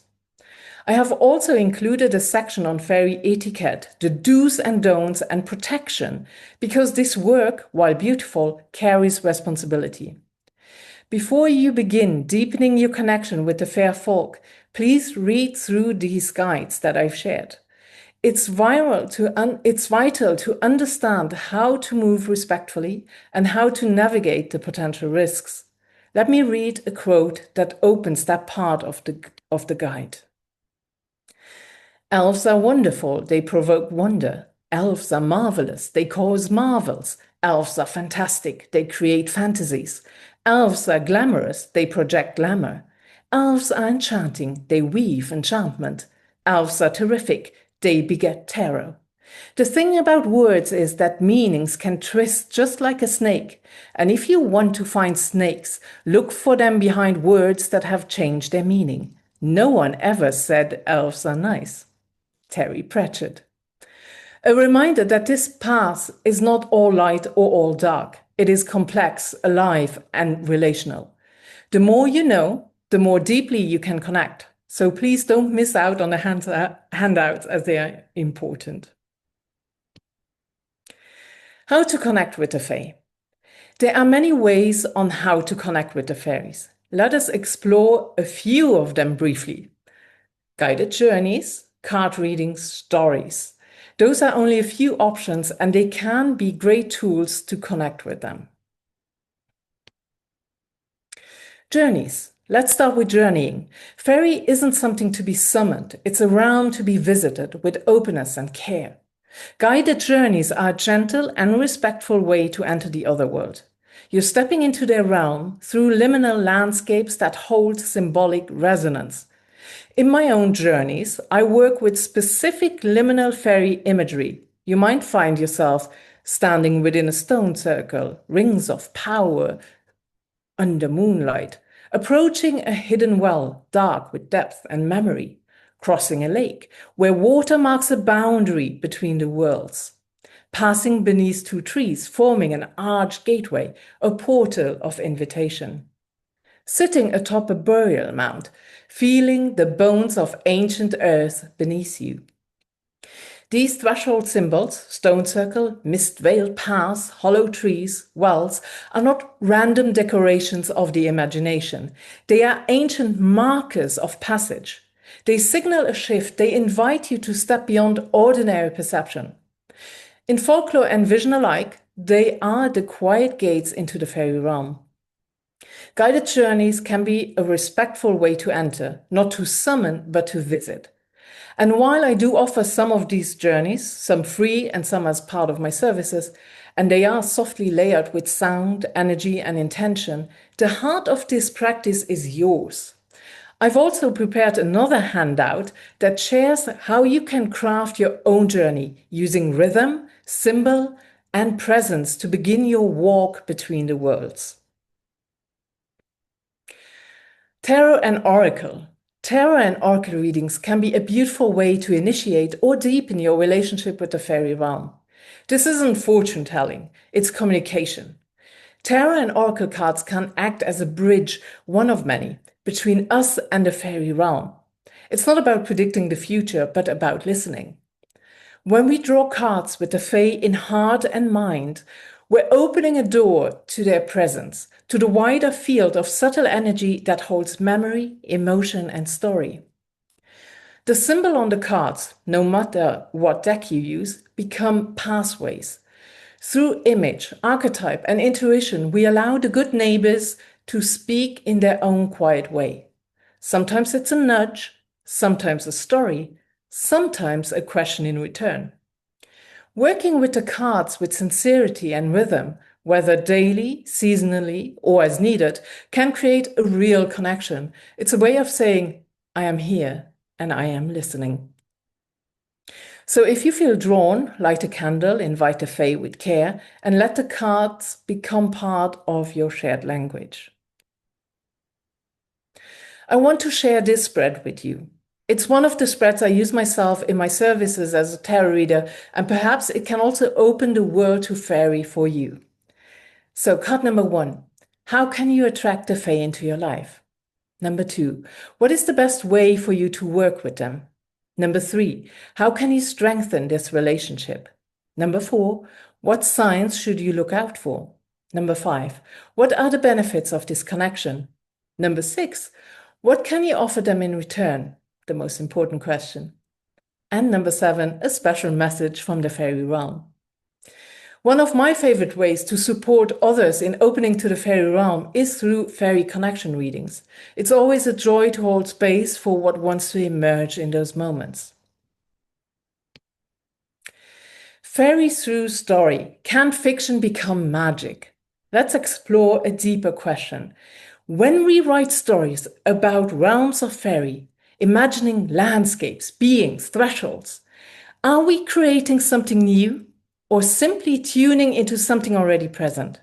Is fiction a birth or a reception? Imagine you build a world in words, its forests, creatures, runes, customs. If others read it, feel it, inhabit it in their mind, does it begin to live beyond the page, perhaps even stand alongside our own realm? Or do these stories exist before we write them, whispered in dreams, glimpsed in liminal moments, and we merely become recorders, translators? Some scholars, like R.J. Stewart, who I absolutely adore for his fairy work otherwise, writes in his book Earthlight that fantasy is the fake sugar in the poison cake of materialism. He cautions against using fae imagery from popular fantasy in spiritual practice, believing it risks a false perception of the other world. I don't disagree with the warning, but I challenge that view. Fantasy stories help us train the imagination, that luminous lens that allows us to sense subtle energies. Imagination is not deception, it's an opening. When used well, it becomes a form of ceremony. Recommended reads to open the imagination. In all truths, there are hundreds that I could name, but I have to keep this brief, so here we go. Terry Pratchett's The Wee Free Men, a vivid, playful tale where young Tiffany Aching befriends tiny, singing, fighting fae folk on chalk hills, skirting between humor, folklore, and truth. And while you're at it, you can read anything by Terry Pratchett. Jasper Barg's Quiet Places, a novella of cosmic folk horror. A deep dive into the unsettling, uncanny side of folklore and fairy, a quiet horror where the land and the uncanny become one. Heather Fawcett's Emily's Wild Encyclopedia of Fairies, a cozy, folk-rich fantasy about a brilliant but prickly scholar who sets out to catalogue the hidden world of the Fae. In the remote, wintry north, she encounters not only the dangerous and beguiling fairies of old lore, but also an unexpected warmth in human and inhuman companionship. In my own novels, in the world of Navira, I don't disguise the truths I felt. Fairy is close, real, living beneath the seen world. Here's what they are about. The Navira Tales explores what happens when fairy and the human world are torn apart, and what unfolds when those worlds begin to touch again. Through Ella, a human girl pulled into the other world, and Cregan, a guardian forced to look beyond his realm, we see how both fairy and humanity are changed by the crossing. If you choose to visit the land of Navira, you feel the portals, the wind on enchanted paths, the promises hidden beneath every threshold. And in my coming book, which is a collection of short stories and novellas, I bring the otherworld even closer, hence the title, Meeting Otherworld. Why this matters? Fantasy nourishes our capacity for subtle perception, helping us sense liminal realms and spirit presence. Stories can awaken the field. When readers come together around the world, they breathe it into life. If I invite you to read my novels, it's because fairy in my stories is felt, not fabricated. So whether you write, read, dream, or simply sit in twilight, imagination is your tool for accessing fairy. Let it teach you to feel beyond the surface. Let it awaken you to what might already be alive. As we near the end of our time together, I want to thank you for walking with me through this realm, where story meets spirit and where wonder becomes wisdom. The presence of fairy is not something we summon, it is something we honor, recognize, and co-create. And in that spirit, I'd like to offer a simple fairy house blessing. This is not a spell, not a rite, but a gesture of goodwill, an invitation to harmony between your home and the unseen occupants who may already dwell beside you. So let us just take a moment here for this blessing. To the unseen ones, the quiet keepers, the old neighbors who linger in the hedges and in the shadows. May this home be a haven of peace. May laughter drift through its rooms like wind through leaves. May offerings be made in rhythm, not in obligation. and kindness flow as freely as spring water. May mischief be gentle, and the thresholds open only to goodwill. We honor the light and the shadow, the seen and the unseen, the roots and the wings of this place. Bless this home and all who dwell within and without. This sigil was crafted for you as a symbolic house word, a charm of welcome, protection, and respect for fairy presence. You're welcome to draw it near your door, place it under a stone, or simply meditate with it. It will carry the resonance of this shared time. I will include this as well in the handouts, together with an explanation on how you can activate and use it. So thank you for being here with me today. You've given this field your attention, and that alone calls fairy closer. To find your free handouts, just head over to talesunfold.com/fairy. And if you want to connect with me, or if you have any further questions, you can email me to blossomwinchester@gmail.com. So I hope your day is touched by enchantment, and may the paths between your home and the unseen remain clear, kind, and open. Blessed be. Wow, that was amazing. Thank you, Blossom. Thank you too. Thank you so much for giving me this chance. You can tell you're an excellent writer. Yeah, I prefer writing over talking. Well, you do both very well. You do both very well. I quite agree. Now then, questions. I'll do the questions in the chat and then invite questions on the floor.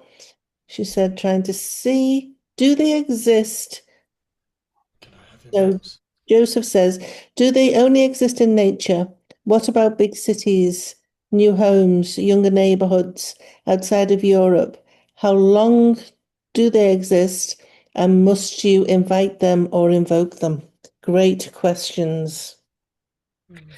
Yeah, so I am pretty sure that depends highly on who you ask. There are some scholars, somebody like R.J. Stewart, for example, would say they don't exist in cities. I beg to differ here. I think they do exist in cities. You can find them. Especially, I think cities always have city parks, right? So you can find them there, but you can also find them otherwise. They can adapt. It's not something that is just back from the 1500s, they can adapt. They are moving through time with us, basically. So I am pretty sure. And yes, you can definitely invite. I would always start with inviting them into the garden first, and really get to know them and really learn a lot about them before inviting them into the home, because maybe you don't even want them into your home. I would agree with that. I keep my fairies at arm's length. Thank you very much.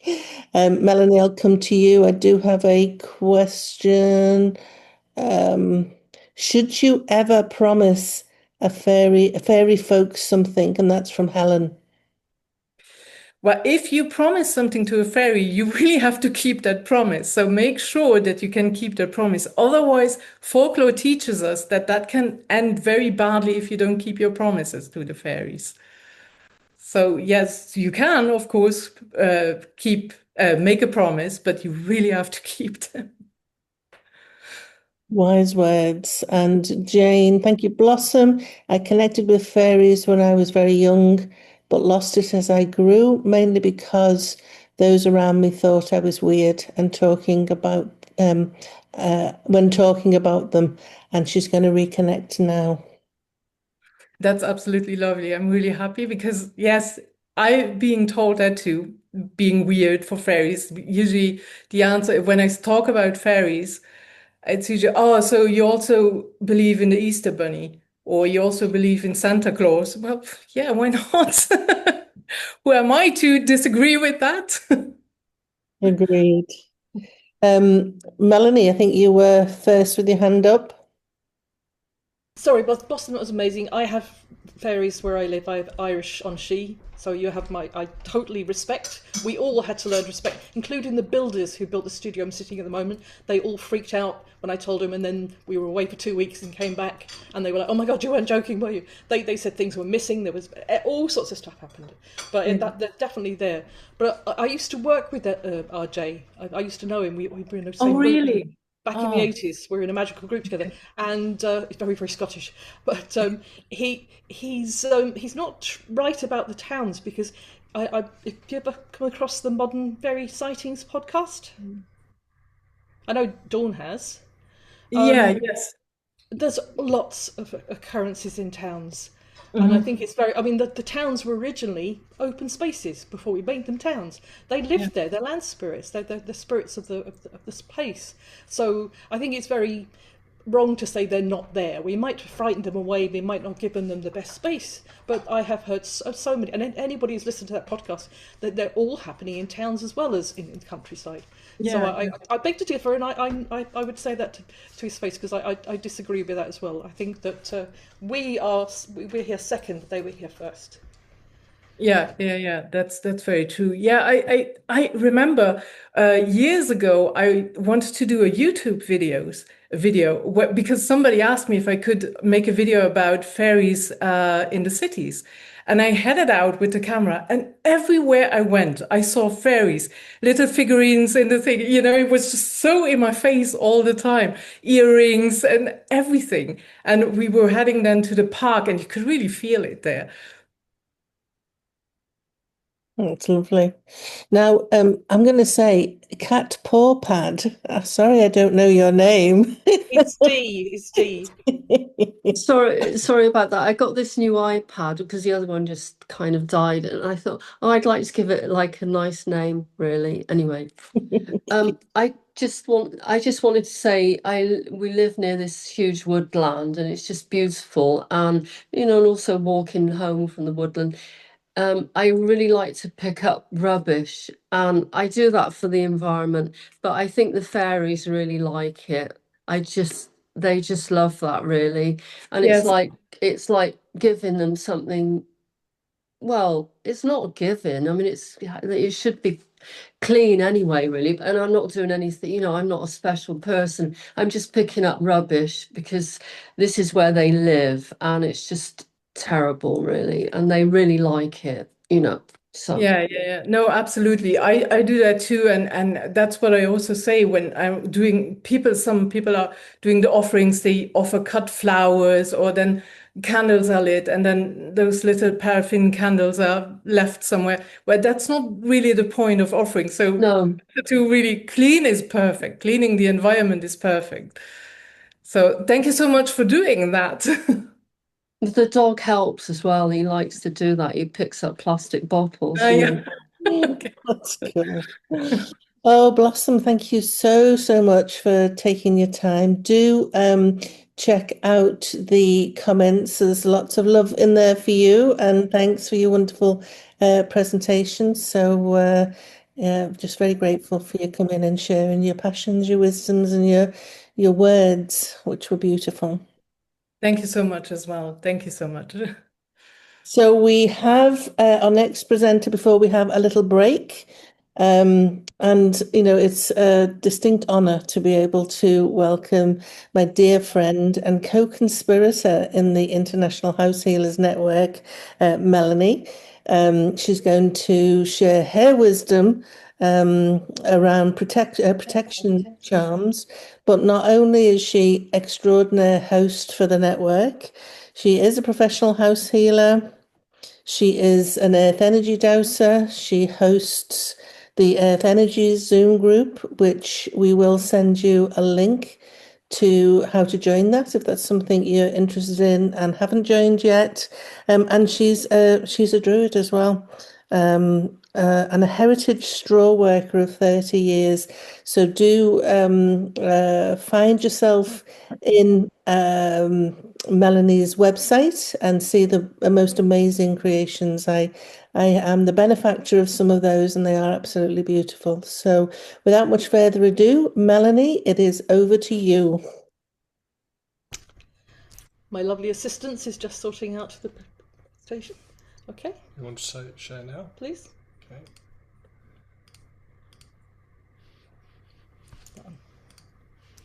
Okay, 1 second. I have my lovely assistant Wolf helping me here. We all need an assistant. Well, he's definitely my tech man. Right. Okay, that should be. Just ask if everybody Can everybody see that now? Yep. Good. Okay. He's found a new way of doing it, Dawn. So I've let him. Now I can't actually. Can I just? 1 second. Oh, that's better. Thank you. Okay. Yeah. We had trouble with this the other day. So, house protection charms. Now, I'm going to be talking very similar to what Blossom was just saying, which is rather interesting. So you'll see a few similarities in this, but basically these are more practical ways to look after a house. So, give me a second to put my glasses on. There's no place like home, as we all say. Our home is often our sanctuary, no matter how grand or how humble it may be. It offers us warmth, comfort and security, as well as a sense of belonging. Our home also helps to anchor us in this existence in this world, enable us to feel more grounded and more settled. It is a place where we can relax and recharge, hopefully, and be ourselves, where we feel safe and secure enough to build a home and a life, and hopefully to share it with others. It's also where we spend a significant portion of our lives now, especially where many people are working from home, like myself. I craft from home. Our home is our reflection of our own personal identity as well, hopefully a sacred space of peace, calm and tranquility. So naturally these special spaces are somewhere we want to keep safe and to feel safe within. So let's look at some of the fascinating ways that humanity has sought to do just that. So now, sadly, this isn't my little country cottage. I wish it was. But whether you live in one of these beautiful country cottages or you live in a more townhouse, they all have one very important thing in common, and that's the threshold. Now, we probably don't think about thresholds, but they're one of the most important things.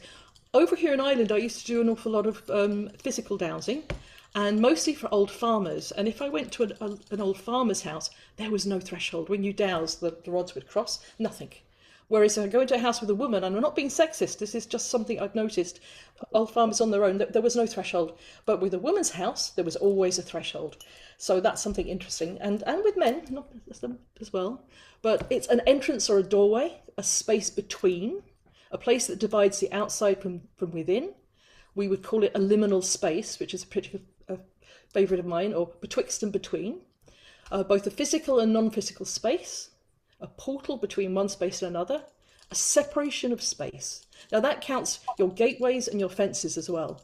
Now, as you can see on the picture, at the top right, you can see there's like a defined threshold there where somebody's actually painted it. And I'm not sure, but I think that might be a veve, like a magical symbol of protection on the ground as well, or something very similar. So that shows that that person understands that that threshold is a special liminal space. And I thought it was very interesting you said about when Blossom mentioned about her sigil. If you wanted to put a sigil somewhere, you could either have it on where the front door is, you could have a mat, and you could have it under your mat, or you could have it on the mat on the side, underneath the actual mat in the house. So there's all sorts of ways you can protect your house, in very subtle ways that doesn't need to be too obvious to anybody else. But thresholds are very, very important, which is why we have to learn to protect our thresholds as well. One moment. The horseshoe is probably the most powerful symbol that's been used for centuries to bring good fortune, fertility, as well as warding off evil spirits. The use of horseshoes as talismans dates back to ancient pagan times, especially the Celts and the Romans. Horses were believed to hold magical power due to their association with horses, who were then highly revered, like Epona or Neptunus. Epona, sorry. The iron material from the horseshoes were traditionally made was also believed to have protective properties. Equestria. Neptune, sorry, thank you, my lovely assistant here. The iron material from the horseshoes was traditionally made was also believed to have a protective property, acting as a barrier against supernatural entities. By hanging a horseshoe over the door, it was believed to create an impenetrable shield, safeguarding the occupants from harm and misfortune. Positioning them over the door or any other area of the home is also said to attract abundance, prosperity, and good fortune. So what is not to love about a horseshoe? The other thing is the doorstep, as I mentioned earlier. Doorsteps are fascinating. We don't even think about them, but they're very important. It's the first thing that you're going to kind of come across. And in some traditions, a horseshoe was intentionally buried beneath the threshold of a new home or placed in the walls to guard against evil spirits. So there are other options. It was also believed to attract both wealth, prosperity, and abundance to your home as well. Now, the biggest question most people ask is, which way do you place the horseshoe if you want to hang it up? Does it point upwards, with the points upwards, as you can see on the left, which is said to bring good luck, wealth and abundance, and also to capture and contain the energy directed towards it, acting as a protection. And on the right, you'll see when it's hung the other way up, with points down, it's said to actually pour the good luck and the abundance onto your threshold. However, it was also said that only a blacksmith could do this, as it would mean that it would flow back onto the magical forge where it was created. Now, I might add, my dear friend Mark, who I've worked with many years doing events and things, is a blacksmith. He told me that, so I don't know if that's true, but he said it was quite common in their kind of folklore. So totally up to you. But I particularly loved this image when I found it. These two horseshoes were embedded into the doorstep itself in Peru. For extra protection, 1 points up and 1 points down. So I think that's a perfect solution to that problem, in case anyone's wondering. The horseshoe was also often blessed by a priest as part of his blessing ceremonies, using prayers, chanting, sacred herbs, oils to imbue it with a stronger protective energy even so. The horseshoe's curved shape was also often associated with the moon, as it was seen as another symbolic shield, deflecting negative forces and protecting the occupants for illness, accident and misfortune. This practice was especially prevalent during times of illness or hardship, when people naturally sought out the aid of symbolic protection. So horseshoes are very, very easy things to get hold of, and I would thoroughly recommend using one in your house, inside or out. They're amazing. Now, I live in Southern Ireland in County Clare, and most people will be familiar with the St Bridget's Cross. Over here, they are in everyone has a St Bridget's Cross. And some of these I've made, some of these I've taken from other people's, but the one in the top left-hand corner there with the 4 arms is always seen to be the most kind of obvious one, which it isn't actually. It's just one that the television people over here, Radio Telephone Aaron, put on their screen, so it became the one. Whereas in actual fact, the designs varied from area and what they were used for as well. The whole of the county has different ways of doing it. But traditionally in Ireland, on the eve of St Bridget's Day, which would be the last day of January, there's lots and lots of other things that went on, but people created a cross to protect their home and their threshold especially. They'd use straw, rushes, or whatever they had to hand. It really didn't matter. I've seen them made of all sorts of different things. But it was more the symbolic symbol that they were putting there. And they were said to keep your home safe from 3 most important things: fire, fever, and famine. Now, fire might seem an obvious one, but with a thatched roof, with silk-on chairs, with rushes on the floor, everything was flammable. So if your house caught fire, it wasn't going to stop. So fire was a very important thing. And Bridget was a goddess or a saint of fire. She had an ever-burning fire, eternal flame, which they've actually started back up again in Ireland, which is wonderful. And so fire is a very big, important thing. Fever, obviously, because of illness, there was no National Health Service, and there still isn't in Ireland, but there was no way that you could just get free healthcare. If you were sick, you were sick. So it would protect you. And Bridget was also one, she was very much linked to healing and protection. And obviously famine. In Ireland, there was massive famines in the 1850s. So famine was a big thing that people worried about. So it was there to make sure you were safe from fire, fever and famine, the 3 Fs, very important. Now, on the right hand at the bottom, you'll see a little tiny cottage. I must have driven past that for the last 30 years on the way to Ennis, which is our nearest anything. And it's always been empty, always been just like it is there. But what always attracted me was the little tiny cross you can see in the window of the door. It has been there forever. A lot of these old houses are just left and the land is used.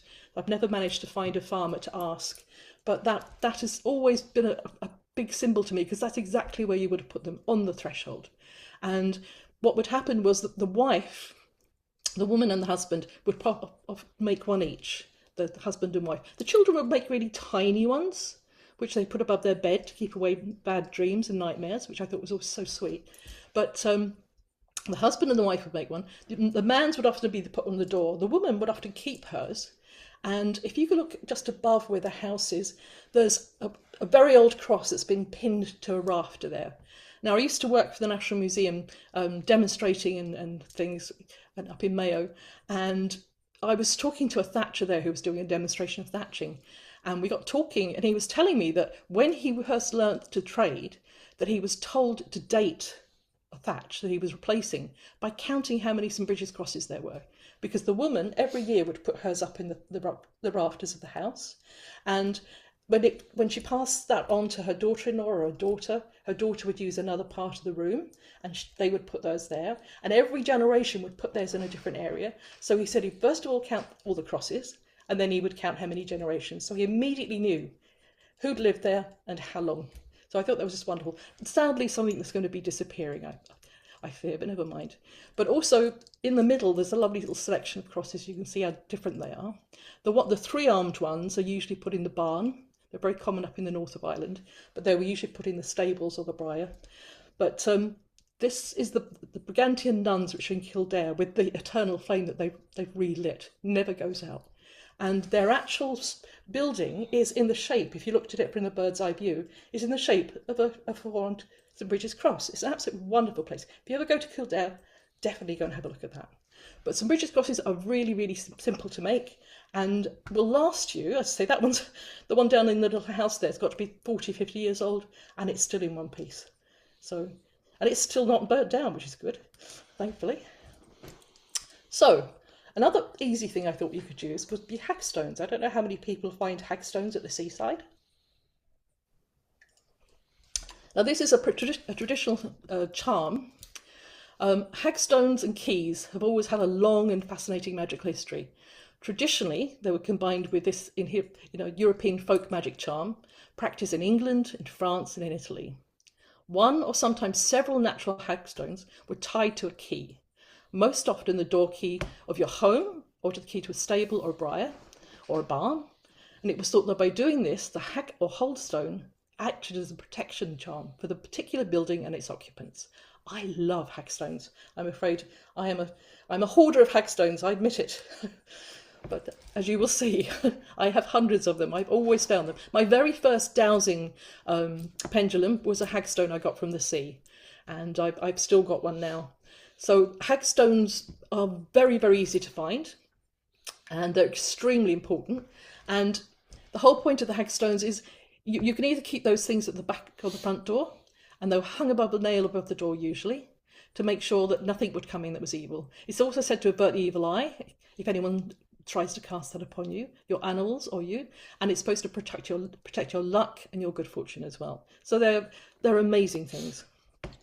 And it was thought that naturally formed hagstones both offer protection as well as good luck, as we said. So they're always a naturally valued amulet. So you can see here, this is a very simple one. These are often used by cunning folk, which have been like the fairy doctors over here we'd have as well, where you'd go to someone and ask them how to save your luck or how to get rid of a spirit. Or they dowsed as well, the cunning folk.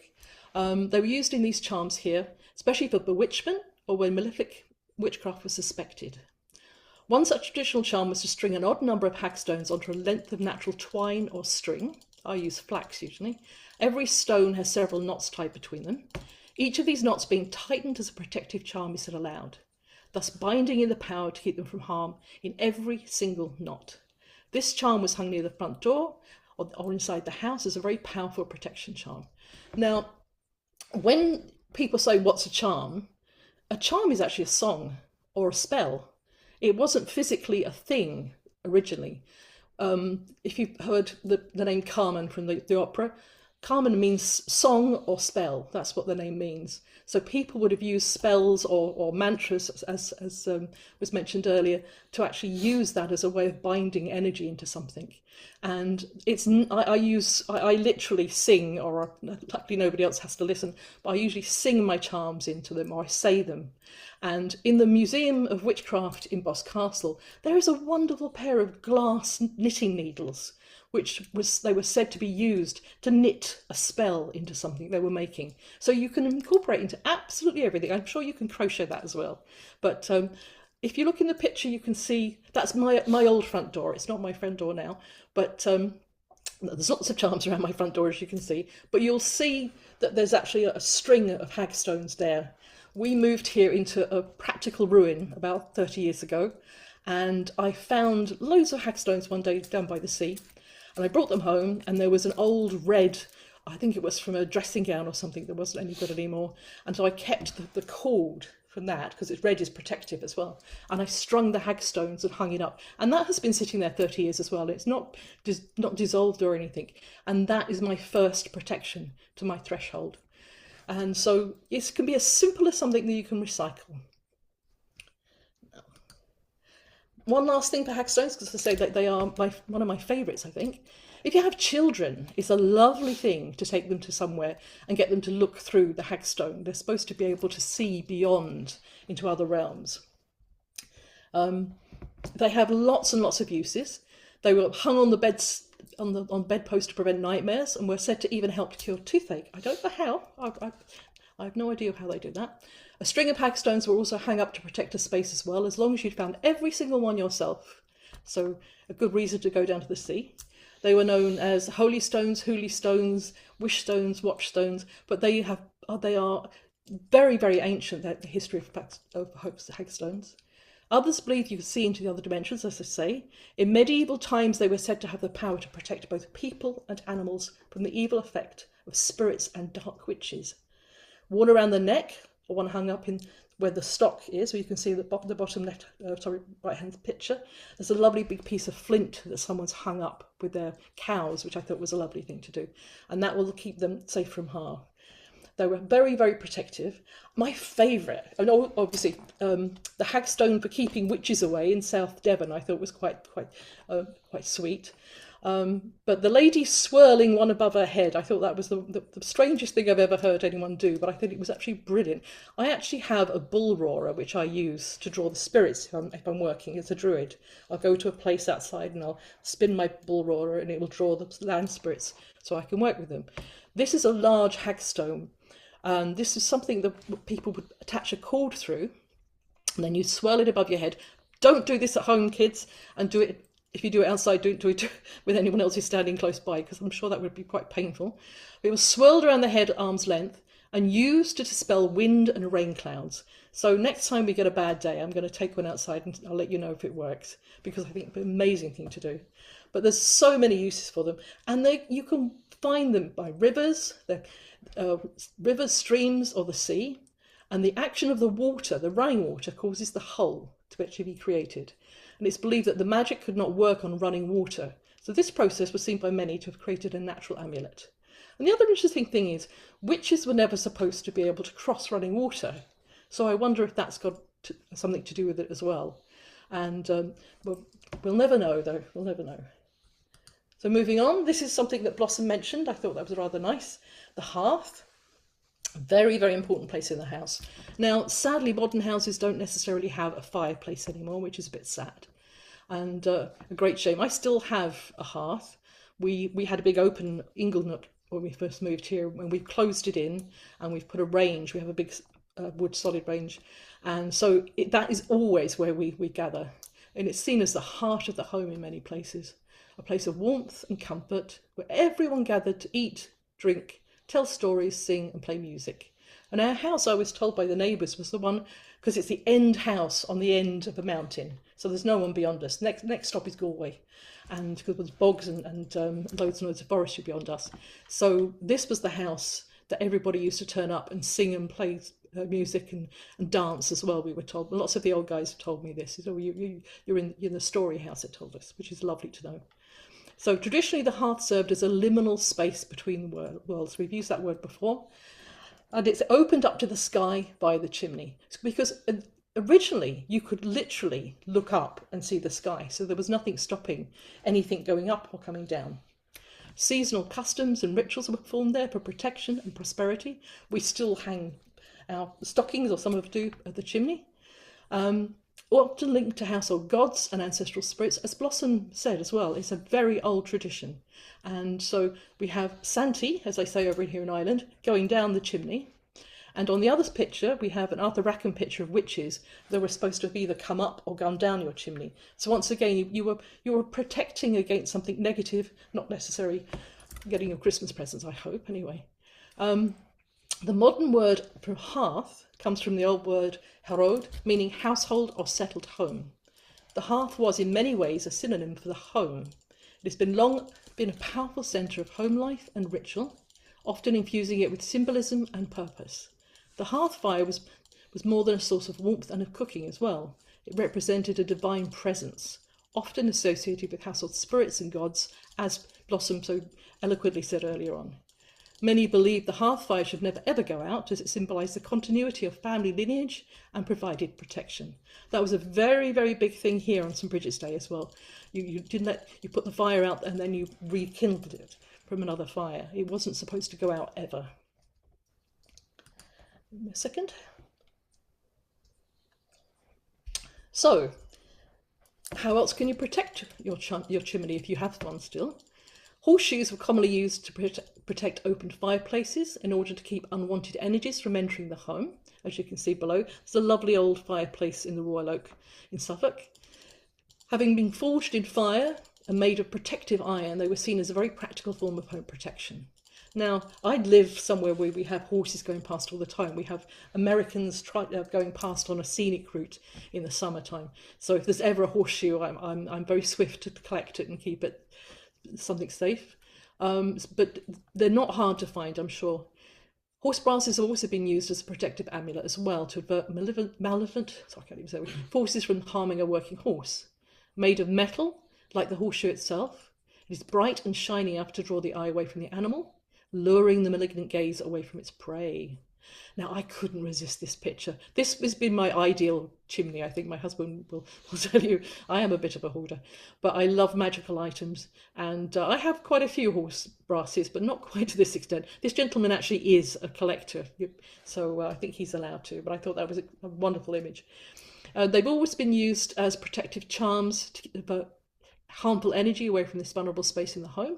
Sometimes they were even hung up the chimney, in some cases, to guard against that liminal space between the outside and the inner, as we mentioned earlier. So there's all sorts of very simple things you can do. You can pick up a horse brass at a second-hand shop or a charity shop. One of my favourites, other than hagstones, I have an awful lot of favourites, are Rowan crosses. I absolutely love Rowan crosses. I make lots and lots of them, and anyone will tell you. Rowan crosses are very traditional. You take 2 twigs, they're commonly tied together in an equal-armed cross and attached by red thread. And you then affix that to a door or a barn or a shed to prevent the family and livestock from becoming enchanted. Then you would say a charm, like as the follows. This was saying charms being something spoken. A rowan tree and red thread will put witches to their speed. Rowan tree and red thread leave all the witches in dread. So there's lots of these wonderful old charms. But as it's rosacea spell, you can see there's a star at the bottom of the berry, and that's what they believed was very, very protective. And the rowan tree has been used in folk charms for hundreds of years and is believed to be a powerful charm of protection. At the base of each, as I said, is the little red berry with a star and the pentagram, or 5-pointed star, which is said to protect you against any kind of evil witchcraft. Rowan cross charms were created and fixed over vulnerable thresholds. So you'd place one over the door, as well as one over each of the windows as well. Another place would be the chimney breast, which we've just looked at. Others were placed outside in the cattle, the byre, or the stable to protect your livestock. Very, very common thing, still happens here. And on Good Friday, boughs of rowan were actually brought inside the house and fixed over the doorways for extra protection. So this is something very simple. If you are going to make one of these, I mean, I use wool. I used to make these for children. The berries are harder to do with the children, but I do the crosses with the children. But you're supposed to ask permission from the tree, and you're never supposed to use the same tree twice. So I travel around the whole kind of townland here looking for different trees, and I always give a gift. I always douse and ask what it wants. Sometimes I'll give it some fresh spring water from my well, or sometimes I'll give it some like chicken manure or whatever to help the tree grow, but you always ask permission. You never just take it. And you might be able to pick up some fallen wood, but the berries have to be picked before the birds get them. In some places they're known as drunk berries because the birds love them so much they actually get a little bit tipsy on them. So get them before the birds do, but do leave plenty for the birds, please. Now, another very simple one I thought would be coins for you to consider. Now these are lucky coins. The simple notion of lucky coins may have motivated their concealment, as they were intended to bring good luck into the house, or more specifically by some notion of sympathetic magic. Sympathetic magic is doing one thing to encourage something in sympathy with that, to ensure financial stability into the future. Now, there's an awful lot of things that have been found. I have a wonderful book by Ralph Marion called The Archaeology of Ritual Magic, which is one of my favourite books. And he talks about the custom of burying coins goes back a very long way. A handful of unofficial Roman coins of the 3rd century were discovered buried in the foundation level of a building in Lime Street in London. When a single coin of Antonius Pius was discovered in a pot buried underneath the floor of the building in Southwark, he believes that this was buried there as a substitute for a foundation sacrifice. Quite often they'd actually kill an animal or a cat or something, and they put a life into the foundation. So this they're using coins instead. Coins were also deposited in the mast of ships, such as there's one that's found in Blackfriars, a Roman boat that was found in Blackfriars. So this is something that's been used for a very, very, very long time. And not all coins are concealed. Some may have been intended as foundation sacrifices, he said, surrendering something of value to placate the spirits of the site on which the building is being erected.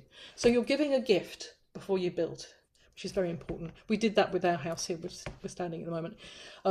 Copper farthing, this coin dated in 1865 was found in the brickwork above the front door of the Folk Museum building.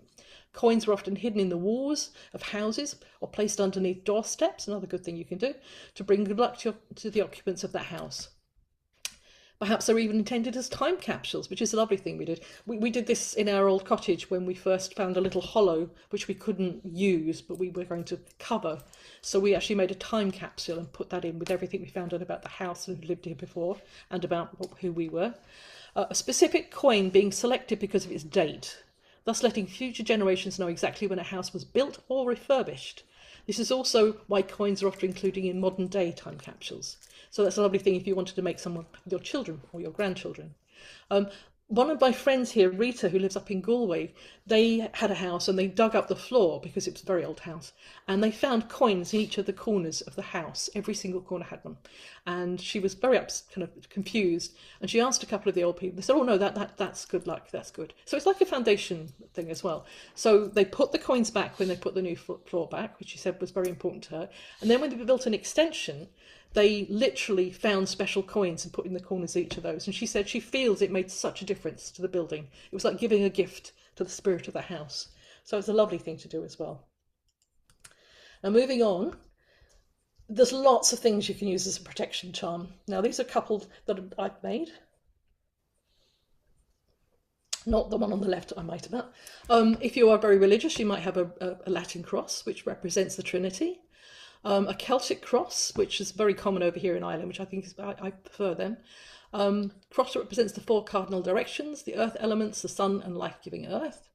And this particular one, I must tell you very quickly, a friend of mine, a priestess friend of mine, her father was a farmer in Dublin. And she said that he died after he planted this particular oat crop. He just had a heart attack in the field, and it was very, very, very sudden.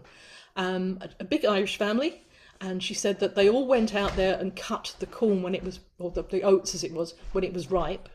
And she asked me, would I make something for each and every one of the members of the family with the oats that she collected. So I did. I made all sorts of different things. This is the cross I made for one of them, for her sister. And each one of those to them represents a memory from their father, which I thought was just so lovely. It was a wonderful thing to do. It was a great honour to be asked to do that.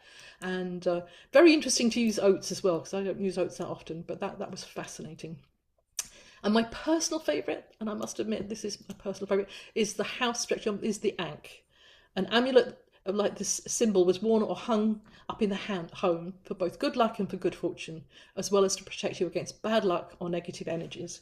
I have a great fondness of the ankh, and it literally means life or breath of life, and was considered a powerful symbol for life, immortality, the universe, and is a very, very ancient and important image. So whatever you put up there, it has to have some kind of meaning. But if as memory follows thought, or energy follows thought, if you imbue that with that energy, the energy will be there.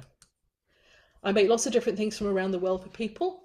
This is a Mexican version of the St. Bridget's Cross, if you like.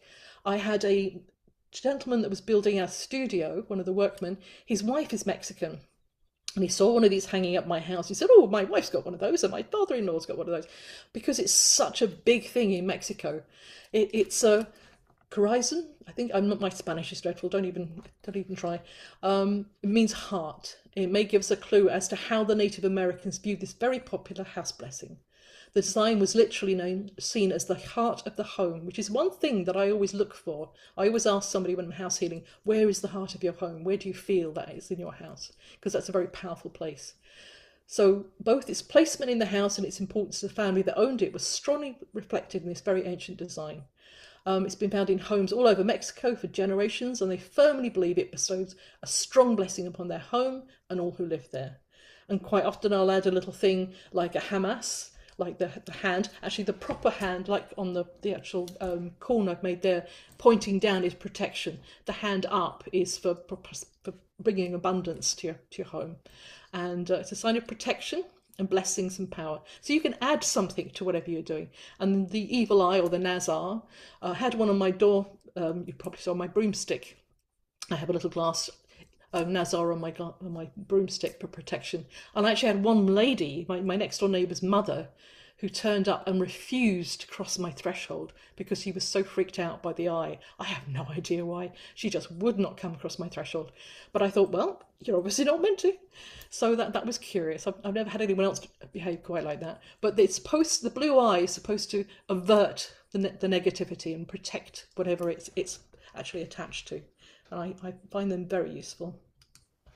Other designs, the Welsh and Hereford border fan is a very, very traditional one and a beautiful one. Traditionally, a house blessing and protection, often gifted as a symbol of fertility and prosperity. It's traditional design that was often given to a new homeowner as a house blessing. I make an awful lot of them for people. And the design was also, this is a slightly variation on this one. It's given as a symbol of prosperity to a newly married couple. And I must warn you, hung over the bed, it was also said to ensure their future fertility. And the corn has a big reputation for fertility. My grandson is only here because of a corn dolly charm I made my daughter-in-law, who is Indian and was considered it was witchcraft, but she didn't mind when she suddenly found she was pregnant. So they do work, so be careful where you hang these. The triple glory braid is one of my favourite, and I think it's probably the one I make the most of. This is a very old broom-shaped plait, which was traditionally hung in the house in order to sweep away evil and negativity from your home, and also said to sweep in good friends. I started making that during lockdown, and I could have made them to the cows come home. I had so many people say, "Oh, definitely that one." So it shows the kind of the basic needs we have as humans, doesn't it, to protect our home. There's many, many others, so I'm sure you'll find lots of different ones. I thought this was a lovely thing to do. I have these in every single room in my house. And I think they're beautiful anyway, in all different colours. But the glass fishing floats, or witch balls as they're often called, are a very, very easy and very simple way of doing it without drawing too much attention to yourself. They're believed to have their origin in early 17th century when hollow glass buoys were attached to the edges of fishing nets to keep them afloat. Despite their weight, so long as they were intact, they would float. So that's a very important thing. And however, in some communities, oh, thank you, I'm just being given more drink. Thank you, my love. In the late 17th century, it became the practice to float a suspected witch, binding their arms and legs and then throwing them into a body of water, which is barbaric. If they floated, it was believed that the water had rejected them and they were therefore confirmed to be a witch. If they drowned, at least they supposedly died innocent, which I think is horrific, but there you go. Luckily, we are beyond that time. Sailors, as most people will know, are very, very highly superstitious. So it was not long before witches who floated were soon associated with floating glass buoys.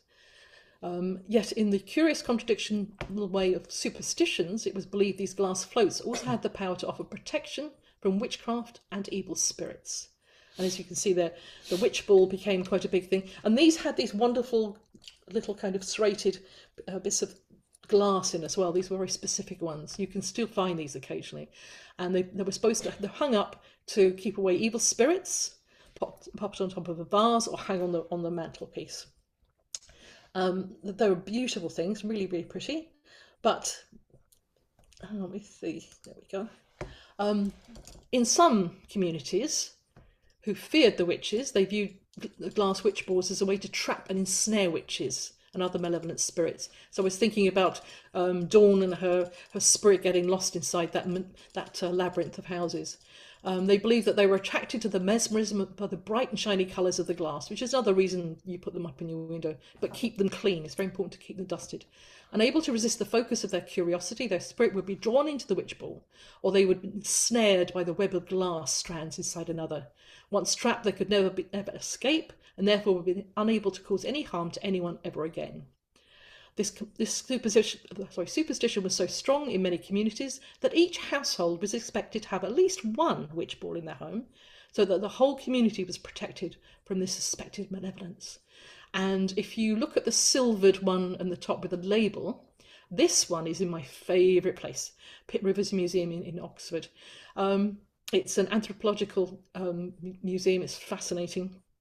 And above, a witch is allegedly contained within this silvered bottle, donated by an old lady living in a village near Hove in Sussex, in 1915, who warns, and I love this, if you ever let her out, there'll be a peck of trouble. So I hope nobody does. I think we've got enough with Trump. Some communities, however, were more sympathetic to local witches who enchanted these balls with their special powers in order to repel evil and protect their local area from harm. They even called them watch balls, which is a much nicer idea, as they believed they kept watch over a household that they were hung within. And you can see they look very much like Christmas decorations, so just a thought. And I'm thinking we're going to end on something more positive. Good luck. We want to bring good luck into every house, old and new. So that's important. You can see here, well, that's Bernard, my guardian gargoyle. He's about 2.5 foot tall. He likes to pose with my corn dollies. At the top left, there's a lovely horseshoe. That's one of the ones I made for Anne-Marie and her family. That's one made of the oats from the father, which I thought was lovely. Below that, there's actually a Bridget's cross made out of rushes, but there's also a straw horseshoe with a metal horseshoe within this. Now, I bought those little metal horseshoes up in Mayo at a heritage fair when I was working there, and they're tiny. They really are really tiny. But this gentleman was Dutch, and I did his house, physically did his house, because he's not very far away from here, and he had a fairy path, just like I do outside my house. Mine doesn't go through the house, it goes round the house and out through into the big field, but it crosses in front of my front door, which is why I have horseshoes there. We have a very interesting relationship where we respect each other, but they don't come in my house. And so he was worried that that was going to happen because he had 2 very small children and he was very superstitious, very nervous. So I made him the horseshoe as a good luck charm. I give somebody a charm after I do their houses usually. And I hung the little metal horseshoe and we put it by his front door. His door's literally to the kind of the left of that. And so he said after that, there was no more trouble. So I hope that works and still works, because it's always iron that's supposed to keep the Anchi, as it is over in Ireland, or the Fae away. And I wouldn't do it to annoy them, but I use it as a demarcation area. So that this is our space. You have that space, and we have this space. So, and as you can see, Bernard, my lovely gargoyle, has a little horse brass suspended there as well. So I will finish it there. As Dawn said, I'm a professional heritage straw worker. I used to do this in museums and at events and all over the place. I make traditional folkloric charms, amulets and talismans, as well as magical fetishes, which it's not what you think. I make special things that are empowered, and I specialise in bringing old customs and signs and re-enchanting them back into the 21st century, I hope. So thank you very much, and it has been an absolute pleasure. And that's all, folks. Sharon. Yeah, please. Well done. Thank you. There are some lovely comments in the chat for you and a question which is around the book that you mentioned. Which book did I mention? Just Ralph Merriman, and his 1987, and I think it's architecture or archaeology and ritual magic. Wonderful book. You can get it secondhand. It's really, really good, but it has lots of the things that he's discovered. It's a particular favourite interest of mine. So what questions do you have? Well, we've got Melanie in our clutches. Does anyone ever use a horseshoe or a hagstone? What they use? Dee, what do you use, darling? What do you use? You'll have to put your voice on, your magic voice. Sorry, Dee. Also, there's a horseshoe above one set of doors, and Excellent. I've got some hagstones which I need to do something with. There I know what to do now. Thank you very much. That's okay, and do it with intention. Yes, I will. And wherever you put them, decide that you're putting it to protect something. It's very important to have Yeah. that Thank you. Thank Very you. good. Brilliant. Thank you. Fantastic. I look forward to seeing what they look like too, Dee. You'll be able to show us. Amy, hello, Amy. How are you, darling? I'm well, thank you. Now I've done mine, I can relax in and listen to everybody. I know that feeling. That was brilliant. Thank you. I really enjoyed it. I'm definitely going to be looking for more hagstones because I have a few, but hadn't really appreciated their qualities at all. I've just drawn to them. So me too. yeah, that was. But I also wanted to say, I mean, because you gave me this a couple of years ago. Oh gosh, yes, I remember. Yes. And I found this chain in a charity shop, which is the perfect match, and I wear it all the time. And this morning I went to my talisman, I guess, as they would be, and I was like, who wants to be with me today? And this was a definite, because I really feel the energy from it, especially because you gave it to me, you gifted it. So but I really feel it's part of me. I'm always wearing it. So I am honoured, really, and thank you, my darling. thank you. But I really believe in the power of them. Now I have one. You know, it's really special. Yeah. It's funny, I have one in one of my altars. My father, who is he's Irish as well, was Irish, long dead now. He was from Bantry Bay, and somebody gave him one, a really beautiful one, that little marble thing. He must have brought it back from holiday, and it was under his chair for donkey's years, and he never put it anywhere. It was just under the chair. And when he passed away, and they said, "Do you want anything?" I thought, I want that. And it's so precious to me because it's just it brings back so many memories, and it's such a protective thing. So it sits on one of my altars, and I think it's I love them as well. They're very, very powerful. So anybody else got a question? Well, Mary says that she has a horseshoe over the back door since 1983 or 80. Wow. What Good. does that say? 1883. 1883. Gosh. I'm reading it right, Mary? Do you have a painting in the attic, like Dorian Gray? Wonderful. So they're very old, and as I say, you're supposed to find one on a cast-away one on the road, which is in the old days would have been easier to do, but not now. But occasionally, when the tourists go past, if I find one, they're precious. They get squirreled away. So, any other questions? Susan. We do have Susan. Hello, Susan. How are you, darling? That's got it. Hello. Hello. Would a cast-off donkey shoe be as good as a horseshoe? Oh, yeah, I should imagine it would too. My friend, I actually just made a caliach, which is like a harvest symbol, for a lady in Pennsylvania. They were doing like a whole thing about the history of harvest. And so I made a special one, and I sent her I make tiny little straw ones that people usually hang up in their car.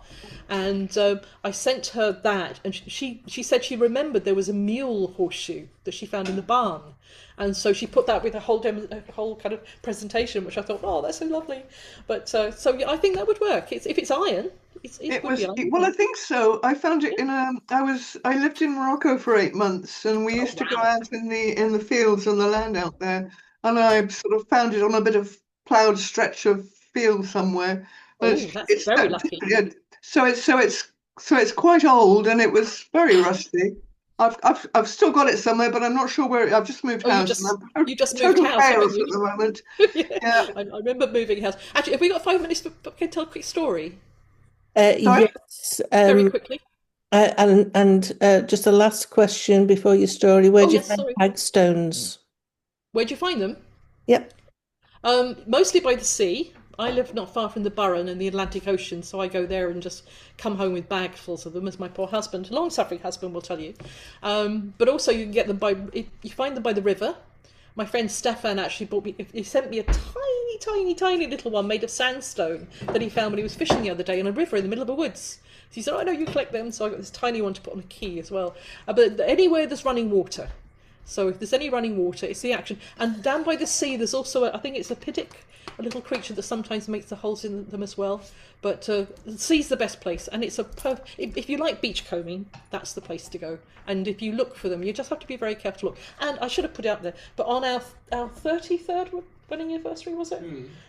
We were hagstone hunting. My birthday was to go to the sea and pick up hagstones. And there was a perfect one, and it had 2 holes, and it made a perfect heart in the middle. I should have put it up. But we found that on our wedding anniversary, so that's never going to be put anywhere other than home. So, so what was the other question? Did I get someone? Oh, I was going to tell you a story, wasn't it? That was the other question. We are heading for a break. The next session will be at 3:15, so you can minute or two if you want to tell a story before the break. Very, very quickly, my son Carl used to go travelling an awful lot when he was younger. He's now got kids, he doesn't travel so much. But he was in Morocco with a friend, and he always used to find these things for me in different countries, the straw, because I taught in schools and museums, so I'd have original ones to show them. And he found this beautiful one, which we call an Arabic cage, which is probably one of my favourites. It's the oldest one. And it was hanging up in a shop, and he'd only gone in there to buy a drink. It was in the middle of nowhere. And so he'd seen it, and he said to his friend who could speak the language, he said, "Could you please get to ask him if I could buy that?" The man was hysterical and threw him out of the shop, cursing in every language he couldn't understand, luckily. And he was so upset. And when he was thrown out of the shop with his friend without his drink, he was most upset. He said to his friend, "What did I do?" He said, "The man said, 'You take my luck, you take my prosperity, you take my protection. How dare you?'" Because it was a native one, that like a local design, and so he got really upset about that. But I said, "No, that's worth more than the design, because now I know that's something that someone still really actually values, that he believes that if you took that away, you take away his luck, his prosperity, and his protection." So it just shows that they do actually work, and that's all over the world. These can be found if you go travelling. So thank you. Well, thank you. Amazing. We are on the home stretch, guys. You're doing really well staying in there with us. We are having a little break, coming back at 3:15 for our next speaker, which is me, and then another couple before we close. So thank you. Have a stretch of your legs, visit the loo, and a brew. And we'll see you at 3:15. Thank you, Dawn. Thank you, everyone. Reminder. Welcome back, everyone. And it's been a wonderful day, and I'm glad everyone's enjoying it. I have now the greatest pleasure to introduce my dear friend and cohort as well. I'm going to read a small amount of what she does. I could be here all day telling what she really does. Dawn is a subtle energy alchemist. I love that. Harmonizing health, home, and land. She's a teacher. Now, I've done Dawn's course. Fantastic. I thoroughly recommend it. A mentor and a coach, and director of the Canadian Society of Dowsers, and a former trustee of the BSD after many, many hard years of work, and a registered tutor with both. She's a master crystal therapist, which is what she's going to talk about today, a sound healer, a Reiki master, a geomancer, and my personal favourite, a paranormal medium. So I will let you say the rest, my darling. My goodness. Welcome. Thank you. Can we see a thumbs up or a heart or a wave if you love crystals, if you have crystals, if you work with crystals? Where are my fellow crystal lovers? You are all there. I'm passionate about crystals. one of my passions, one of my many passions. Let me just pop this onto slideshow. Hopefully you can all see that. Perfect. Well, as Melanie says, I am considered a master crystal therapist. In that, I've been working with them intentionally for over 30 years and unintentionally since I was a small wee child, picking up rocks and stones at the beach or just drawn to them, holding them, sorting them, kissing them, loving them. And I didn't know why until I got much older and realized that there is an energetic exchange that's happening. And that's why I feel so good when I have them in my hands or when I'm looking at them even. Because crystals work with us on many levels. They work with us to balance our mental or physical or emotional or spiritual wellness. They help us to balance the energies of our home, our garden, and the land itself. And they are allies that I work with personally for my own health and well-being. And I bring them to my work as a house healer as well. But where I'm going to focus today is really how you can bring crystals intentionally to balance the energies of your home. Otherwise, I'll be here all day. So let's just talk about the home. Our homes strive to be balanced. That's their innate state. They're sentient living systems. I'm like Blossom, an animist, like certainly Melanie as well. Everything is conscious. It's, they have a living field, a living system. Our houses support us, they care for us, and they nurture us.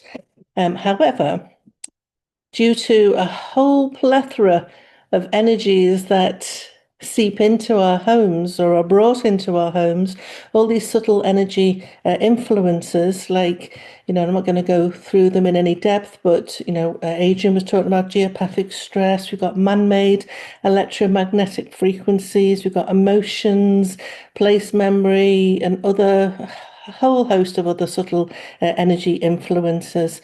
And so from time to time, our homes need a little support. And that's what we're talking about now. Before I share my kind of go-to crystals, my top crystals for the home, I'm going to talk a little bit about the information fields that crystals use to work with. So as it says on the slide, they don't work by magic. They work by coherence. They remind us of order, order, matter in harmony with itself. And when we place them in the field of a body or a space, they can amplify, clear, stabilize, or mirror that harmony. I like to say that crystals have a language, or they have several languages that they tap into. And when I use the term crystals, I'm talking about it really broadly. So we've got crystals, we've got rocks, we've got stones, we've got minerals, all of that, all of the crystalline kingdom, I'm including in that catch-all title of crystals. So when we work with a crystal, we are tapping into several energy fields, information fields that really allow the crystals a frequency code, if you will.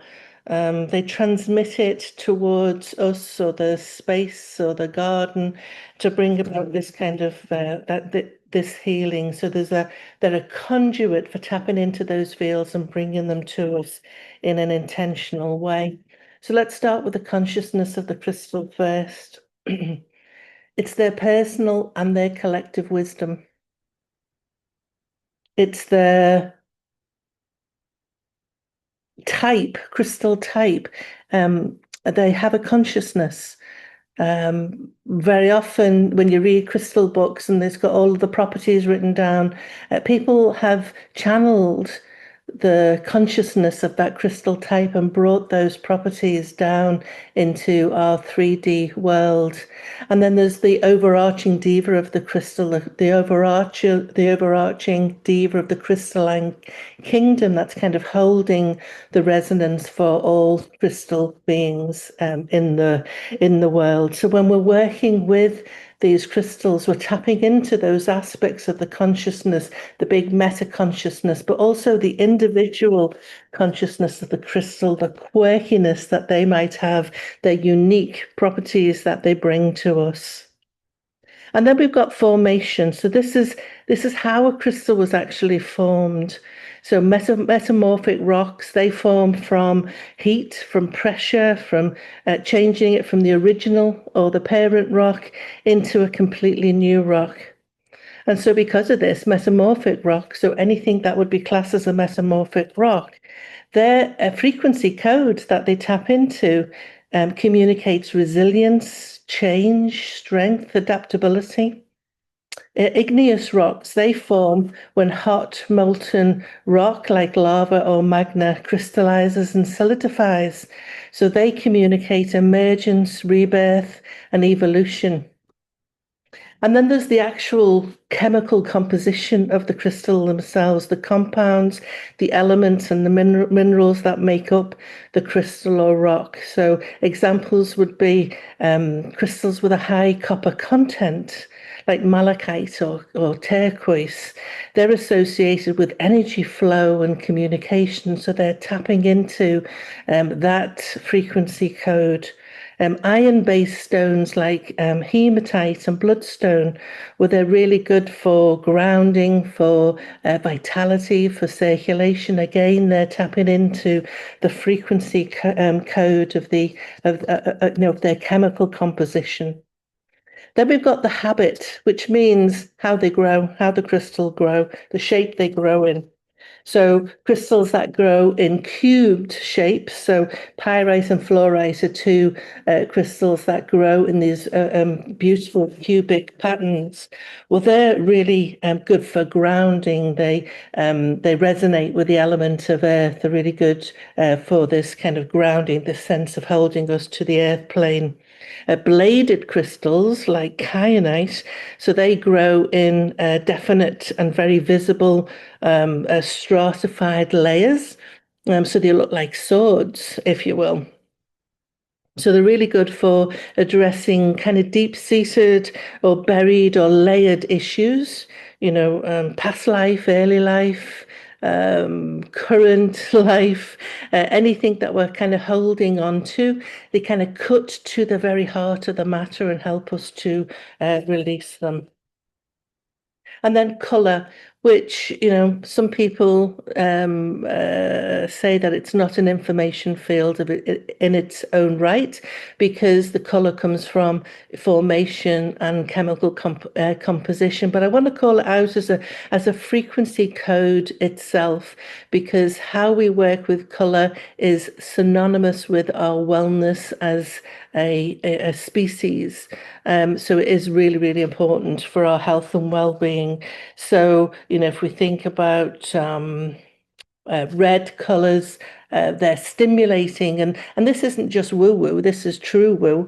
The research that has been done around color for physical health and psychological health as well. So red is stimulating, blue is calming. So we can look to the color of the crystal as well. It helps us to tap into those frequency codes. I'm not going to go into this in a great detail because I'm sure you all care for your crystals in a beautiful way and respect them, but I do want to mention a couple of important things. Cleansing and charging. Our crystals are working hard for us, and I think it behooves us. It's always good when you put behooves in a presentation. we should be looking after them. So whether that's cleansing them in a whole variety of ways that we can cleanse a crystal. We might have our preferred method of cleansing, but I would also urge you to tap into the wisdom of the crystal and ask how they like to be cleansed as well, so that we work in partnership with them. Obviously, you want to avoid water with any water-soluble crystals, but really take care and cleanse them on a regular basis. And then we've got charging them. How do we imbue them with, amazing high frequency, energy? Again, they're working really hard for us. So sunlight and moonlight are really good ways to cleanse crystals, and crystals have a preference. So we should be tapping into that. And then, respect. These are sentient beings. So I work in partnership with my crystals, which means that I don't just grab a crystal and work with it. I ask, is this something that they want to partner with me on? You can dowse for that. You can pull that information in intuitively. I often body dowse. I'll hold a crystal and say, are you willing to work in this grid? Are you willing to do this? And then I get a yes, or I get a no. And that's okay. So really kind of partnering with the crystals, I think, is really important, not to dominate them. And then, if at all possible, consider where you're purchasing your crystals from, and really look for ethical sourcing. Ask questions of your crystal dealer.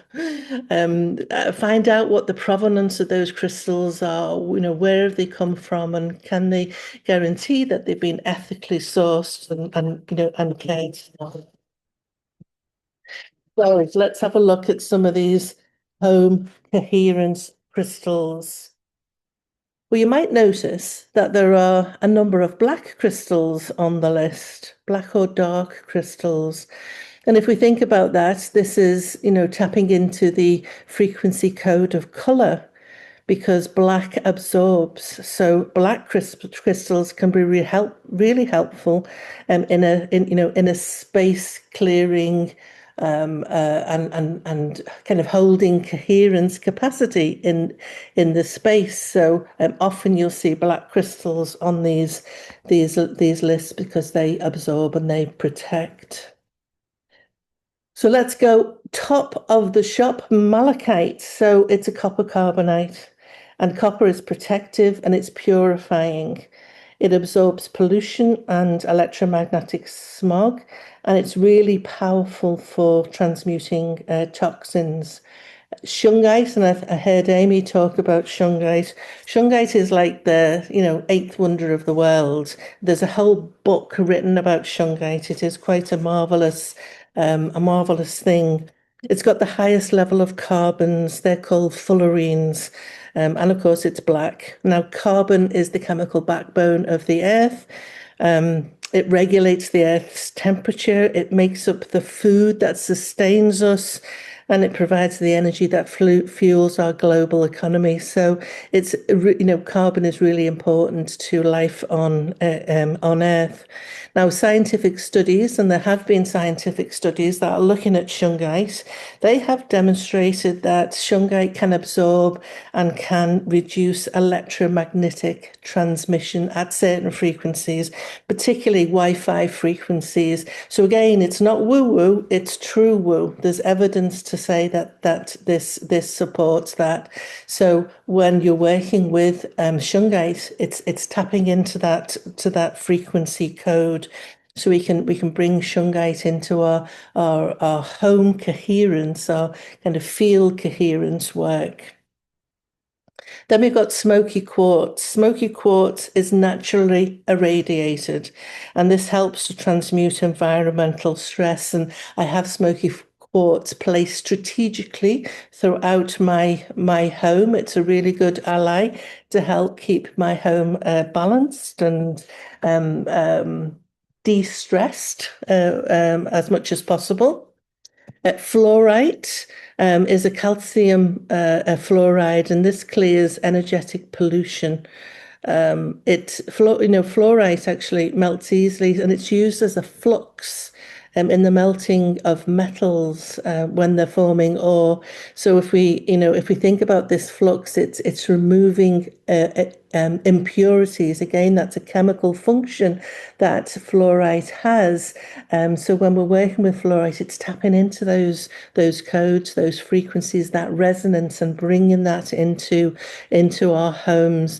Now, fluorite comes in, a plethora of colours. We often see rainbow fluorite, which is really good for this work. If you wanted to use fluorite to help with learning and kind of focus, that's another good crystal. And as an aside, green fluorite is really good for pain reduction. So that's something to think about as well.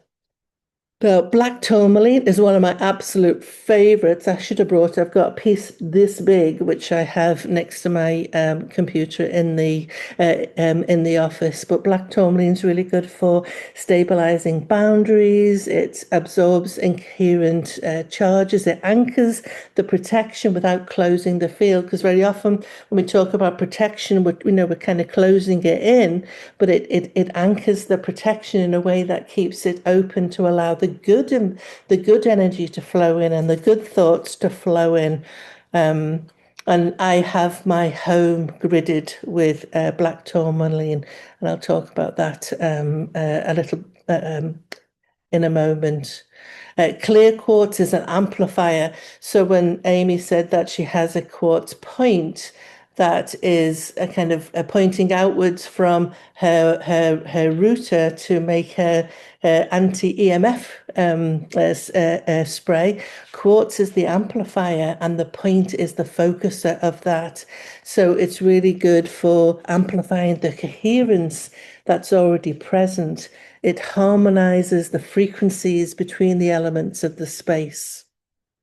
Rose quartz is it's got this beautiful pink loving energy to it. It's synonymous with love and the heart. So it's really good to bring into the space to soften the emotional tone, and it supports coherence through warmth and compassion. And I have a big rose quartz sphere.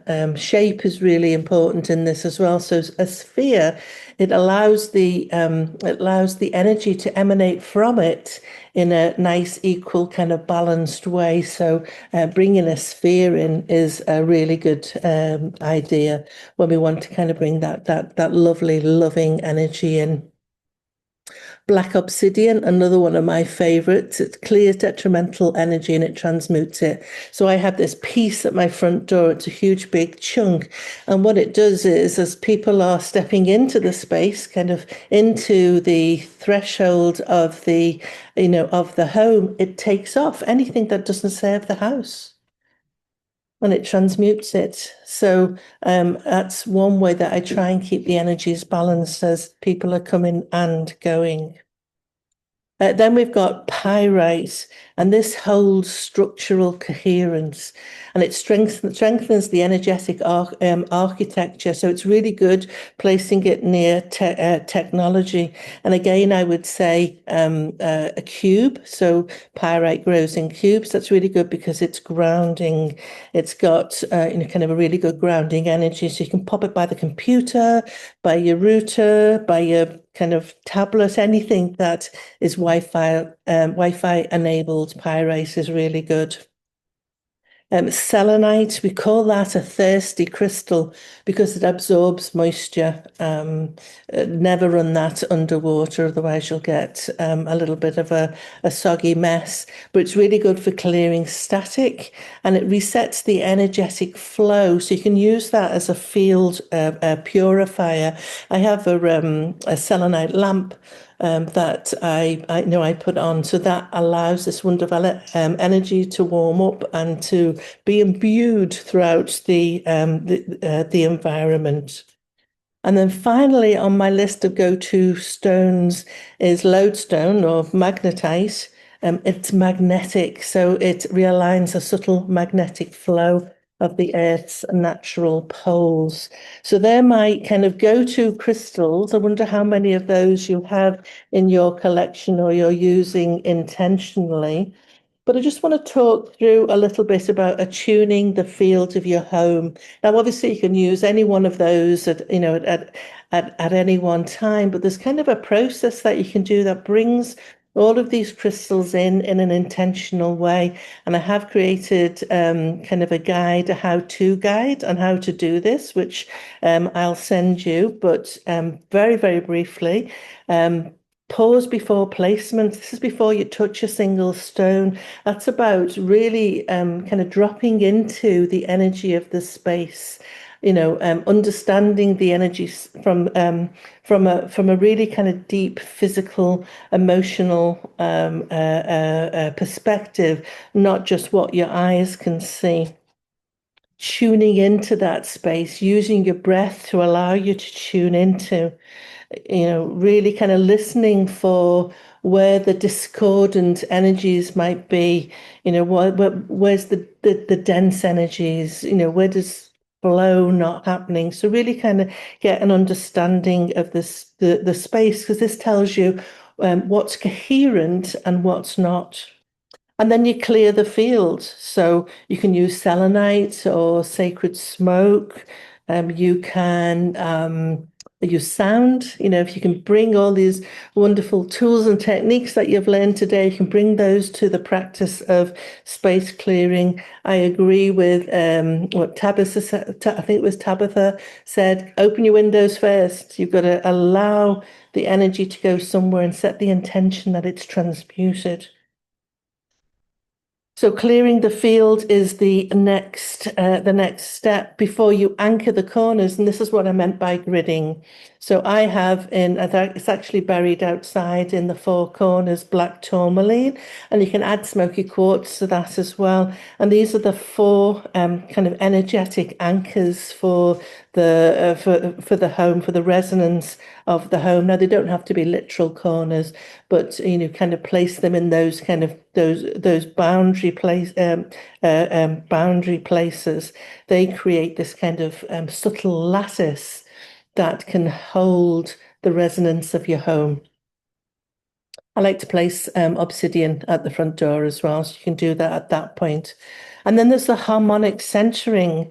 So this is at the center point.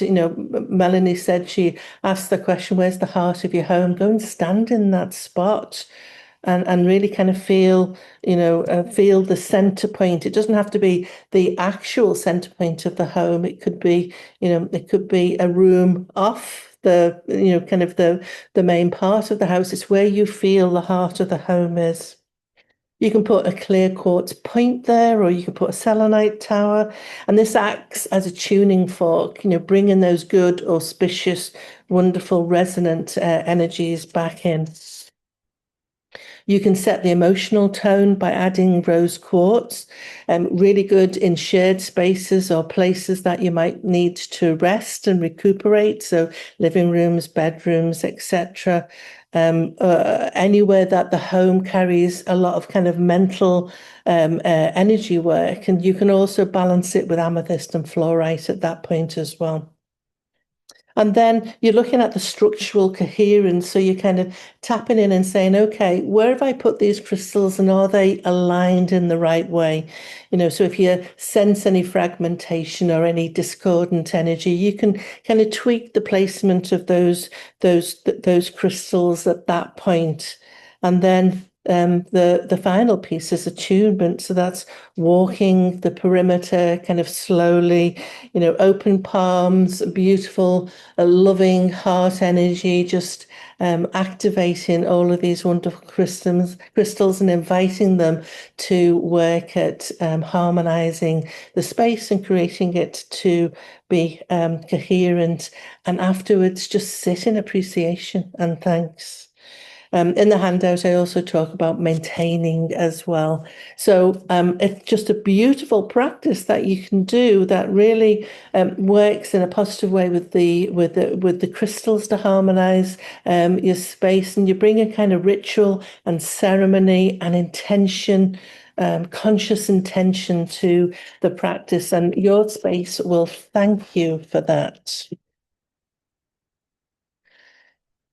How I use crystals in my house healing work is, well, obviously, how do I choose the right crystals to work with? Well, I can use dowsing, I can use intuition. One thing I also do is when I get a floor plan or I get a body map, so I use a kind of a body map when I'm doing personal health dowsing, and I can cast crystals onto it. It's kind of form of divination, and I've got this collection of crystals. I only use them for casting, and I say, okay, what is it you want to tell me about this space? So what do you want to tell me about the energy body of this person? And where they land on the map, I can read that in relation to their placement, the location, but also their frequency codes, and say, there's something in there that I need to dig into. So they're just ways that I kind of work with crystals in an intentional way. I often recommend crystal or crystals to a client. Sometimes it's for home harmony. Sometimes it's for their own personal health and wellness. I can create a crystal essence for them. I can send that to them, or instruct them on how to create their own crystal essence. Or I can also work remotely. So I'll often put crystals on the floor plan or the body map. I'll douse for how long I need to leave them up. Or I can send the frequency of the crystal as well. So that's another way in which we can work with the crystal. And these are beautiful, beautiful allies in our work. They want to work with us. They want to support us. And if we open our hearts and our minds, they absolutely will do that. So hopefully I've inspired you a little bit in bringing crystals intentionally into your home. Hopefully you understand a little bit more about the information fields that crystals tap into, and you can use them intentionally because of that.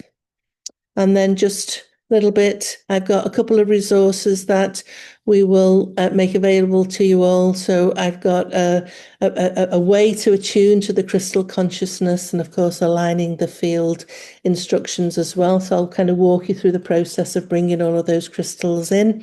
I have a newsletter. I send it out fortnightly. I think recently I've done it weekly, but don't bank on weekly. So that's free to sign up. I offer courses, so I've got these are all courses coming out in 2026. Got a new course called Crystal Wisdom, where science, spirit, and practice meets. So if you want to deepen your own personal practice with crystal, that's a good one. Or if you want to work professionally as a crystal therapist, I have a practitioner course. Same with house healing, sound healing, and health dowsing. That's how you can get hold of me. I've got my email there. I've got a QR code for those of you that know how QR codes work. When I first saw QR codes, I just keep taking photographs of them and never getting to where the destination was. But if you just hover your phone at with your camera open, it should take you to my email, a couple of websites, and I also have a YouTube channel as well. So thank you for listening to me waffle on about one of my passions, which are crystals.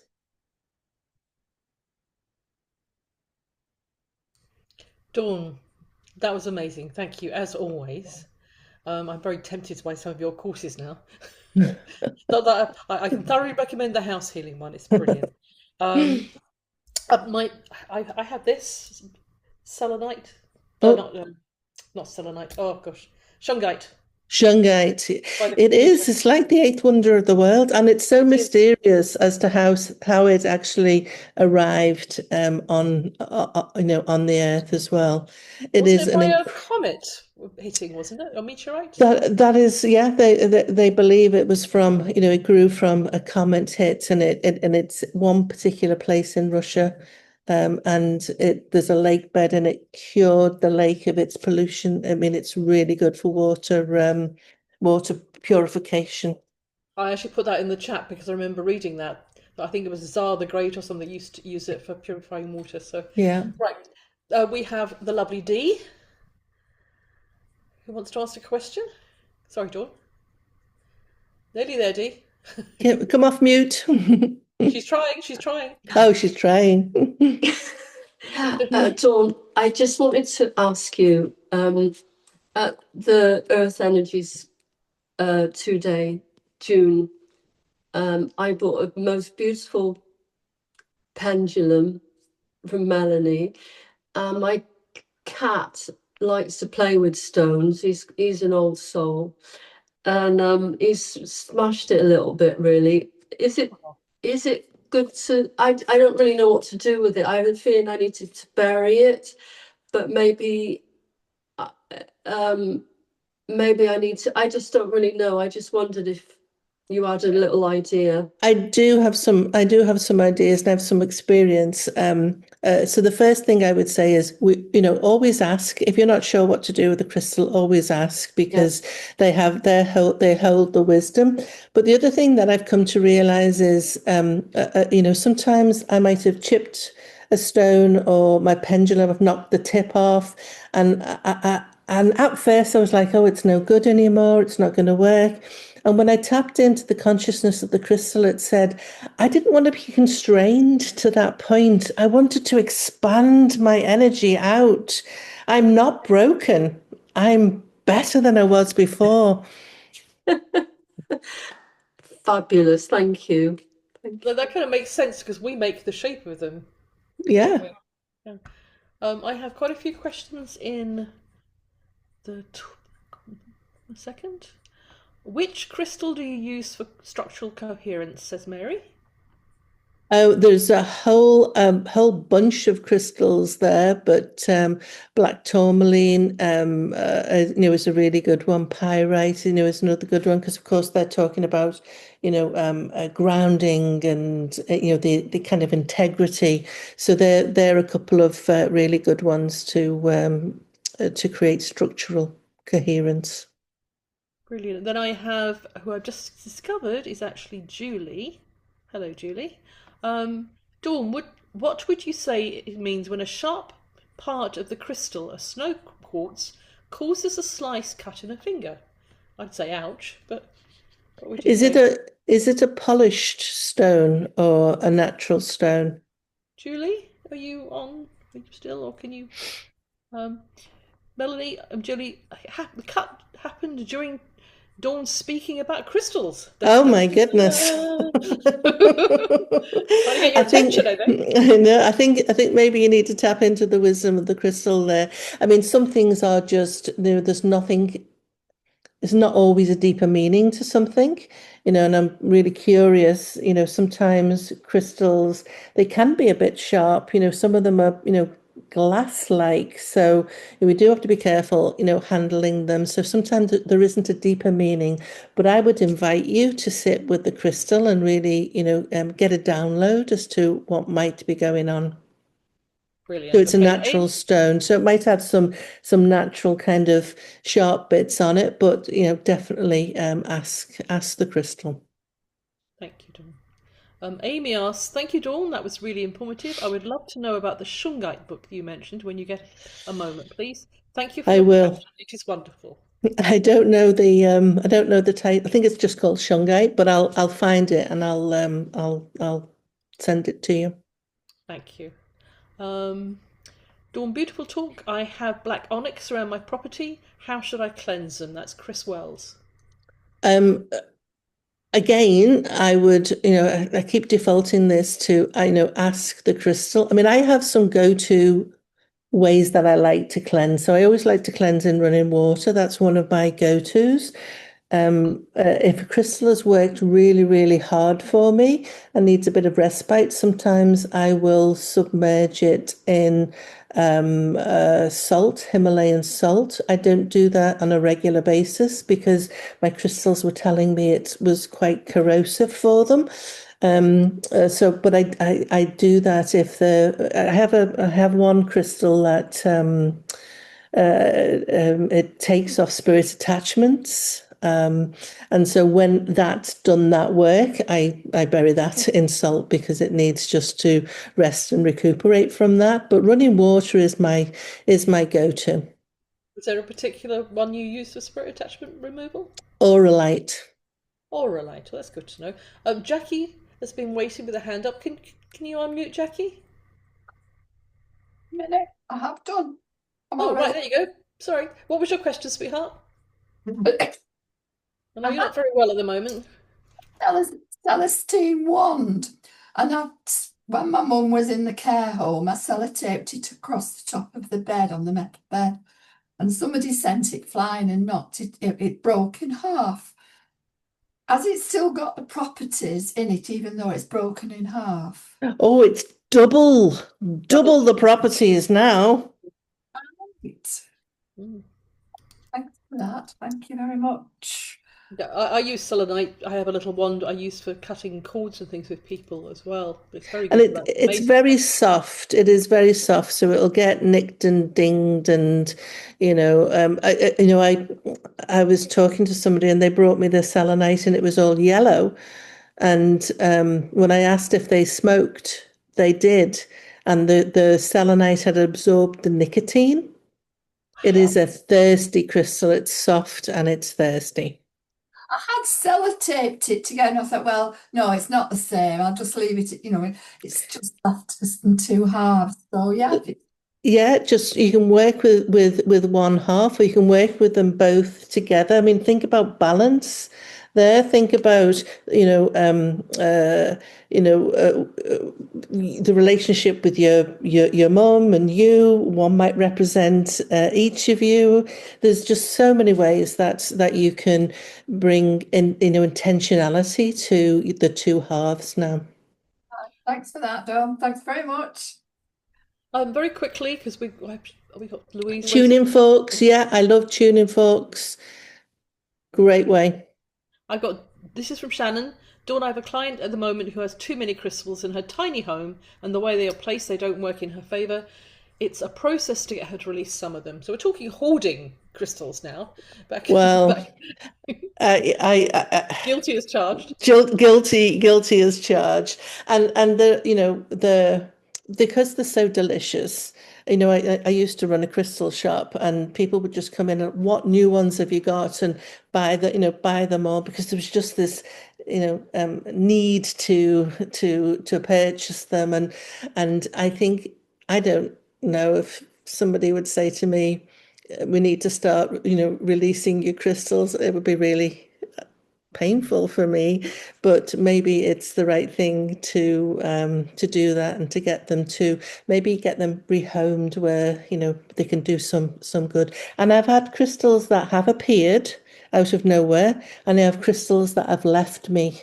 Yes, I remember you telling me about that one. That So was really they're conscious. They hold the wisdom. Shannon asked another question. I know we've got to go. I'd love to know your thoughts on polished versus raw stone, like the shungite. Do you find the energy changes?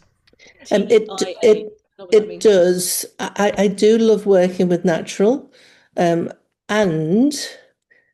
I also love polished as well. I mean, if I was going to buy something, it would probably be natural. But if I'm working, one-on-one with the client physically in person, I like to work with tumbles, because there are no sharp edges. They're easy to work with. So, I think it's horses for courses. But if I had to choose, I would probably gravitate towards natural. Okay, there's a gentleman, I think it's a gentleman, might be a lady. Chris Wells might be a lady, sorry. Does flint have any qualities that are useful? Now I know that one. Oh, flint is amazing. Flint is a really good cord cutter. It's really good as it's kind of a shamanic stone as well. It's really good for doing deep shamanic work. I have English flint, and in Canada, certainly here, the equivalent is chert, CHERT. Right, there's a very good book I got recently about magically working with crystals. So it mentions about flint and all sorts of things. So I'll put that in what we said. Yeah, brilliant. So that's brilliant, that one. Okay, I think we should. I hate to stop you because you're so interesting. And Jackie, do you want to ask one last question before we finish? Yeah, if you bury a crystal and it's disappeared, what's the usual meaning behind it? Because it's disappeared. I've done it. I've done that so many times. They just go back. They just go back home. So if it wants to be buried, do not think you'll find it again. I hosted we did a earth energy kind of a tapping in, and we were using crystal points. Everybody's crystal points got lost because literally they just sucked themselves in and disappeared. Yeah, thanks for that. Goodness me. Okay. Well, Dawn, thank you so much. Thank I always think you. you're brilliant, but now everybody else does too. So thank you. Now we have the lovely Louise. I hope Louise is there. Are you there, Louise? Let's have a look. Is Louise with us? Oh, you are there, your darling. I couldn't see your picture. Hello, Louise. Are you ready to start sharing, my darling? We have a wonderful presentation by Louise. Feng Shui, have I said it right? I've never known quite how to pronounce it. Feng Shui, yes. Feng Shui. And you were actually trained by Maureen, who we had come to talk to a network recently, which is a lovely connection. Yeah. Thank you, Louise. Thank you. Thank you, Dawn. Thank you, Melanie. I'm excited to be here today. So we're going to be chatting about Feng Shui, the art of intentional living, improving your home's resonance.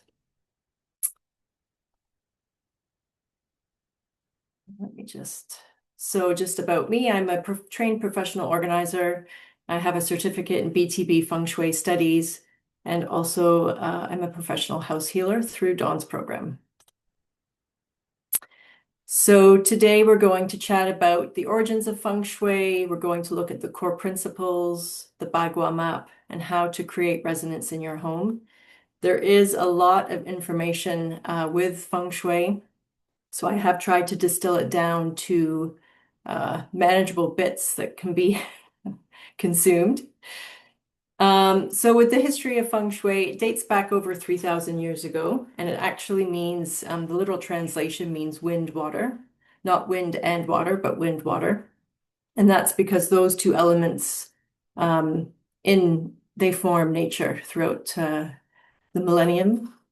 We have the Feng Shui masters. They served emperors on where to build capitals, palaces, and roads. And the reason the emperors wanted that was because they wanted benevolent energy. When I use benevolent, I'm using that in exchange for good energy, which would strengthen the dynasty, non-benevolent, bringing misfortune. And then as centuries passed and Feng Shui was adapted by villagers, it was used for the best places to live, to grow crops, and burial sites, which actually was a very important piece. So if we look at Feng Shui in nature, mountains offer protection, rivers brought life, and of course you can understand why, with the strength of the stone and the mountain backing the home, and then the river bringing life through abundance in the flow, for crops, for water, for their animals. And so the best sites were always where the land and the water are balanced. So they were strong but nurturing, and safe but open. So Feng Shui really is about connection to the land. So that is a connection really when we look at house healing. 90% of benevolent Feng Shui connects us to the land. And today, modern Feng Shui, so there's many schools of Feng Shui. I mentioned I'm a BTB practitioner. There's also Compass Feng Shui, classical, intuitive, There's landform, there's quite a few actually. It's applied to homes and offices, and even in urban planning, people use feng shui practitioners because the principle is that our spaces shape and create our lives. So looking at modern feng shui as a symbol, your home is your metaphor of your life and your physical body. So once you start to, if you're interested, learn more about feng shui, you develop what's called feng shui eyes, which means you will never look at a house or any house in the same way. And as house healers, we do understand everything is energy. And so our homes impact us in subtle and not so subtle ways. And so what feng shui does is it harnesses this energy into beneficial and benevolent qi. So my definition of feng shui that I like to use is it helps us intentionally shape and co-create a harmonious, vibrant life of abundance. The three principles of feng shui. So we have yin yang, which is the principle of polarity. We have the five elements, which is the movements and transformations in nature. And then we have qi, which is actually wind, water, and action, the movement of energy. So going left to right here. The yin-yang principle of polarity. So this is polar but relative opposites that we find in nature and in life, and they're dependent upon each other, and we need both of them to exist to understand the opposite. And the principle of the yin-yang in feng shui helps us determine when we have balance in a home. One of the keys being how you feel. I mean, I would probably say that's the main key in how you feel in your surroundings. So if we look at yin yang, we have yin as receptive, yang is active. So we have the opposites, feminine, masculine, quiet, noisy, slow, fast, black, white. So you can see how they're interdependent on each other in terms of understanding them.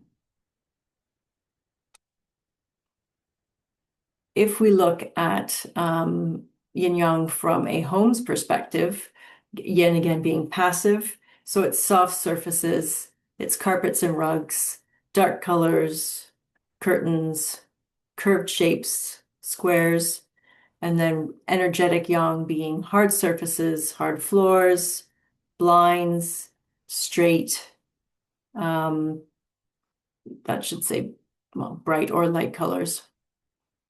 And the ideal balance that we are looking for when we are creating our homes from a feng shui perspective is to have 60% yang and 40% yin. And that's quite often why, if you notice in homes, where you retreat to, it's usually more yin. So your bedrooms will be in the back of the house, the living room will be in the back of the house, that sort of thing.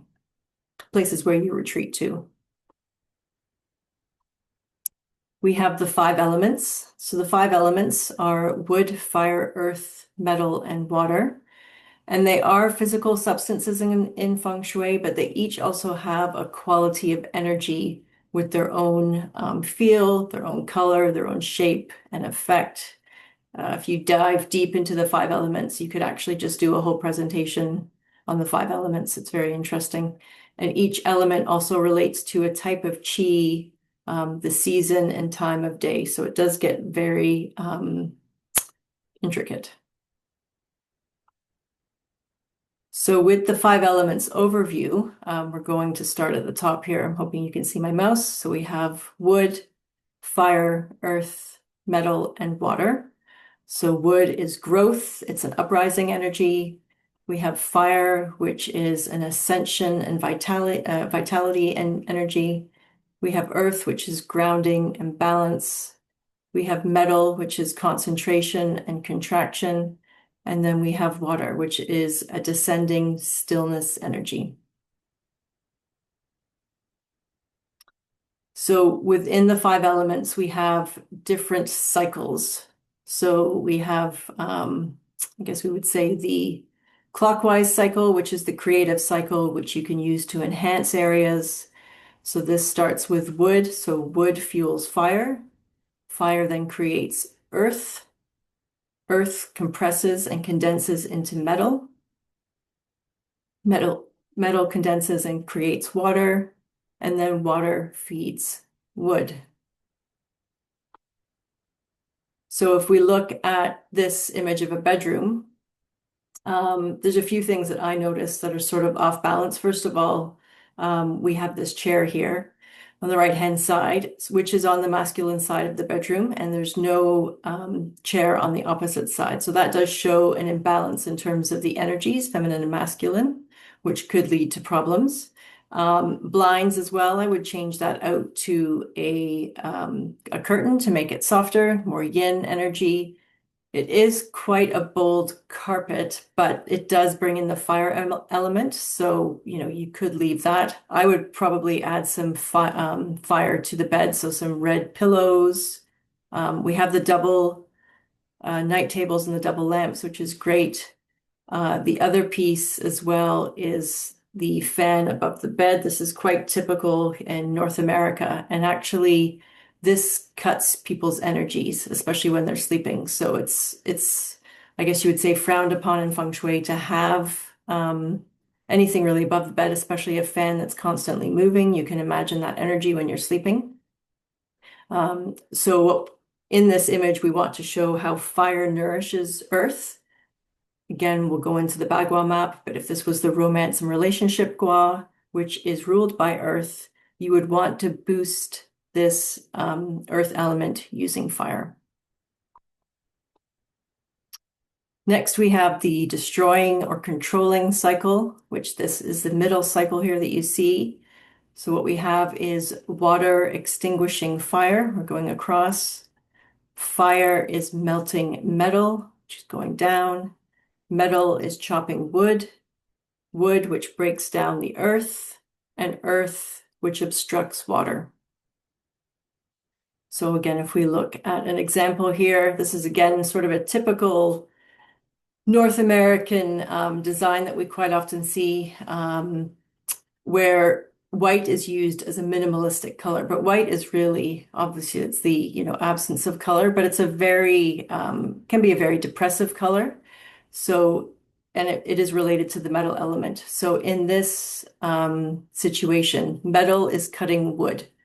So again, we'll talk about this in the Bagua, but if this was the family and new beginnings Gua, which is ruled by the wood element, the metal is draining the wood element.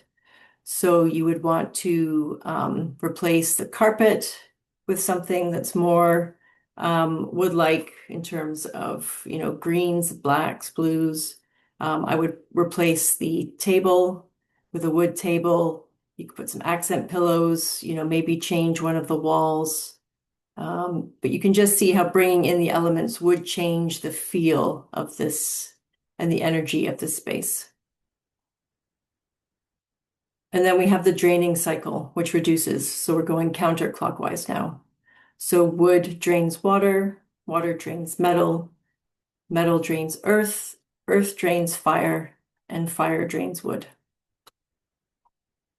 If we look at this entranceway, this is the career Gua in feng shui. It's your front door, and it's ruled by the element of water. So you see with this wood, it's draining the water based on this cycle. So there's lots of things you could do to incorporate that. Again, changing the color, I would remove the family photos. They are lovely, but not ideal. And you could replace it with a mirror to bring in the water element. You could have a little fountain on the table in the front. So there's different ways that you can just enhance, you're not needing to spend a lot of money, but just to bring in the water element to improve and boost the career Gua. Okay, now we'll talk about Qi. So Qi, as we most likely know as house healers, is life force energy, and it's how we describe a space in feng shui. Is it chaotic and calm? Is it depressed and vibrant? So what you want to think about in your own home is imagine it like the wind-water analogy, a current of water or a gentle breeze. You want it to flow through your home, meander through your home, through your spaces, around your furniture. You want it to feel smooth and not feel stuck. And there are two types of qi, qi being the principle of vibration. So we have sheng qi, which is benevolent qi, life-sustaining, nourishing. Then we have sha qi, which is negative. Again, I don't really like, I should say non-beneficial rather. I don't really like to use good and bad when we talk about feng shui, which is harmful and destructive. And the four types of sha qi, we have rushing qi, which moves very quickly. So you could think of a road, say a house on the corner with a road coming towards it. That would be considered rushing qi. We have stagnant qi, which is lethargy or laziness, which we could attribute to clutter. We have attacking qi, which is sharp angles. So we see that a lot in furniture, especially when you're sleeping and you have attacking qi pointing at you. And then we have si qi, which is the low depressing qi, which we can relate to geopathic stress. So getting into the Bagua map. So it's a tool that we use to help evaluate a space and create desired change. Ba means 8 and Gua means area. So each Gua represents an area in our life, and it helps us determine which of our areas are out of balance, which need boosting, which need maybe a bit of nourishment or supporting. Do we need to drain a certain area because there's too much fire, for example, in an area? The Bagua map is very important. It shows us the potential of a space. It also shows us how it is currently being used. This is a great quote by Claire Cooper Marcus, who has a book, The House is a Mirror of Self. The house is indeed a mirror of self. If we can learn to interpret what we see, comprehend what it means, and act on what it seeks to communicate. So here is a copy of the Bagua map. I'm not really going to go through it because it's quite extensive, and I'm happy to email this to you if you wish. But I'll go through it quickly. So the wealth and abundance is in your top left corner of your home. We have fame and reputation, romance and relationship. Then we go down, creativity, completion, helpful people and travel, career and life path, self-knowledge and spirituality, and family and new beginnings. So when we want to lay the Bagua map in BTB, we use the three-door entry method.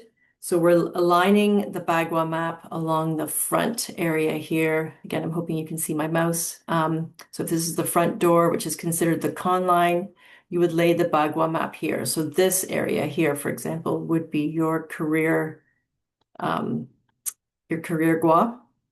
Ideally, the layout should reside of your home should reside within the Bagua. There's things that you can do to mitigate that, but yeah, ideally, we'll just leave it at that it lies within the floor plan.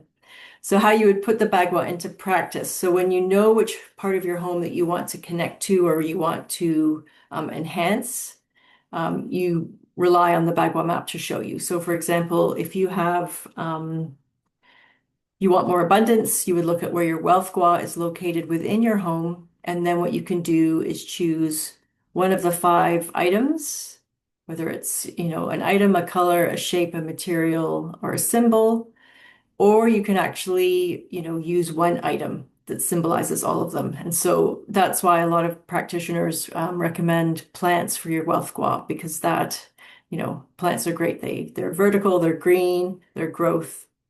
They symbolize the wealth gua ideally.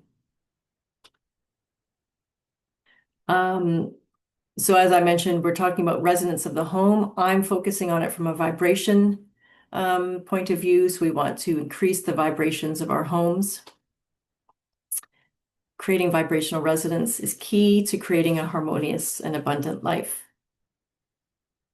So we will look at 3 areas of the home. We've got the front door, the bedroom, and the office. These are the three rooms that I picked that I think would have the most impact. So the front door is known as the mouth of qi in feng shui, and it's really one of the most, if not most important areas, because everything comes through your front door, your abundance, your health, your romance and relationships, wealth and abundance, new beginnings. Everything walks in the front door because doors are portals for receiving qi. So how can we optimize the front door, the mouth of qi? So we could add a welcome mat. My only caveat with that is that you sometimes see people personalizing their welcome mat. Most feng shui practitioners would say that's not the best way to do it, because if you consider it from a metaphor or a symbolic way, when people come into their house, they're literally wiping their feet on your welcome mat. So if your name is on your front mat, you can visualize what that's doing. A lot of businesses that I've done consults for, they have this, and it's amazing to see when they change that out, how that improves their business. Plants on either side, you always want symmetry with feng shui. A meandering path to the front door is best, but if you don't have that, again, you can do other things like maybe put some flowers on either side of your pathway. You could put some solar lights as well. Again, we often see homes that don't have a path at all, so the qi cannot find its way to the front door. So if you think of that as a metaphor again, you can see why abundance isn't happening in someone's home if that's the condition. Make sure the door is in good working condition, nothing squeaking, nothing loose. You want it to be well lit, and of course, clutter-free, both on the outside and on the inside. Next, we'll talk about the bedroom. So the bed needs to be in command position. Command position is a big deal in feng shui. So what that means is that you see the front bedroom door from your bed. The caveat is that you don't want your bed in line with the front door. That's actually considered corpse position in feng shui. So you want to have the bed off to the side, but you're still facing the front door. You want a good headboard for support. Ideally, nothing above in terms of pictures. Sometimes I've seen people with bookshelves. That actually can cause a subconscious feeling of anxiety. 2 side tables with lamps. Ideally, if you could do a round side table, but again, there are ways that you can get around that if you don't. Obviously, more yin than yang that we've talked about to encourage rest. No images of family, because this is a room of rest and recovery. No beams, which we've talked about, no fans, and no electronics. So if we see this picture, it does have an image, a photograph above, which, I would remove as a practitioner. I would also add some curtains to the windows on the left just for privacy. Again, the chair on the right is larger than the chair on the left, so I would fix that by either removing both chairs or making the chair on the right smaller. And I think the only other thing that would be to add some red just to boost the romance and relationship gua. I just added this in. There is a vibrational frequency of fabrics, which I'm sure we all know about, the study by Dr. Heidi Yellen, with wool and linen being the highest frequency for fabrics. So if you can incorporate that into your bed, that obviously will lend to a very high vibrational bed for you. Important for rest and recovery. In the office, so again, the desk in command position. So you can have your desk in front of the door. I often suggest that it be perpendicular. And what you want to ensure is that you don't have your desk in front of a window, because you're still having the window, which doesn't support you. So you want to have a full wall, ideally, to be in command position. That way it gives you the feeling of strength and security. You want the desk to be size appropriate. There's lots of client testimonials where once they changed the size of their desk, their business increased, which you can obviously see as a metaphor. A strong supportive chair, good lighting, and of course, no clutter. So here we have 2 examples. The picture on the right does show great command position. Again, I would add some curtains.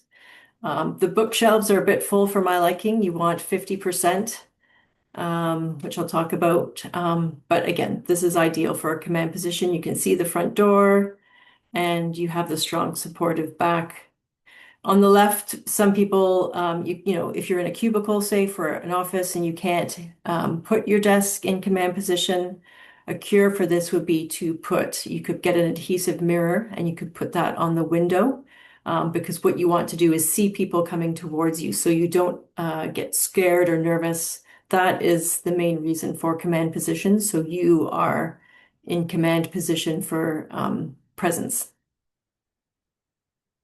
So office optimizers with plants, especially in the wealth corner, natural light, inspirational artwork that ideally relates to your business. You could do a mirror across from your desk to expand your business's horizons. Again, I talked about this with the 50%. So 50% on bookshelves and your files to encourage growth in your business. And then to boost your fame and reputation, gua within your bedroom, or within the office rather. You could do a certificate or diploma on the wall, or you could put your business card on your desk in a gold frame. Clutter and mental health. So I won't get a lot into this because Tabitha presented a great presentation on this, but clutter and feng shui go hand in hand really well because, again, it's your personal chi. So clutter actually raises cortisol in women by 30% because it impacts your focus on, and I would probably say it affects men as well. It impacts your focus and concentration. You're processing multiple stimuli at once, and your brain is needing to make constant decisions. This quote by Peter Walsh, who I love, he's an organizer in Australia. Clutter is not just the stuff on your floor, it's anything that stands between you and the life you want to be living. So again, we've chatted about this. Clutter and chi, it impacts benevolent chi for sure. It creates energetic stagnation. It prevents growth and keeps you stuck. So what you could do is you could look at what areas that you're having issues in, what gua is represented, and do you have any clutter in that area? I do have some top tips here for keeping the clutter at bay. So everything in its place and a place for everything. Again, I can give a handout which goes into more of this, just being mindful of the time. The one in, one out rule. If you buy something, you say you buy a t-shirt, then a t-shirt needs to leave ideally to manage your wardrobe, for example. Picking the ideal location for an item. If something takes less than 2 minutes, do it right away. And less is always more. Questions to ask. I won't go through that again, or won't go through it right now, but again, these are great questions to ask in terms of when you're working through clutter, if you really need the item. We can talk about any energy shifters. So these are some great quick things that you could do to really shift the space. So salt in a bowl for 24 hours at a room that feels stuck or stagnant. You do want to make sure that once the 24 hours has passed, you get rid of the salt, meaning it needs to leave your home. So put it in the garbage, don't put it in your garden. You definitely want the salt to leave.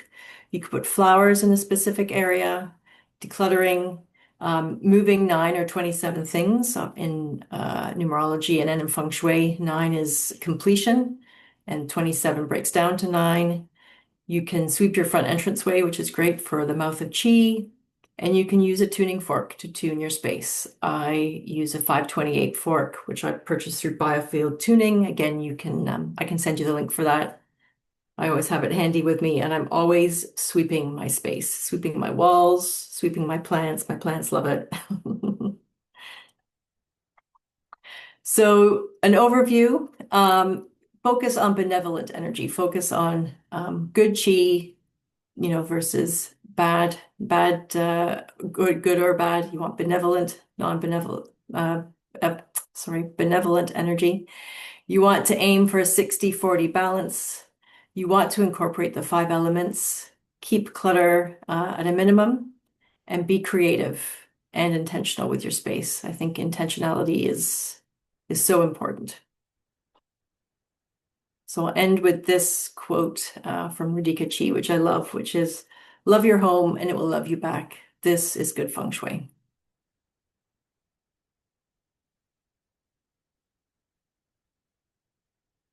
And I think we're good for time. Yeah, I kind of ran through that. Louise, that was wonderful. Really, really good. And that all the talks echo each other, which is always a lovely thing to see. So thank you for that. It was absolutely fascinating. Good, thank you. Does There's a anyone lot have to learn with feng shui. I mean, there's lots of layers. So I tried to incorporate the most practical tips and the most practical principles. But and you can deep dive into different areas of feng shui. But yeah, it's very interesting. It's fascinating. Thank you very much for that. Does anyone have any questions? There is a Everyone's question in the chat about chi and crystals. Oh, interesting. Okay, missed that one. Do crystals help improve chi?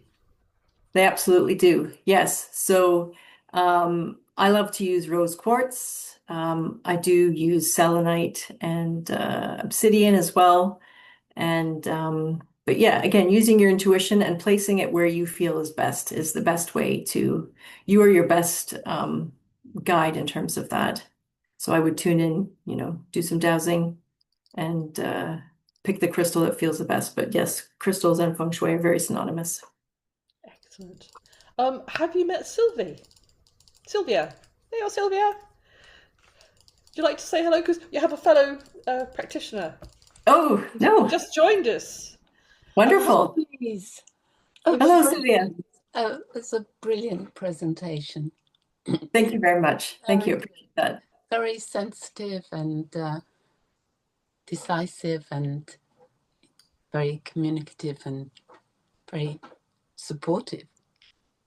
Thank you. I'm going to be fully authentic and say this is my first feng shui presentation. So I apologize if there was any glitches or sort of, missteps, but really grateful for the opportunity and I'm glad that everyone found it beneficial. No glitches. There is a question about solar lights by the front door. Stop. Isn't that light pollution, or would you need lights on in the home on a timer?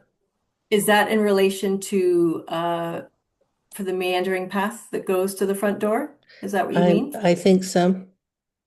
Yeah. So again, it's really up to you in terms of how you want to use it. It's using solar lights would be for the path to go to your home to illuminate the path if you were having issues with abundance.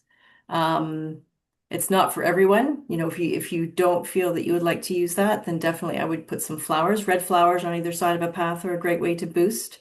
But if you're mindful of being,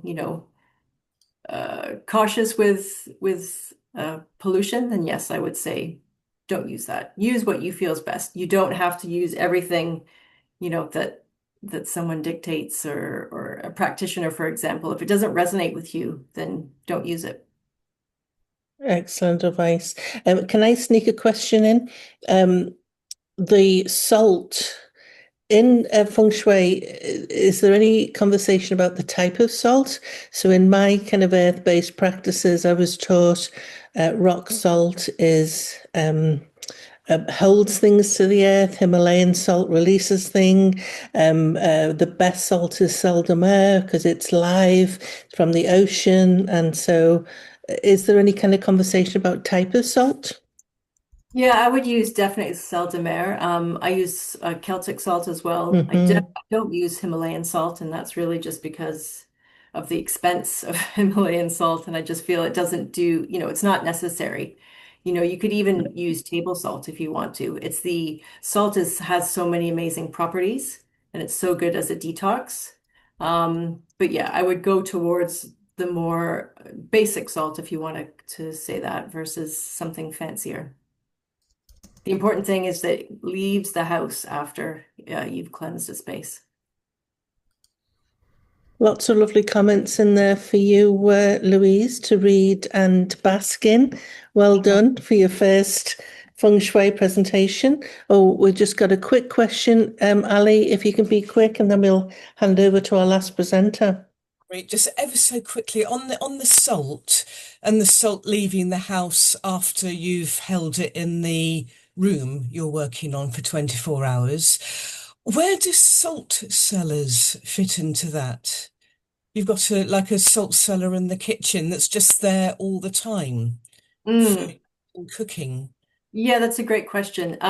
I think it really comes down to intent, yeah, because the intent is that you're removing the stagnation from the home. So when I do that, I send the intent that the salt removes any harmful negative energies versus the salt that you're using in the kitchen. The intent is that it's nourishing you. So I think it really just comes down to intention, which Thank is you. so important in feng shui. It's really all about intention. Yeah, thank you. That's a great answer. Thank you. Louise, a lot of the old charms use salt as well to draw away negativity. A lot of the old Yes. folk charms, and that you are supposed to remove it afterwards. So that Yes. makes a lot of Okay. sense. Yeah, thank you. Thank you. Thank you so much. And we are at our last presenter, if you can believe it. Love to introduce Shannon, who is a professional workshop facilitator. She's a dowsing instructor, geomancer, home energy health auditor. She also analyzes auras and is the president of the Canadian Society of Dowsers. So without much further ado, Shannon, over to you. Thank you. And I would like to just confirm that you can see my screen. We can indeed. Perfect. Thank you so much for having me here. I feel like it's a pleasure to join you all. It's the last speech of the day. Let's make it a good one.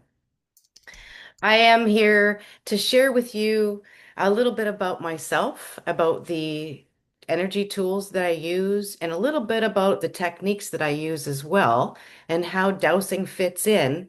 And it all pretty much leads to where I am in the present day with my house healing business. So bear with me as we get to the fun stuff. Starting with the crystalline energy tools. I have a few here. There are several more, but these are the handy ones that I'd like to focus on. First of all, the neutralization ring is the one on the left, and this is for clearing. And then there's the sun ring in the middle, and this is for charging and also broadcasting. Then on the right, we have the tetrahedron beamer, which is actually a non-evasive tool that you can use for acupuncture. Instead of having anything put into your skin, you can actually direct this tool to your meridians. Didn't I have to get a whole book and learn all the meridians? I did. But where did this come from? These are all used with sacred geometry and layered metals. It gives them a piezoelectric field that can benefit our biofields. And that's what drew me to these tools in the first place. But where did they originate? Well, they originated from an actual card program on paper. Sanjeevani healing system. That is what it is. And you can see their neutralization card was just that, the same design, but on a card. And they would put their substances right on the card for healing. Now, this system has been created with divine guidance using the science of radianesia. To me, is another word for dowsing. It has the power of prayers and faith to neutralize all negativity at the physical, mental, emotional, and spiritual levels. And that's what I use my metal neutralization ring for. It just works faster, but it's based on the very same concept. With the layered metals, it provides orgone energy, orgone layering, which most of us are probably familiar with. Next, we move on to the sun ring. In the Sanjeevani healing system, again, they're using cards. They actually have a card for every body part, and they also have a card for every disease. So if they wanted to create a remedy with a medium, for instance, water, then they would get the glass of water, as you can see in this picture here, and they would charge it with the patient's problem. If they had a problem in the leg, they would find the card here that matched the leg, and then they would find a disease that went along with that, and they would leave the water on for 15 seconds each on each card, and then it would be charged with healing powers with a remedy. If you were close to the person, they would give the person a dosage, for instance, a few drops a day with the water. Also, they have a multiplication and broadcasting card. With my sun ring, all this is in one. But their card, that allows for distance healing as well. Not only could you take the water that you've charged and make a duplicate in another glass of water by putting the water that you've charged in this sample ring that looks like a sun ring, and then the one that isn't charged over here in the output for 30 seconds, and it will be charged. So not only can you multiply and make more doses, but you can also send distance healing. You can put the name of the person in the output circle and your sample of your remedy in the sample circle. You're sending distance healing. Same thing happens over here with my metal sun ring. It happens faster. For instance, if I put a glass of water and a lemon in the sun ring, the energy transference happens. You will taste lemon in the water without putting any lemon in the water. The sun ring in the piezoelectric field causes the energy to transfer. Not only that, but whatever you put into the sun ring will broadcast 20 feet into the room. Or if you put some strong crystals, we could go even further. I just wanted to show you where this originated and where my tools came from, what it's based on. As you're charging your medium, which again, I've used water as an example today, you want to be using your intention and prayer, just like they did, to help the person you're trying to help, to heal the part you're trying to heal. So that is the background of my energy tools, crystalline. This is the crystalline triple pyramid system. This is heavy duty. The crystalline, this is made to basically clear our biofield on all levels. Now, did you know that we have 9 octaves of beingness? And I know some have talked about sound today, but we basically are light and sound.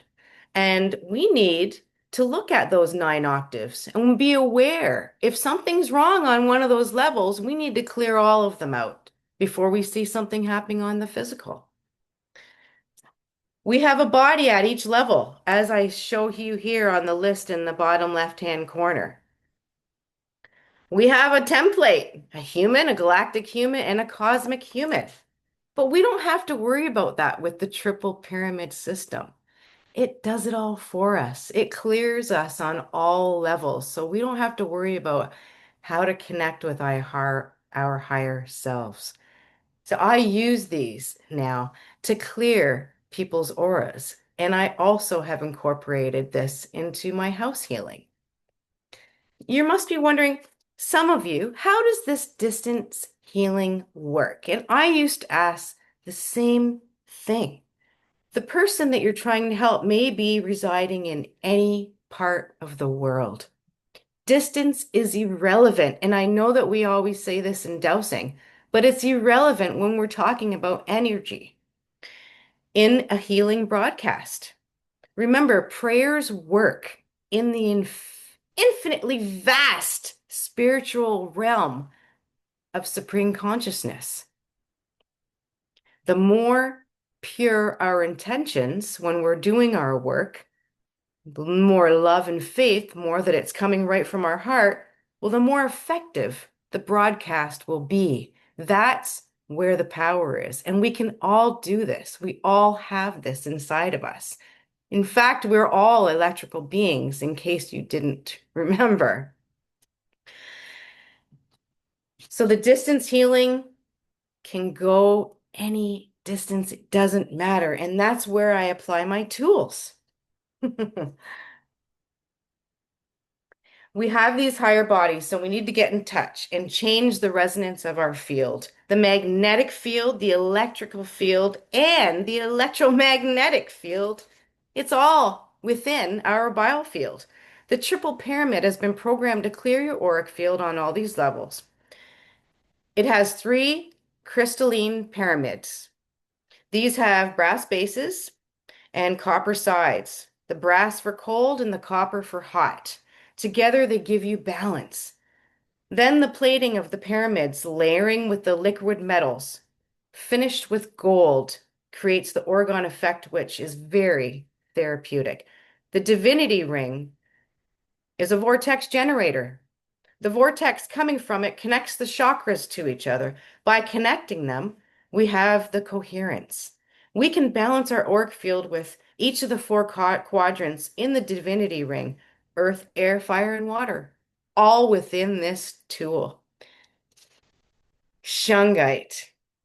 We have a shungite sphere, and we have which is feminine, and we have a shungite pyramid, which is masculine. Both parts, again, we want balance in this system. Together you have masculine and feminine balance in the system. Shungite puts out negative ions, which are really good for us. Some call them vitamins of the air. I know we talked about shungite, but why not? Let's talk some more, because we can use it with my tools. It works so well. It's alive. The stone is alive, and we can program it with our intentions. It allows us to program the triple pyramid system. We can program it like we'd program a computer. For example, we can aim the triple pyramid at an organ in our body and say, balance my pancreas to 100% function. Each organ is an antenna. This may take 20 minutes or less. This technique is great for headaches, pains. You can program your food to be healthy. The pyramid system has full spectrum LED lights. They do look bright, but they're the tuning fork of the entire system. And this makes sense since we are light as well. The light raises the bar of resonance, which means it creates higher levels of well-being. Resonance and intelligence goes together. It's knowingness. Next is the tachyon bead. I became so entrenched in tachyons at one point because of the power. The pyramids broadcast the tachyons from the bead, which puts out photons. Tachyons are subatomic particles that travel faster than light. They're just traveling right by us, but we like to catch them, put them in our tools, and use them for good. They're particles that infuse the physical matter with the spiritual light. It reverses the aging process and strengthens the immune system. So as you can see, I've listed the benefits of this triple pyramid system. The pyramids put out the tachyons. The tachyon beads put out the photons. The shungite puts out negative ions. The layered metals put out orgone energy. Together, it's amazing. In a physical location, it puts out 40 feet of negative ions. Great for a business. We also have what we call a harmonizer on the transformer for the plug, because I have learned, and I'm sure that you have too, that anything that has to be plugged in has potentially dirty energy. That's the crystalline tools. Next, I needed a way to show how tools affected the aura and other things like crystal. I needed to show it. So I got an aura system. It's a bioreflexograph system where you put your hand on the sensor and it picks up 49 parts of your body, because through the reflex zones in your hand, everything is emitting energy. So I'll get linear values and I'll also get color values. So just by holding a cinnamani stone, which is a very high vibrational stone that I have, you can see that it changed this person's aura. This is before they were holding it and after they were holding it. Certainly knocked a lot of the gray out. We want to knock the gray out. We want to see vibrant colors as much as possible. Here's another. I created a 3-step process with my crystalline tools. First, I would clear the person with a neutralization ring. Then I would charge their aura with the sun ring, and then I would supercharge them with the triple pyramid. This is a before and after. When they came with nothing, and then the second after I've cleared their aura. This has made it the optimal. Optimal is the turquoise color.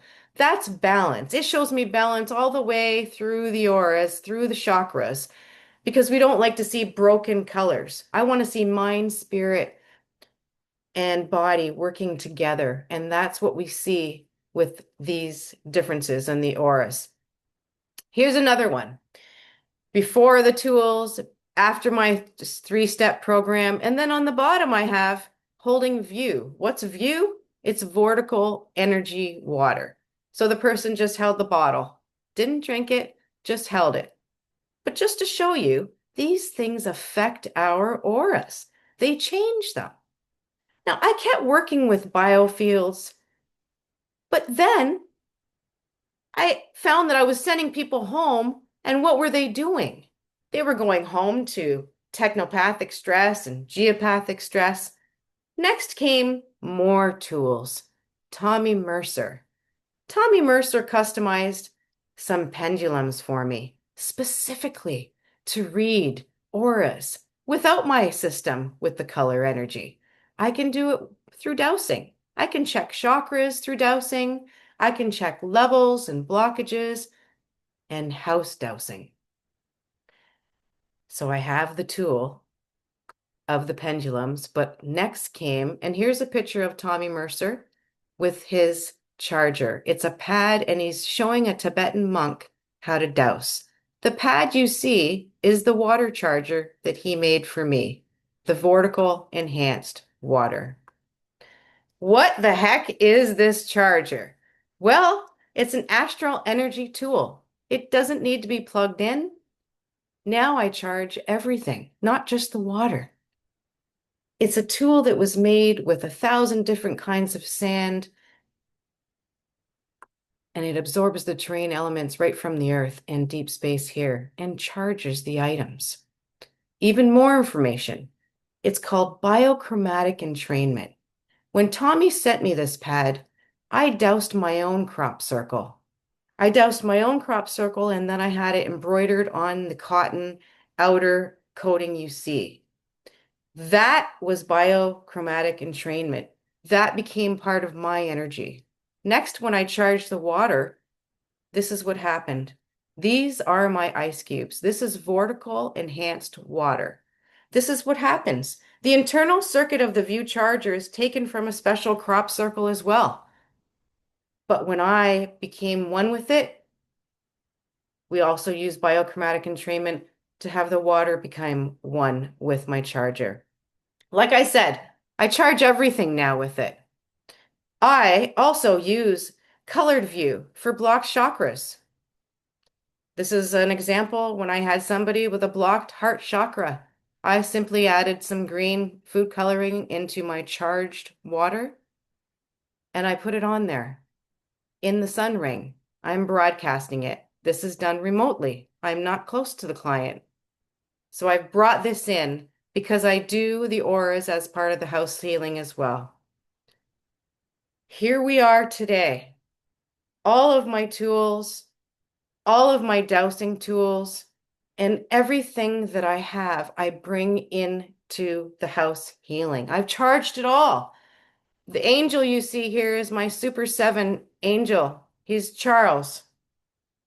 He helps me, and you can call in your guides to help you. You can call in your crystals. You can see that sometimes I neutralize a floor plan before I even start. You don't have to. Sometimes I do.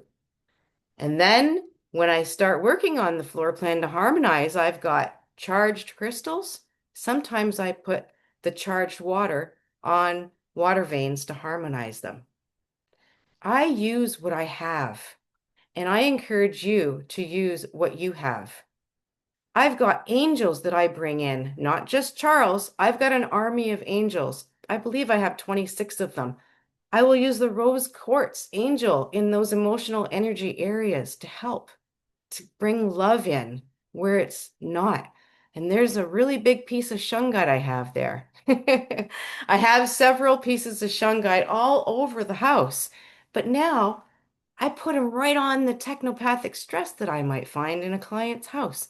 And then I've got the triple pyramid, and I'm sending all that power we talked about to the house to clear it, to charge it, and to enhance all the crystals that I have there. Sometimes I'll leave it like that for a week, sometimes longer. Work in your power center. This is my power center. Find it. Douse where it is. These are rocks that I found in the river. All that energy, the river flowing. I surround my power center with those rocks. I also include some of my skulls that I enjoy working with. Whatever you feel is right for the client, tune into your own intuitiveness and you'll know what to bring into the circle. It's different every time. Sometimes I need every color of view on all of the chakras. Sometimes I need to broadcast the water, especially on some disharmonious water veins that may be crossing. Sometimes I need to bring a skull in to help the auric field. And sometimes I even bring protection oils to protect the house and to protect the people. I'm showing you another picture here of my triple pyramid because it's now downloaded with red light therapy. It also has far infrared technology, which only enhances it, but use what you have. There were so many tools today that I heard. You can incorporate this into your house healing. I would love to bring fairies in, and I would love to bring more protection amulets in. You can use what you have. Make your own charged items like I am. Yes, I have a charger, but we can charge our own things. We can charge it with our own intention. These are things that I made. I made my own oil. I'm making incense now. I even charge my plants. I do charge herbs and other magical remedies. This here is a resin pyramid that I made, and I stuffed it with little pieces of elite shungite. You can make whatever you want as long as you put your intention in there. Going back to the beginning when we talked about the prayer, the Genevieve healing prayer system is really all it's based on. It's about our intention, and we're using the tools together with our intention. Space clearing kit. I offer this for my clients, and you can put anything that you want in a little kit. You might feel that they might need a pair of dowsing rods to check their house, to check for congested areas. You might want to charge some resin and send them an incense burner and give them instructions on how to clear their home every once in a while. I send them a pack that'll give them at least 10 times to do it after we've done the work so that they can keep up the maintenance. What would you include in your kit? Or a little special package for your customers? It might be different for every one of them. This is a really, really large piece of shungite. I just wanted to share it with you again. We can all reap the benefits of shungite. It is absolutely alive. And I have lots of information on it too, but there's an array of information of shungite online. I would recommend using it to protect yourself from technopathic, geopathic stress. In fact, in house healing, I've doused many times to put shungite in different areas inside the home and outside the home. Depending on what was happening and what energies were happening, the shungite can really bring some harmonization in. Just a little piece in the ground can make the difference. So there you have it. We don't always need an aura analysis machine. As long as we're dowsing and getting in touch with our own intuitiveness, we can create our own tools and we can help others with our house healing. That is it for me. Those are my contact deals if anyone wishes to reach out. I want to thank you again for having me here. And I'm going to hand it over to our host for any potential Oh, questions. Shannon, what passion, what enthusiasm, and what information you've brought to us. I love the evidence piece. You know, we know us people, we know that what we do on a subtle energy level is making a difference, but you get to demonstrate that through your aura photography or whatever the technical term is. And I think the more that we can evidence what we do, the stronger understanding and confidence in the work that we do as. So I love that. So thank you. Who's got a question for Shannon? I know that we're kind of wrapping up and you're probably all exhausted, but do ask a question of Shannon. Oh, we got a question in the chat. Hi, Shannon. Thank you for your presentation. Do your tools have etheric energy templates in them like the Twisted Sage tools do? They are downloaded with a template, yes. Each one of them has a different template. For instance, like I had mentioned with the triple pyramid, these templates are upgraded as well. So I'll have one, and the maker will this year decide to download it with red light therapy and then download it with infrared therapy as well. So it's absolutely downloaded with templates, each tool differently for different uses. And Shannon, are you a distributor of those tools? I am the distributor in Ontario. Yes, and they're on sale on my website. Perfect. Post to Island. Shannon? Pardon? Do you post to Island? Absolutely. Right.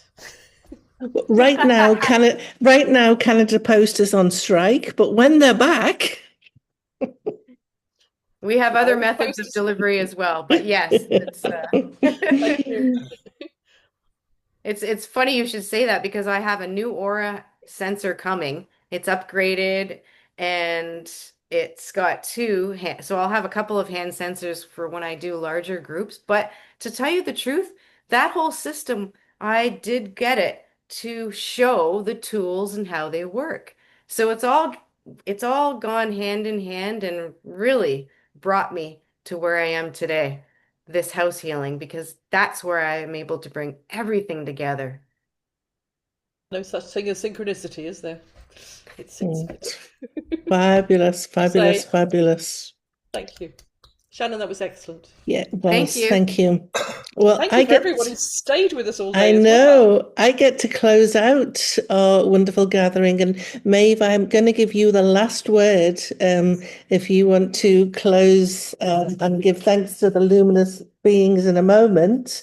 Our goals at putting this conference on was to raise the awareness of kind of the practice of house healing, to support the work of our house healers in the network, who they've stepped up and into this really important sacred work, and to give you the tools, information, and techniques to keep your own homes and self and space high vibration and balanced and resonant. And I think mission accomplished.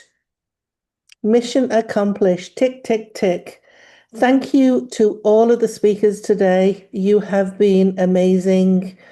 Thank you for all the people that have attended and those that couldn't come and will hear the recording. We have maybe 160 people registered, so they will receive the recording even if they couldn't be here. But thank you for the ones that were able to be here and stayed all day, which is a feat in of itself. So thank you, thank you. Thank you to Melanie, my co-conspirator, and support, wind beneath our wings all the time. This is going to be an annual event. You'll hear next year a whole slew of other network members that share their passions and their interests. We will send the link to you, recording. We'll send contact details for everybody. We'll put as many of the guides and the PDFs and whatnot, or we'll certainly gather them in a place where you can access them all so you don't miss out. And my heart is full, as well as my head. Lots of wonderful information. I'm inspired. Thank you, thank you, thank you all. And Maeve, you get the last words. Thank you. Well, before I thank the Luminous Beings, I've got to thank Dawn and Melanie. They've done us absolutely proud today. Lots of love to them. Yeah, and now I'll thank the Luminous Beings. So kindly, Luminous Beings, guardians of this Zoom space, we leave in love and peace.